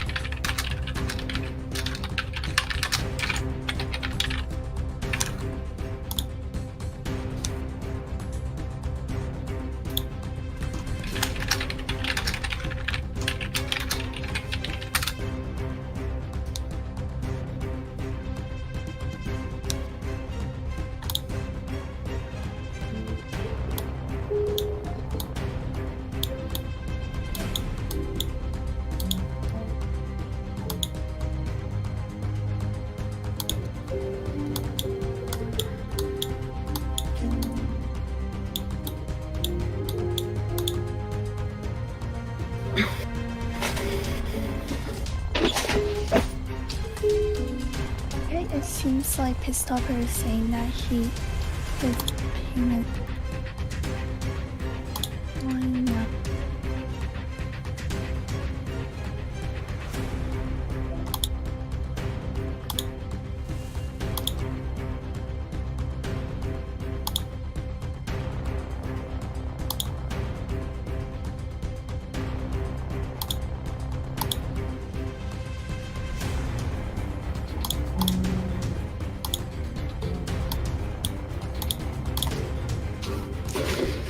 Alright, we should finally be all in. I'm really sorry if I sound tired. It's been quite a long evening. It's been a very long evening. Thank you so much, Dada, for staying here with us. And definitely, yes, we all appreciate your hard work so far. Thank you so much. And it seems like they are about to restart the match. Pitstopper did test it in customs with his friends to see whether his paint is lagging or not. Seems like it isn't, so let's hope that will be. We got it. So the game is about to start. So again, a shack spawn is very similar to the small gate spawn. There will be people at force for her to find, and that person is a mechanic. Unfortunate for survivors because it seems like she's going to go for the person who is at front gate, who is a painter. And also Yeah, so the painter indeed gets spotted out right away. Great vision from Pitstopper here. Immediately decides to do the turn to the painter to get that first hit. And now the painter will have to try to kite within front gate. And it seems like she does not have her vision yet. This is a very quick down on the painter. Such incredibly early down indeed. 2 mirrors. So generally what you want to try and do against a Blood Queen is force out 2 mirrors and the blink. However, blink is not up just yet. Painter sadly did not manage to utilize his paintings. It is relatively hard for a painter to deal with a bloody. You have to keep that in mind. Pitstopper's covering a lot of distance right away using that first mirror, and from there on, these walls kind of just blocking Painter's vision. Was just simply forced into this area, and from there on, just couldn't do much. And then getting sandwiched with that mirror. A very good rescue from the Gravekeeper. Oh, blinks in immediately, but the painter did not have time to react with vaulting the other window. Oh, decides to die at Frankie again, so she will not interrupt any ciphers. And currently, we do have 2 ciphers from Mechanic Ashok. There is the 3 pallets from Gravekeeper, however, it is a dangerous cipher to do. Oh, he also has a wanted order on him. This will mean that he has to leave and try to go finish Mercenary Cipher at Sandbags. A very good dodge from the mechanic, knowing that the hunter will mirror to her bot soon. And successfully dodged another good mirror. And the mercenary has coming to make rescue on the painter to try to drag out more time. And the painter does finish her painting at this moment. Will this mean that she is able to get a rebound kite from this point on? Hunter does have her mirror back, so I mean that a very good mirror from Pitstopper to put the Beautiful mirror indeed, and it's just gonna use this painting. I mean, it's gonna go down anyway, and at least this confirms that Bitstoppers cannot really go after any of the other survivors. Might possibly get away cleanly. They do try and heal up within that short time span they have. Sadly, wasn't enough though. It wasn't enough for them to heal up. And however, they do have a Cipher Ashok that is worked on in 3 pallets that is about 60. They just need another Cipher to finish all the Ciphers for this round. The mechanic has tried to hide away. It seems like they are healing a relatively dangerous position now. The Gravekeeper does get spotted.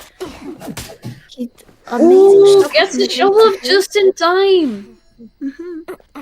And then and now the hunter does not have her blink back, which means that he might be able to force out another mirror. It seems like he does not have the sight of his. Oh, he does have his sight of tracks now. His Silver's blink is about to come back, which means that. Oh, he decides to conserve the blink and uses the mirror instead.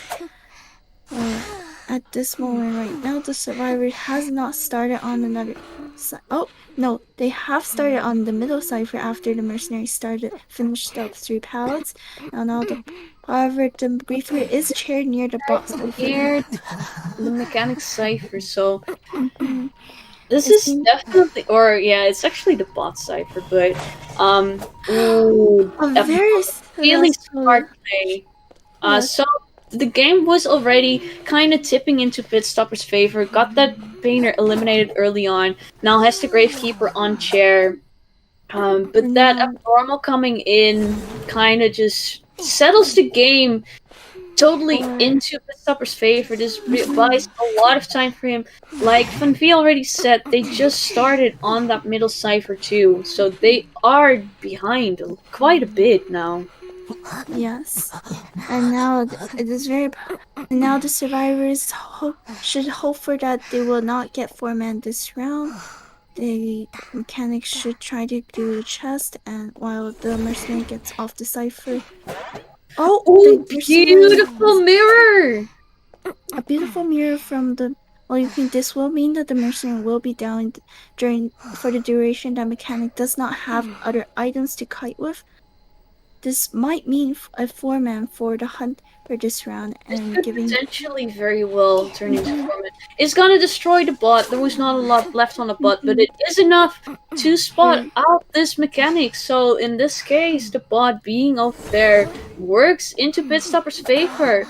Is he gonna be able to get a quick down on this mechanic? Mercenary still healing himself, is over halfway, so he will definitely pick himself up. But this is now a game that's being played for a 1-survivor dungeon escape.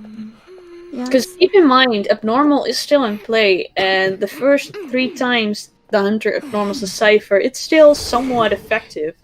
So there's not a lot these survivors can do, especially Mechanic and Mercenary have slow decoding right now. So it's definitely gonna be a battle for that dungeon here. It seems like Mercenary is just gonna try. Mechanic is going down, is of course able to self-pick too. So she will just go ahead, try and heal herself, pick herself up. While Bitstoppers is gonna go after Mercenary.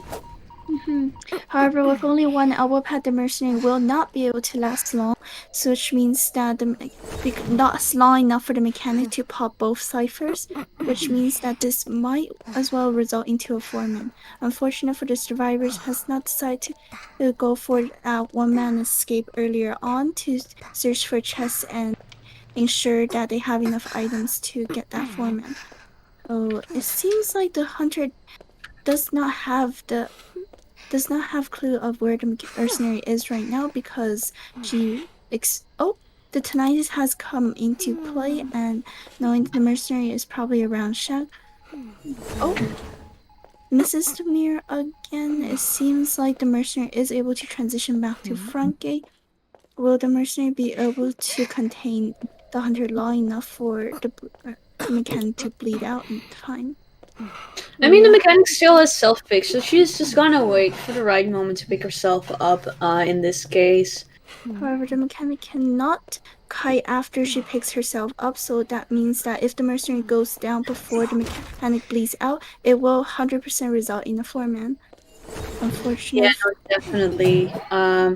Ooh, gets hit through the elbow pad. Great timing on Bitstopper's part. Amazing mirrors for this game so far, giving him this 4-man advantage for last Cipher. We will have to see about whether if Apple Pie's Hunter is able to get the 4-man. We're just gonna go ahead and surrender, knowing that this is just gonna be a battle for dungeon. And like you said, the mechanic, it's just a mechanic without items, injured, not gonna be able to kite towards the dungeon. So rather than trying to get the escape, they're just saying this is not gonna result into anything. We'll just head on to the next match and see how that goes. And then for the next match, it will be a lot of pressure on Popeye's Hunter to try to battle for another 4-man on Last Cipher survivors. However, the Apple Pie does also have the choice of trying to eliminate as many survivors as possible to reduce the amount of point difference, because they do have a tie in the first round, and if they lost the advantage in the second round, they still have if they are on the downside on the second match. I am very sorry for using the wrong term so far. The downside for the second match, they do still have a chance in the third round to make a comeback. So we will have to see about how Apple Pie is deciding to play this out. I do strongly believe that Apple Pie will try to go for the 4-man elimination to bring the points back into even. Just has to see if their decision is for this one, because at this moment it is a lot of pressure on the Apple Pie's Hunter to try to bring the points back into even. Yeah, no, it's definitely, I mean, I have to give it to Bitstoppers. Getting a 4-man with Bloody Queen, that's really impressive. Really well played on his part. But at the same time, Apple Pie Loki is a really strong hunter too. Definitely has some tricks up his sleeve too. Apple Pie is currently in 3rd place for Division A, so they are in the playoffs are definitely close by, but they really have to win this matchup against Lost Cipher to keep up this pace. So winning this matchup does not fully confirm their spot into the playoffs just yet. Still, some stuff could happen. Being in 3rd does leave them at somewhat of a vulnerable position. But at the same time, winning over the number 4, that does definitely put them, like I said, at a good pace in order to get into the playoffs. So we do have, this is the 4th week, so we do have one more weekend after this before the playoffs. So that's why I said There's still a bunch that can happen, but this is kind of the weekend where the teams have to settle their positions. And because we know that Arachna did win this last round, it's really important for Lost Cipher to win this matchup as well. Then we'll have to see about how the game goes for teams. And I think, and gratitude and thank you to everyone for sticking by and the staff for working so late. It has been very prolonged today, which usually does not happen. So sorry to everyone for having to wait, and sorry to the community for working so long for such long hours. The channel is broken.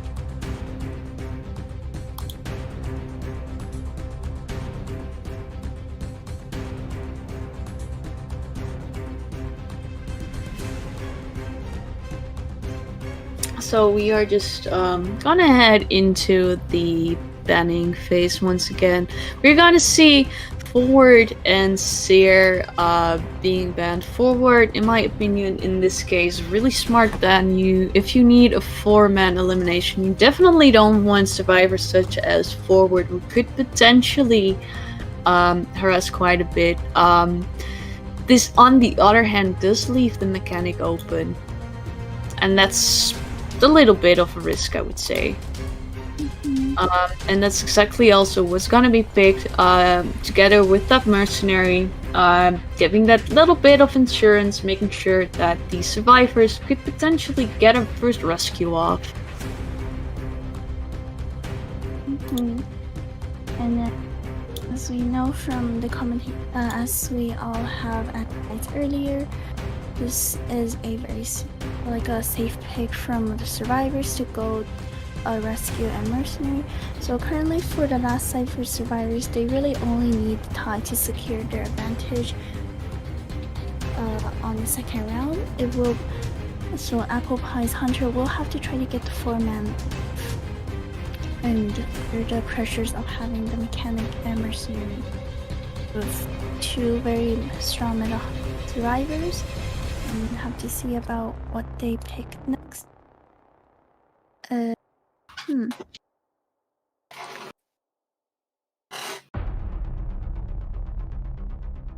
We're just waiting for the bans, another ban from Opie Loki, to see what what team call he wants to prevent.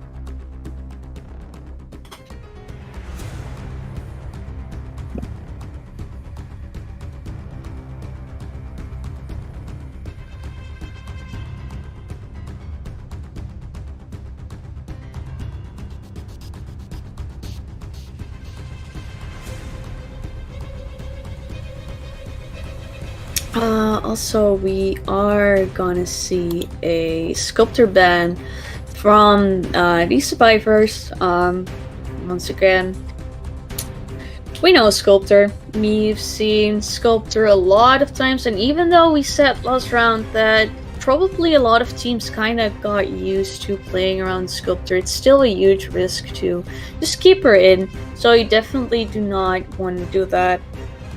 It's best to just get Sculptor out of there, because especially, like we said, if she manages to gather that full presence before you manage to get your 3 first ciphers down, it puts your team at a huge risk.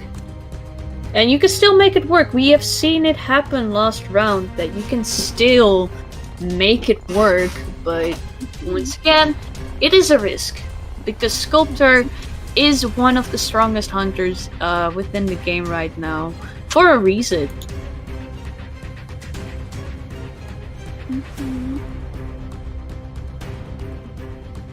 Seems like, and as we know that there was also the advantage of having the priestess, for priestess to be able to get around, get away from the last ciphers that quickly. And obviously there was also the addition of the player being very strong and very calm, even though they were coming close to a hunter-sided game before failing first rescue. So the priestess did remain very calm to make her pose quickly. And we have this. So that was banning sculptor to avoid a second kite is a smart choice for them to secure their tie this game. And prisoner and gravekeeper. So prisoner and gravekeeper, prisoner and mechanic, two very strong fast decoders that works very well together. The prisoner can make connection for the mechanic's spot, so the bot can sit on the cipher for longer and reduce the amount of energy wasted traveling around the map. So, and then gravekeeper, another very strong rescue, and actually a pretty good kiter, because if the hunter does choose to shoot ace after him, he's able to tank the hits to ensure that he gets a longer kite. And if the hunter does choose to chase gravekeeper, it will be very hard to secure a win from this team comp, because we have the mechanic and prisoner, not gravekeeper, sorry, mechanic and prisoner cipher rushing outside, away from the kite, where the kite is happening.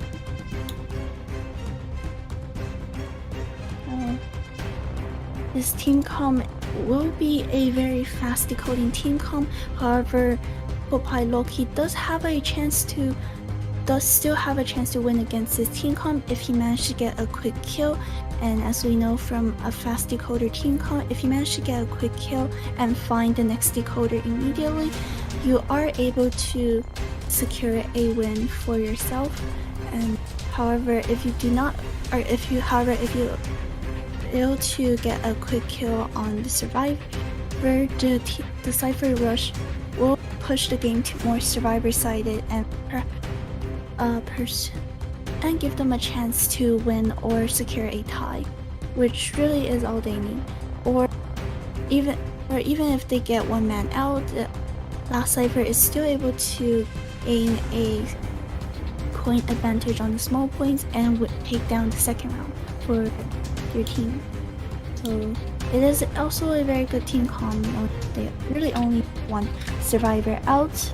However, getting a tie will give them a better advantage against Apple Pie. So just waiting for Apple Pie to invite their survivors, and I think Sancred is I don't think that is last Cipher. Just waiting for last Oh, pardon me? I'm so sorry. I didn't actually hear. Oh, okay. So then we have to wait for... Oh, Apple Pie... Oh, so we have to wait for last Cipher survivors to come to the lobby and wait for... Oh, Apple Pie Loki is here, so Apple Pie is invited. Yeah, so we have the two captains in. We just need to wait for them to invite their members to the custom. So please bear with us for a bit. While at the same time we do wait for the hunter choice. Just waiting for... which already actually came in. So it's actually gonna be the Dream Witch. Dream Witch. A Dream Witch on Arms Factor is a very... the choice is, as we know, it's not a bad choice. However, the survivors are able to counter against a Dream Witch through the benefit of Arms Factory. Dying in the corner, she will not be able to make use of her map control. However, the Dream Witch do have a chance to control the middle of the map, so if survivors choose to do those ciphers, they will get interrupted regardless where they die.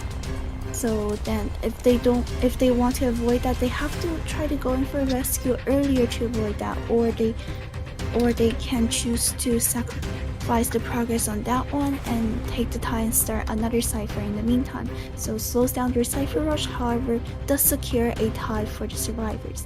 So we have to see about how well the survivors can kite and where they will choose to die for this game. And then, as we know from Art Factory, if the survivors are able to get into Factory, it still will be challenging for Dreamwish to get a quick down on them, even though the green Dreamwish can do those ceiling trick. I need to close my door. I'll be right back.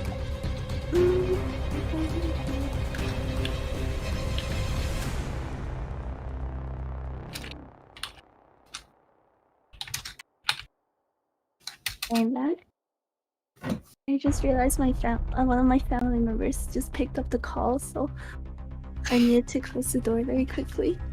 Alright, it's alright, no worries. I'm really glad that you're here in the first place to take over from Eli, because he really needed to get some rest. So just, if there's anything in between, just go ahead. We're just waiting for the survivors to ready up so we can start this matchup. Hopefully as quickly as possible without any interruptions this time.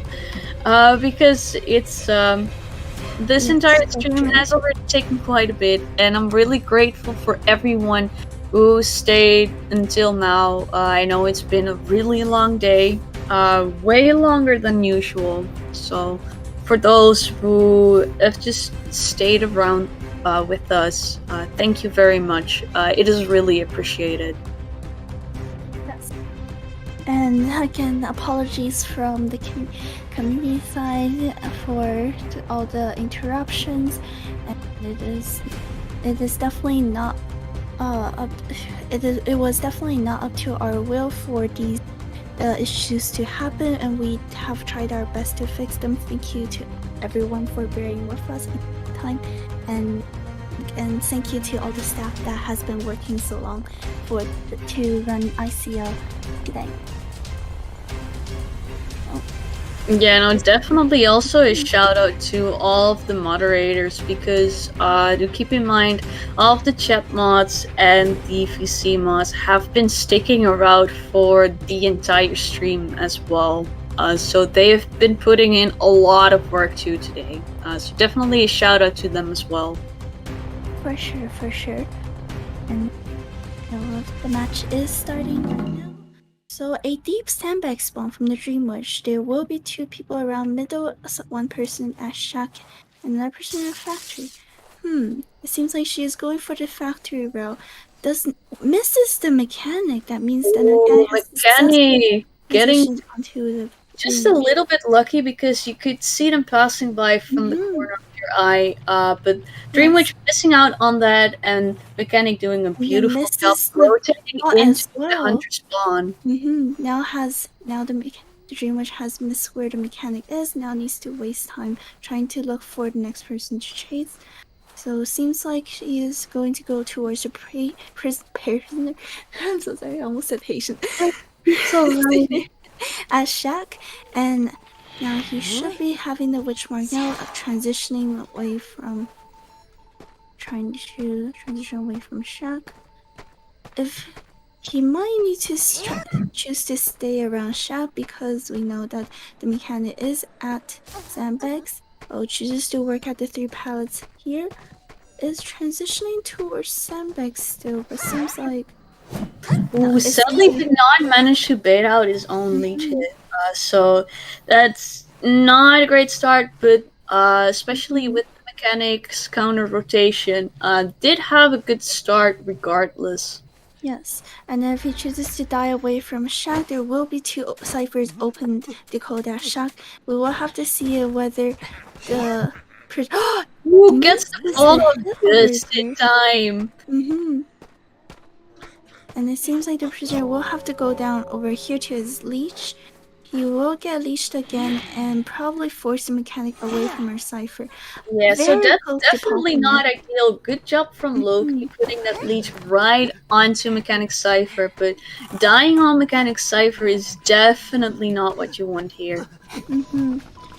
Ideally, he should die closer to inside so Mechanic will be able to pop the cipher. However, he did do a good job with dying away from the 2 ciphers at Shack, meaning that Mechanic will be able to finish the cipher that he has started working on to the outside of Shack.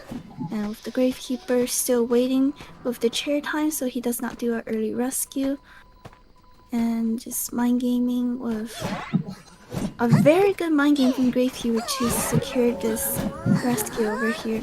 And same for the hunter to body block the prisoner with the ally over there. Secures that hit. And now she has to look for the Gravekeeper to leech him. So Ooh, he cannot Gravekeeper go still in the area, so he's going to take this leech here. It seems like he might Definitely not use something his you shovel. want, since the prisoner has his leech as well, so that this means that the Dream Witch has a lot of knowledge on the survivor's locations, especially the survivor locations she wants to know, such as this prisoner, such as the Gravekeeper. And as we know with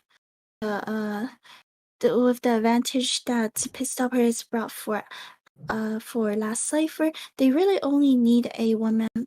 And with the amount of Cipher progress that they have this game, they are. Oh, Ooh, Mechanic taking a hit right there. but giving the mercenary a free rescue, the hunter, the mercenary can choose to body block for the prisoner. I am so sorry. I kept on messing up fine, don't patient, worry and then I about called him prisoner too many times. It's alright, you're doing great. So then the dreamer chooses to camp this sandbag cipher. Seems to be able to down the mechanic at the sandbag cipher. Means that she will be able to camp this cipher without Tie Turner.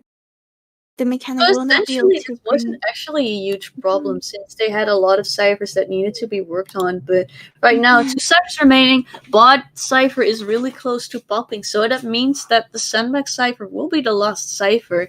And having your game revolve around that cipher while the Dream Witch is already there, definitely not ideal. Dream Witch is actually gonna switch to Blink here. And with the switch to Blink, she will not be able to absorb the cipher or switch to teleport for endgame. However, the survivors do not know that she has switched to Blink so far. Might take a guess that she has switched to abnormal and abnormal sandbag cipher, because currently no one is near the cipher and is unable to hear whether if the cipher still has as much progress. And we just have Yep, there we have the mercenary coming in, noticing that Cipher did not get abnormal at all. Now they have the information of the hunter did gets a nice kill on the mechanic when they chose to save at full. Now she has successfully eliminated Ooh, the beautiful mechanic and chose to double down the Cipher. And now the survivors do not have enough cipher to pop it before she picks up mercenary. And however, the last cipher is very far from where this from the mechanic's chair. She will need to take time to walk over, and that cipher will be around 60. So this is where the prisoner is gonna be really strong. So they have 2 ciphers. They are fairly spread out, which is good considering this is a Dream Witch. But the prisoner, with his connections, can kind of work around the Dream Witch, since they have those 2 ciphers. Yes. So it does leave some options for the team to potentially work with the cipher, especially since it's so close to being primed. Yes, and now it actually is primed right now, and they might just go ahead and pop it. Prisoner has successfully waited the mercenary. A very good play from the survivors to be baiting the Dream Witch to come to the last cipher. Now the Dream Witch might want to secure this tie by killing the Gravekeeper, and the mercenary and prisoner will be able to get out through front gate. Without a leash on the prisoner, he chooses to a very good window trick job blocking off that window with the main body. Beautiful play from the Dream Witch. However, sadly, because like you said, they're still in a draw kind of situation, which means since Apple Pie does need a 4-man elimination here, that would mean that the round would go to Lost Cipher. And this is definitely a bit of a sacrifice that the hunter had to make, choosing to go for Blink rather than bring something like Teleport or Abnormal. Yes. And there we go with the 2 survivor escape. Really well, beautiful plays from both sides, I might say. Very beautiful plays from both sides. And yes, definitely the Dreamers play very well. However, we have the mechanic doing a very, very sneaky strategy to rotate onto the Dreamers spawn. And then the Dreamers has not expected that the mechanic will rotate into her spawn, so does not check forward side of the edge of the map and successfully misses the mechanic. And then with a large rotation around the map to find the prisoner does gain a pretty quick kill, to be fair, but however there was enough rotation from the hunter, meaning that they've got enough cipher progress for survivors to ensure a tie and above. It was kind of unfortunate that Mercy was not able to body block for the mechanic after the rescue. However, they really only needed a tie for this game to secure a advantage for their team. So very good game on both sides. Thank you very much for this game that both teams brought us. And then we will move on to coin toss for the third round to see which team will choose map and which team will choose division. Tails choice from Tails choice. I think this is Apple Pie choosing heads. That means that last cipher will be able to choose their map first.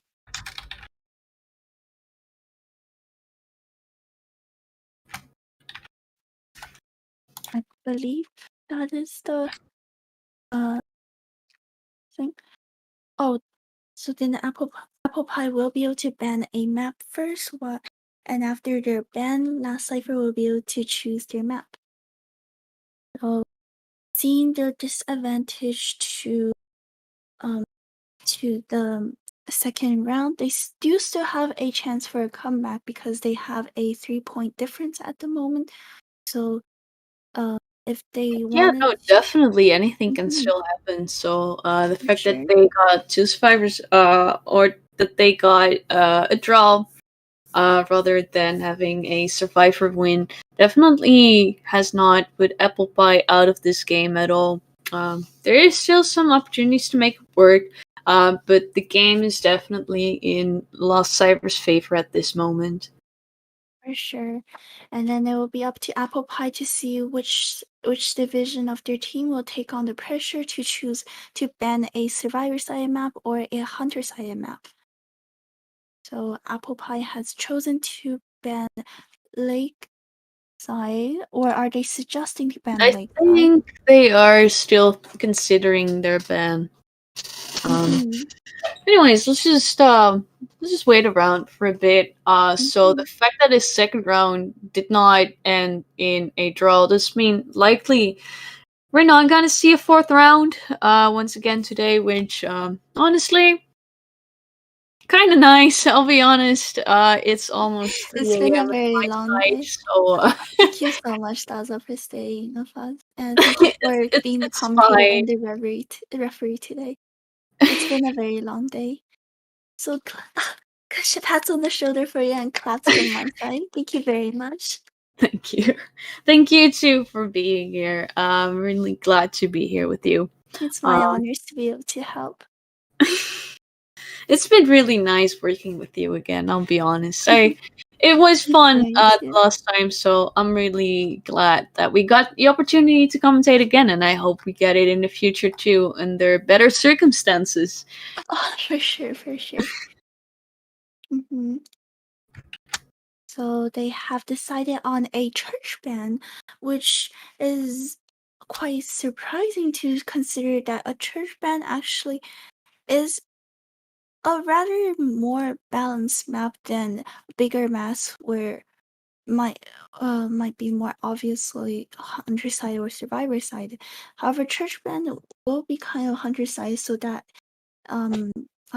survivor side, so that might be to relieve the pressures from their hunter, because as we know from Red Church. Red Church does have a lot of high walls, giving them a lot more difficulty to see where the survivors are. So that choice will be to relieve a bit of pressure from their hunter side.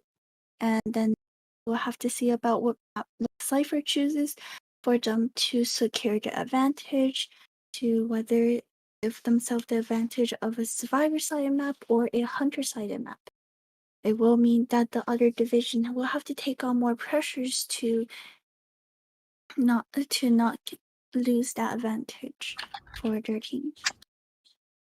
It seems like they have chosen the map Ever-Sleeping, and as we know, Ever-Sleeping is a very good map for Poland and Dreamwitch because of how big the map is. It will take more effort and calculations for the survivors in transitioning, and we will have to see about what their hunter if they ban their map. It'll be on Apple Pie to decide which division goes first. I must say it's really interesting that they opted to go with Ever-Sleeping. Might be because Loki was suggesting Lakeside. So Ever-Sleeping is quite different from Lakeside for the fact that Ever-Sleeping is fairly survivor-sided. Of course, at the same time, it's a good map for hunters such as Dreamwitch, Sculptor, Breaking Wheel. So that definitely will make for an interesting match. They do have 2 hunter bans, of course, but it still leaves one of these options open. For sure. And then, however, despite the fact that it is a bigger map and will cost the survivors to put more effort into calculating how they're transitioning, there are a lot of pallets, so Daza is correct about how it is quite a more survivor-sided map because of the amount of pallets that the survivors can choose to use in this map. And then even with the amount of pallets, we will have to see about what hunter last Cipher chooses to use, because Apple Pie has chosen to put their survivors first for last round. It will mean that they are giving the pressure to their hunter. So then, because the hunter will have to see what they can do after their survivors play. Ideally, if they can get a 3-man, it will give less pressure for the hunter because they will not need to get a 4-man. Because if Apple Pie wants to make a comeback from if Apple Pie does want to make a comeback from this situation, they will need a tie in a 4-man or a 3-man and a 3-man from both divisions. A tie and above is what they have to aim for their survivors.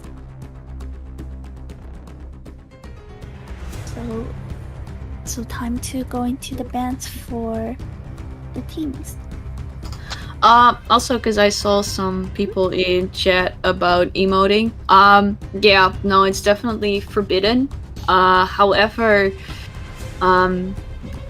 this normally is something that would go up to the referees who currently are unavailable, so they will have to review it. Of course, this is not something that would immediately put a team out of the running, which is why we currently are not doing much with that. So for that reason, wait, are we still on?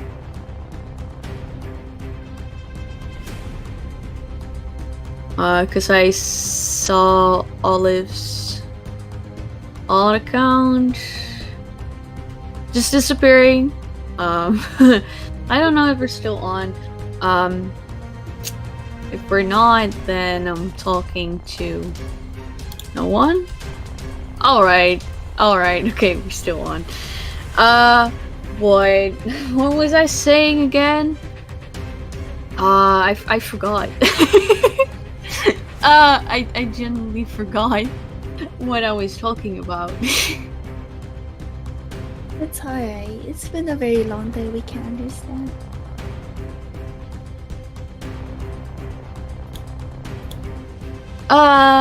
Yeah, so sorry about that. Maybe I'll remember in a second what I was talking about, and if not, I'm sorry.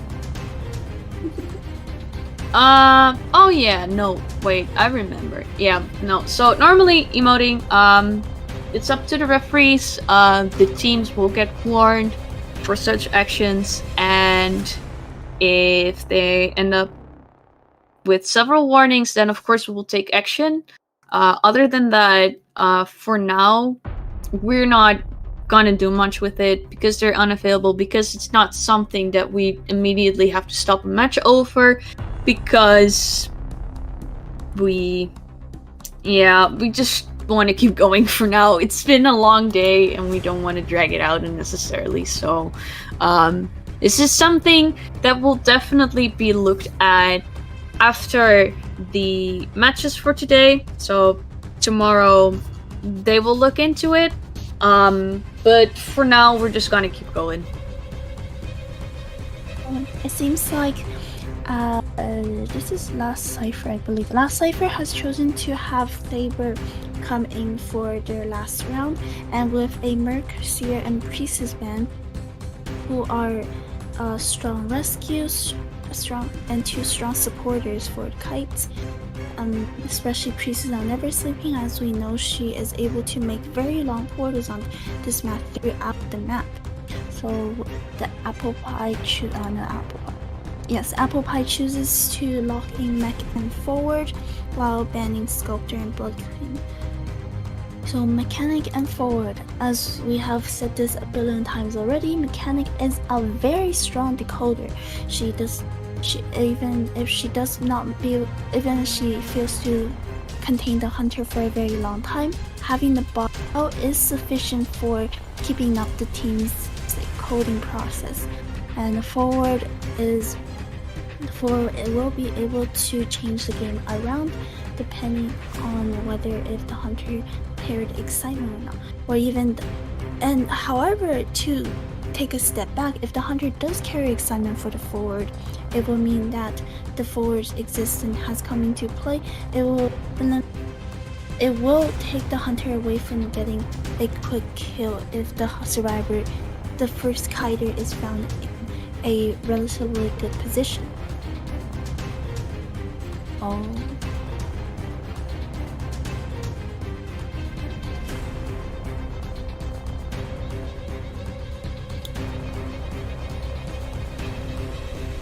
I must say, I do think it's fairly interesting though that they opted to go with the Bloody Queen ban.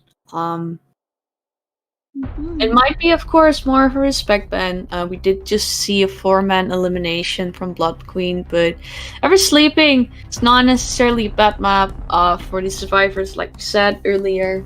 Of course, Bloody Queen still might be able to do something. It is a fairly straight map, so therefore she can definitely work around with the mirror, but in the end, Bloody Queen is technically known as a draw type hunter, and in this case, what Apple Pie needs is to at least get a draw.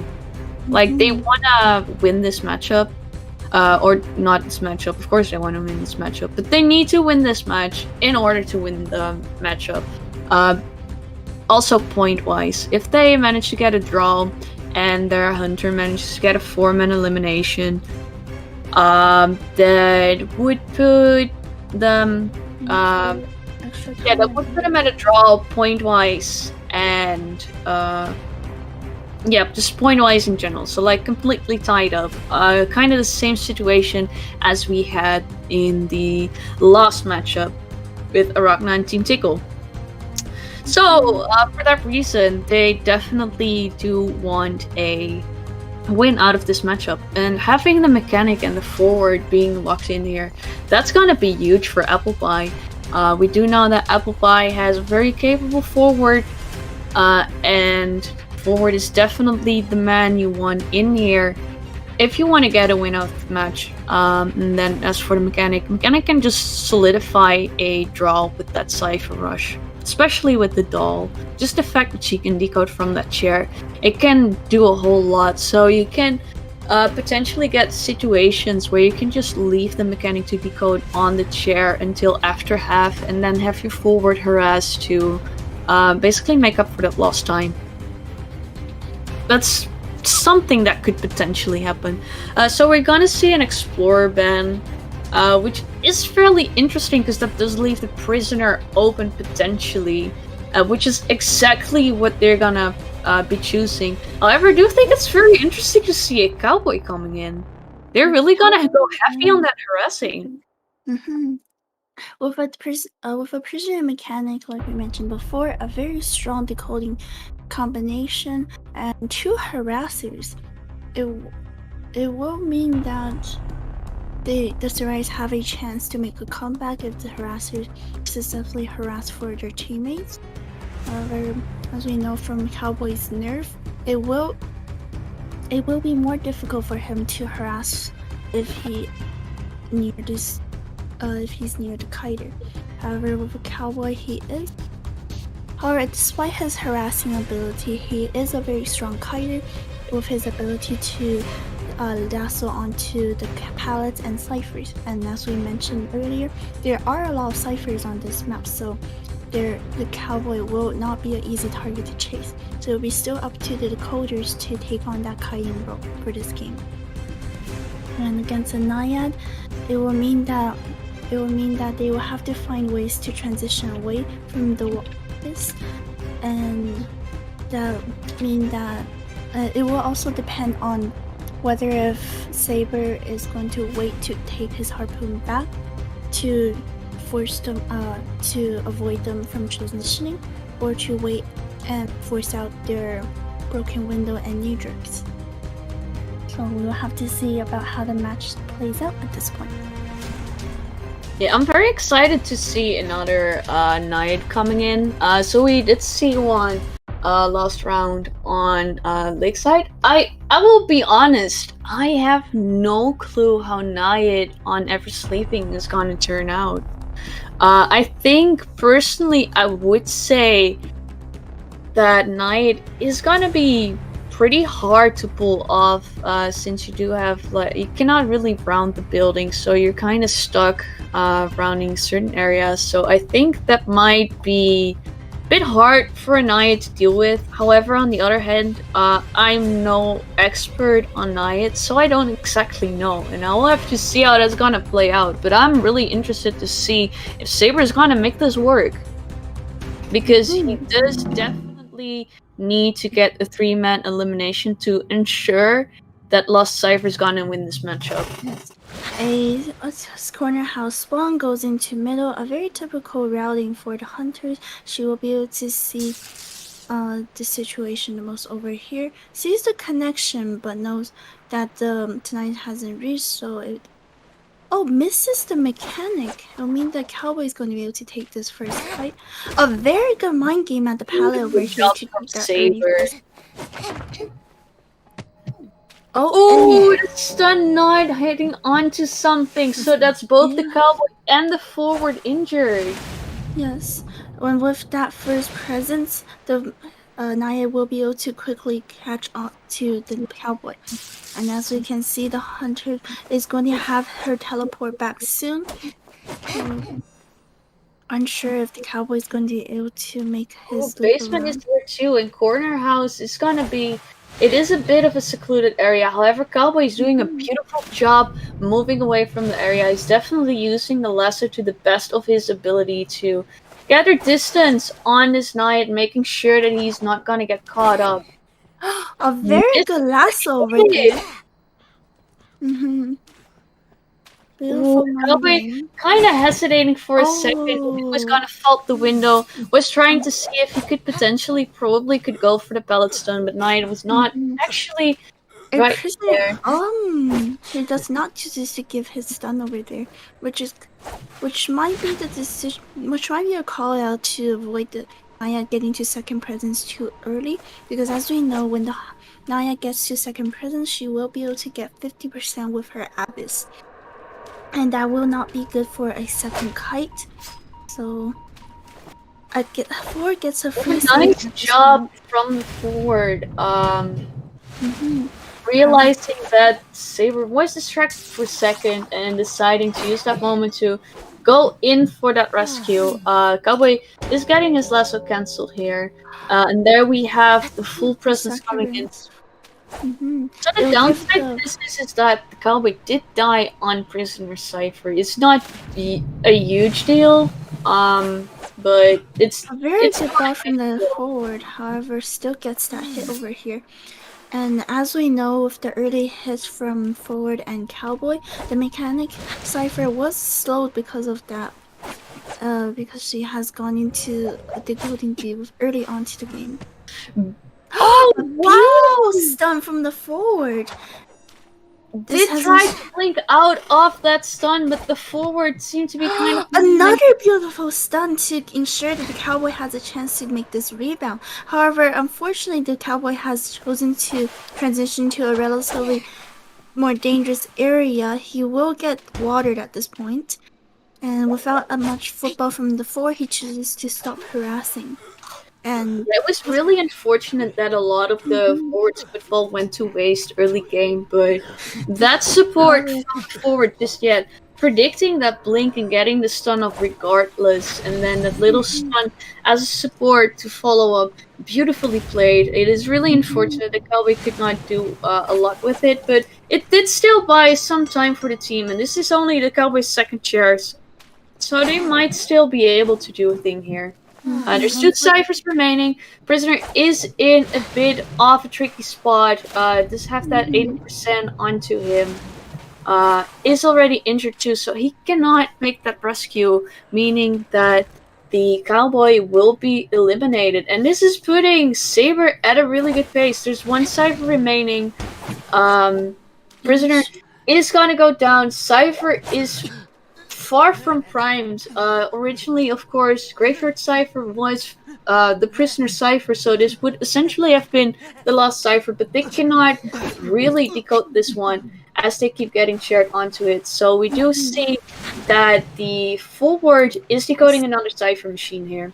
Yes, and with the wrong calculation as to where the mechanic is coming from, the mechanic is able to approach the chair safely and probably get a free rescue over here. Oh yeah, indeed.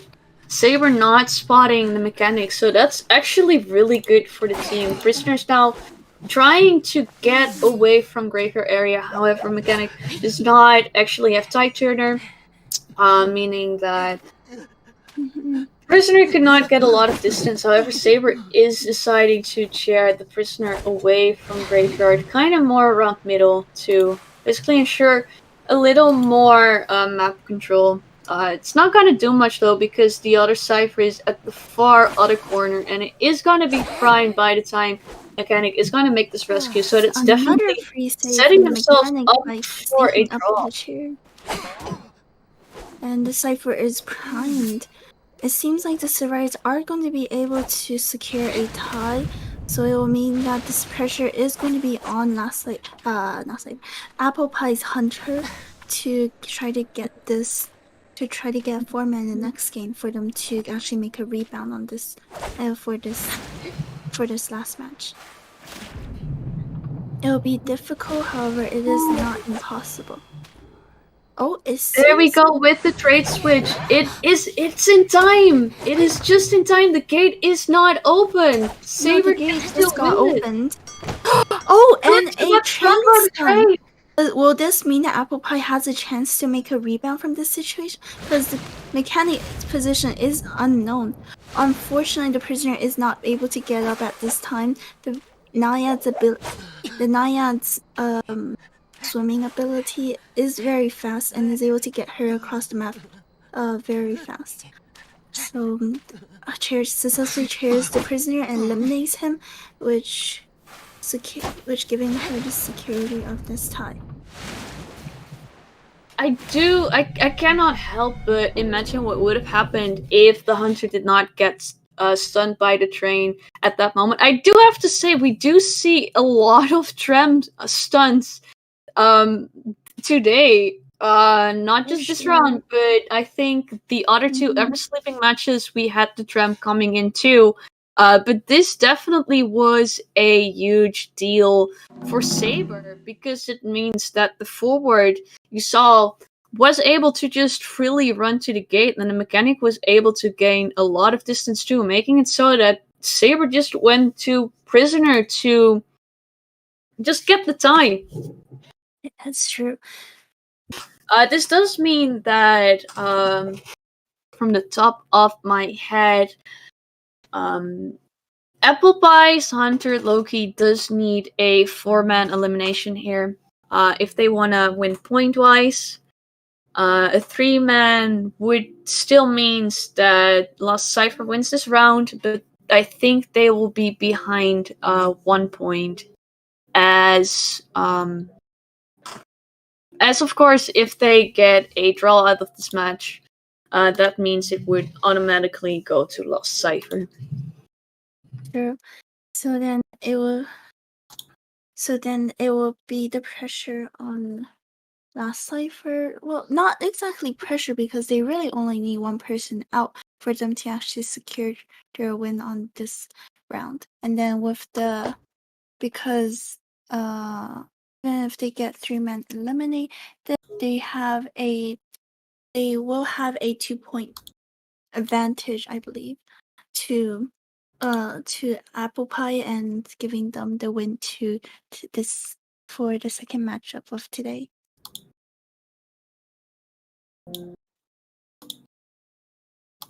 The tram is the real hunter of IDV. I definitely agree with that. It is the real hunter. It's the Survivor division, the Hunter division, and the Hunter division, who hunts both divisions of IDV players. Yeah, no, ever sleeping tram. It's built different, you know. For sure. Different. I definitely agree with that, especially on some of the ciphers, like the 2-pallet cipher or Fake Gate. That cipher is a very cruel cipher when it comes to trams, because if the hunter is trying to teleport her to you and you try to vote that pallet and the tram comes just in time, oh my goodness, I cannot imagine how unfortunate it is, because that has happened to me and my teammates.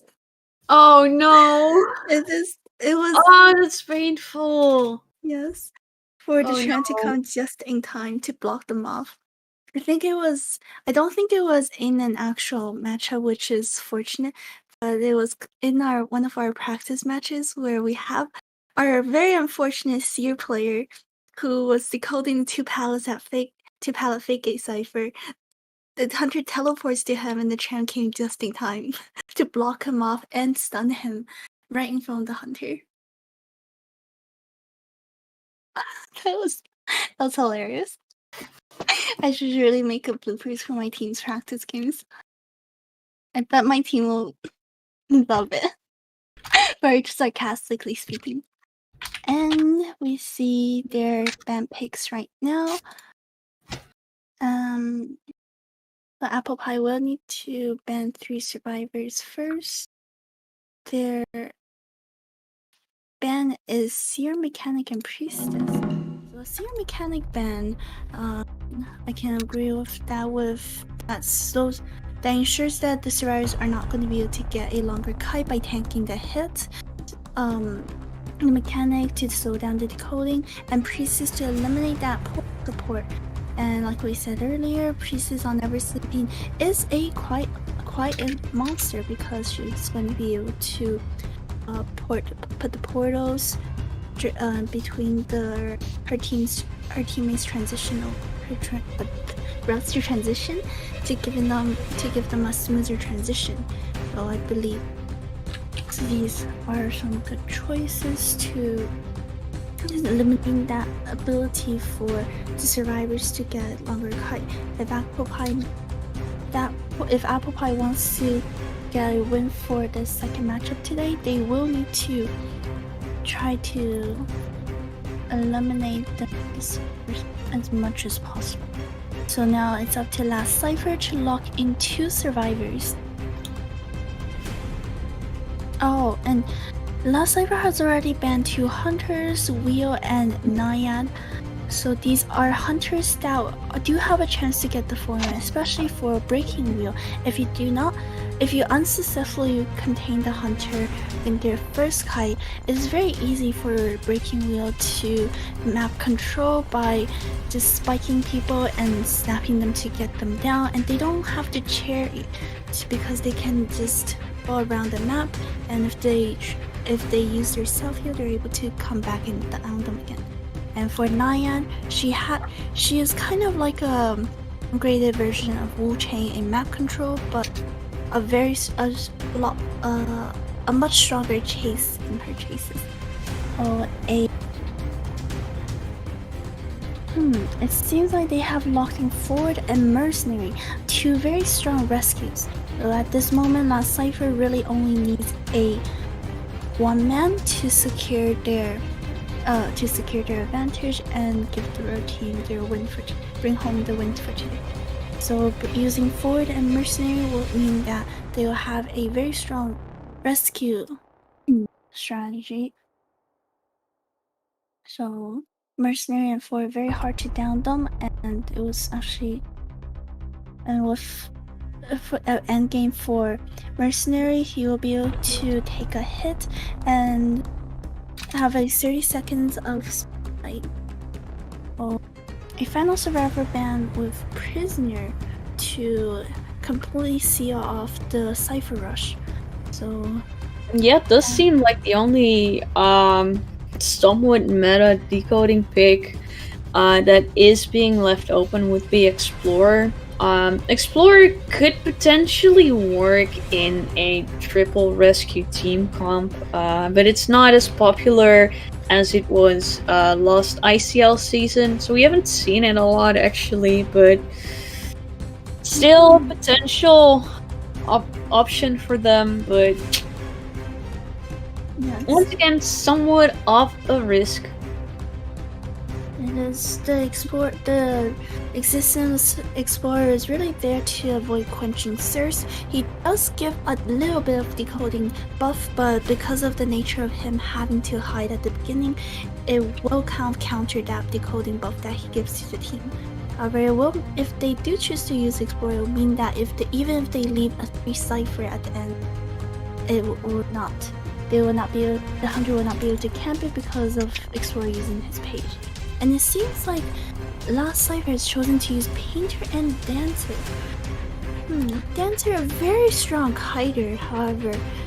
Yes, it only gets countered by Naiad because of the Abyss Zone, but since they already banned Naiad, they are able to use Dancer, and there isn't technically a hunter that will completely counter her music boxes.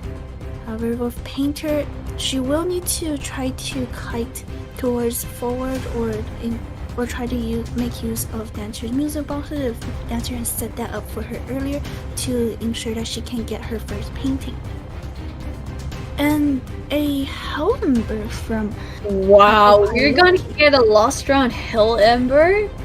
It seems like he's brought out his trump card for this one. What we see from this match will be very interesting because I do not believe... Has anyone used Hell Ember in ICL yet? I don't quite remember. No, I don't think so. I don't believe so. Would this be the first Hell Ember that we see? Or one of the first? Because I don't actually remember if there are any other Hell Ember players that use Hell Ember. I am really excited for this match. This could go either way. Not a lot of people are actually used to dealing with a... We will be able to see a strong camp from the Hell Ember, or will we be able to see a comeback after the first kite with him throwing his puppets around to try to camp the Ciphers? It'll be very interesting to see how this round plays. And as we know with Ever Sleeping, it is a big map but ciphers can spawn quite close to each other, especially the cipher around middle, and if there's one at fake gate and another cipher at geisha or 2-pallet fake gate. Those ciphers can lead to a dangerous 3 cipher for their endgame. And we have to see about how this will play out for the hunter and the survivors. However, I cannot believe we're actually getting a Hellember match. I did not expect this day to... I mean, I wouldn't say end just yet. There's obviously still the opportunity for these matches to be tied up.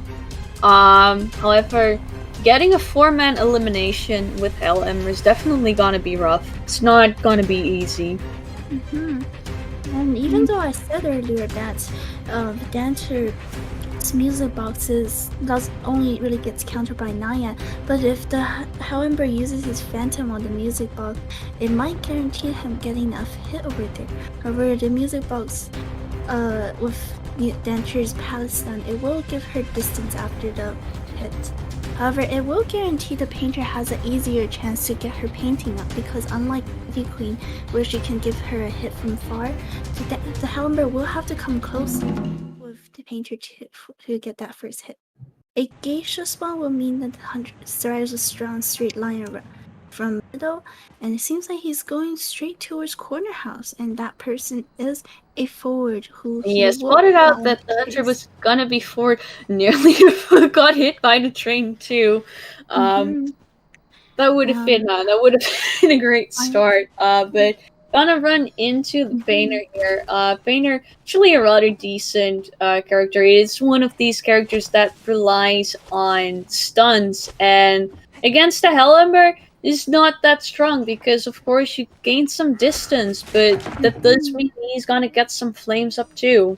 Yes. However, the Hellember does break away from his hunt by breaking that pallet over there, and then giving the painter to pull enough distance as well get her first painting. So putting out the Phantom over here to try to corner in the dancer painter. Oh, the tram comes just in time to walk her off from her straight transition. However, it seems like the dancer has put up a box. Ooh, very good juke from the painter. That is gonna be huge because the Hellember's early game isn't as strong, so missing that blink without getting any hits or whatsoever, because the hunter only managed to get us some presence through that insolence. As we know, that's a great start for the Spiders. It's giving them a great setup, and now the dancer can go back to Grave Cabin, and both pallets are dropped over here, giving the Hellember a pretty hard time to catch up with her. Now he might need to jump back to the painter, and however, the painter does still have another painting, so that would mean that the Hellember will not be able to get close to him. The Phantom does land a hit over here, so that's a very sadly could not avoid the painting. Was forced to take it, which means that Painter, they get an opportunity to get back into this music box. Tried to hit the puppet, but was blocked by the roof here. Ooh, it was just a bit off to land the hit on the female dancer here. However, it's still gonna be a hit as the female dancer doesn't really have anywhere to go. Yes. However, she does still have her drop-down boost back, and as well as her pallet boost. She decides to use her window boost over here, giving her the transition to Graveyard or to Geisha, so she can take as much distance from the Hellember as possible. However, this will mean that she will have to kite onto the mercenary Cipher. However, I mean, it is not ideal, but at the same time, they have a lot of good progress. Only the Painter and female dancer got hurt so far. Female dancer Cipher's gonna be popped. They're still working on the Painter Cipher too, so that would leave 2 more Ciphers to go, or I say 1 more Cipher to go. yes. Considering that no one has been shared yet, that is definitely a good position to be in. That's true. And then the 4 is also here, ready to harass for the dancer if necessary. Oh, and there we go with the first chair. From here on, it's gonna be really interesting to see what happens, because Hell Ember is really good on camping. Ford is just gonna go ahead and go for the stun on chair. Definitely the safest choice here. That's right. Not a body blocker whatsoever. Just that Tide Turner is enough. Once again, smart move from the forward. Oh, From another the stun forward to help too. her transition away from that. Sorry. However, the dancer is making her way over to the last cipher, which will mean that the painter and Mercy will have to get off the cipher. And over here, the dancer drops the cipher for the painter, so painter used the pallet boost to get away in time. Oh, unfortunately, misses the straight line attack hit over here. Mercenary taps on his puppet, so Hammer cannot put the flame onto it and hit him. Oh, they've already started another cipher at Geisha, and the dancer is already starting to search the chest to try to get endgame advantage. Finds the painter. A very good palace stun from the painter over here. And now the hunter has to try to a very good terror shock. Beautiful hit. A beautiful terror shock on the floor by using the straight line attack missive. However, now it's up to, and it seems like, and now the pressures will be on Mercenary to make the rescue over here, or he might choose to camp the cipher at. Oh no, he throws the pup. He's gonna switch and get the painter with the blink. Yes. Is the However, Hellhammer actually gonna be able to turn this game around? It was a really rough start. It took him really long to get the first 5 on chair, but it seems like he is slowly picking up the pace. If it's However, gonna be a 4-man another elimination, Cipher I'm has not been- sure. But it is going to be very hard for him to get a 4-man at this point because he already used Blink, so that means that he does not have anything for endgame, even if he has Trump card. It seems like the Cipher is, and they have popped the Cipher, so a presumably insolence and detention build without Blink, it's going to be very hard for him to actually get a 4-man at this point. yeah, I will be honest, I don't really see it happening. No, for sure. Which And is especially- really unfortunate, especially considering this Hell Ember really is picking up the pace here. So I was Yes. definitely wanted to see more of that. It was very good survivor collaboration especially at the front, where there was great cabin where the dancer placed the music box for the painter to go over there, and with that benefit of slow music box and a slow hit from a slow attack speed from Hellember, it's very hard for the Hellember to actually get the hit over there. And then Yeah, even so if that's a 4-man escape. Really well played early game from these survivors. Like I said, once the Hellember did get that first person on chair, he did seem to kind of pick up the pace. Sadly, was already too late because the last 2 ciphers had already been worked on. yes. So they could just divide their focus, which means that Leo would have to camp 2 ciphers at once. And he does have his puppets, but it's just not enough. As you could see. And being a camp heavy hunter, having to leave the chair in order to pressure the cipher is definitely not something you want. And definitely did cost him the game in the end. But regardless, really well played. Beautiful terror shock too. That was really, really well played. He threw the puppet across from Forward, so he didn't actually realize that Forward assumed that the Helmer is going to drop down hit. However, the Helmer chose to use the straight line attack, however, to get that hit on the Forward over there. Yes, so this does, because I see some people asking, this means that Lost Cipher will win the second matchup for today. So the first matchup went to Arachna, and now the second goes to Lost Cipher. We will update the standings tomorrow. For now, we're just gonna wrap the stream up because it's already been a long time. So just quick shout out once again to Jams and to Joggy for the donations earlier. And thank everyone for watching, for participating. Thank you for your patience as well, because I know it's been a really long time. So thank you very much for sticking with us until the very end. I'll promise tomorrow we'll run a little more smoothly. But for now, my apologies for today. Yeah, and I'm just gonna leave it at that for now. Thank you very much, and I'll see you tomorrow. Thank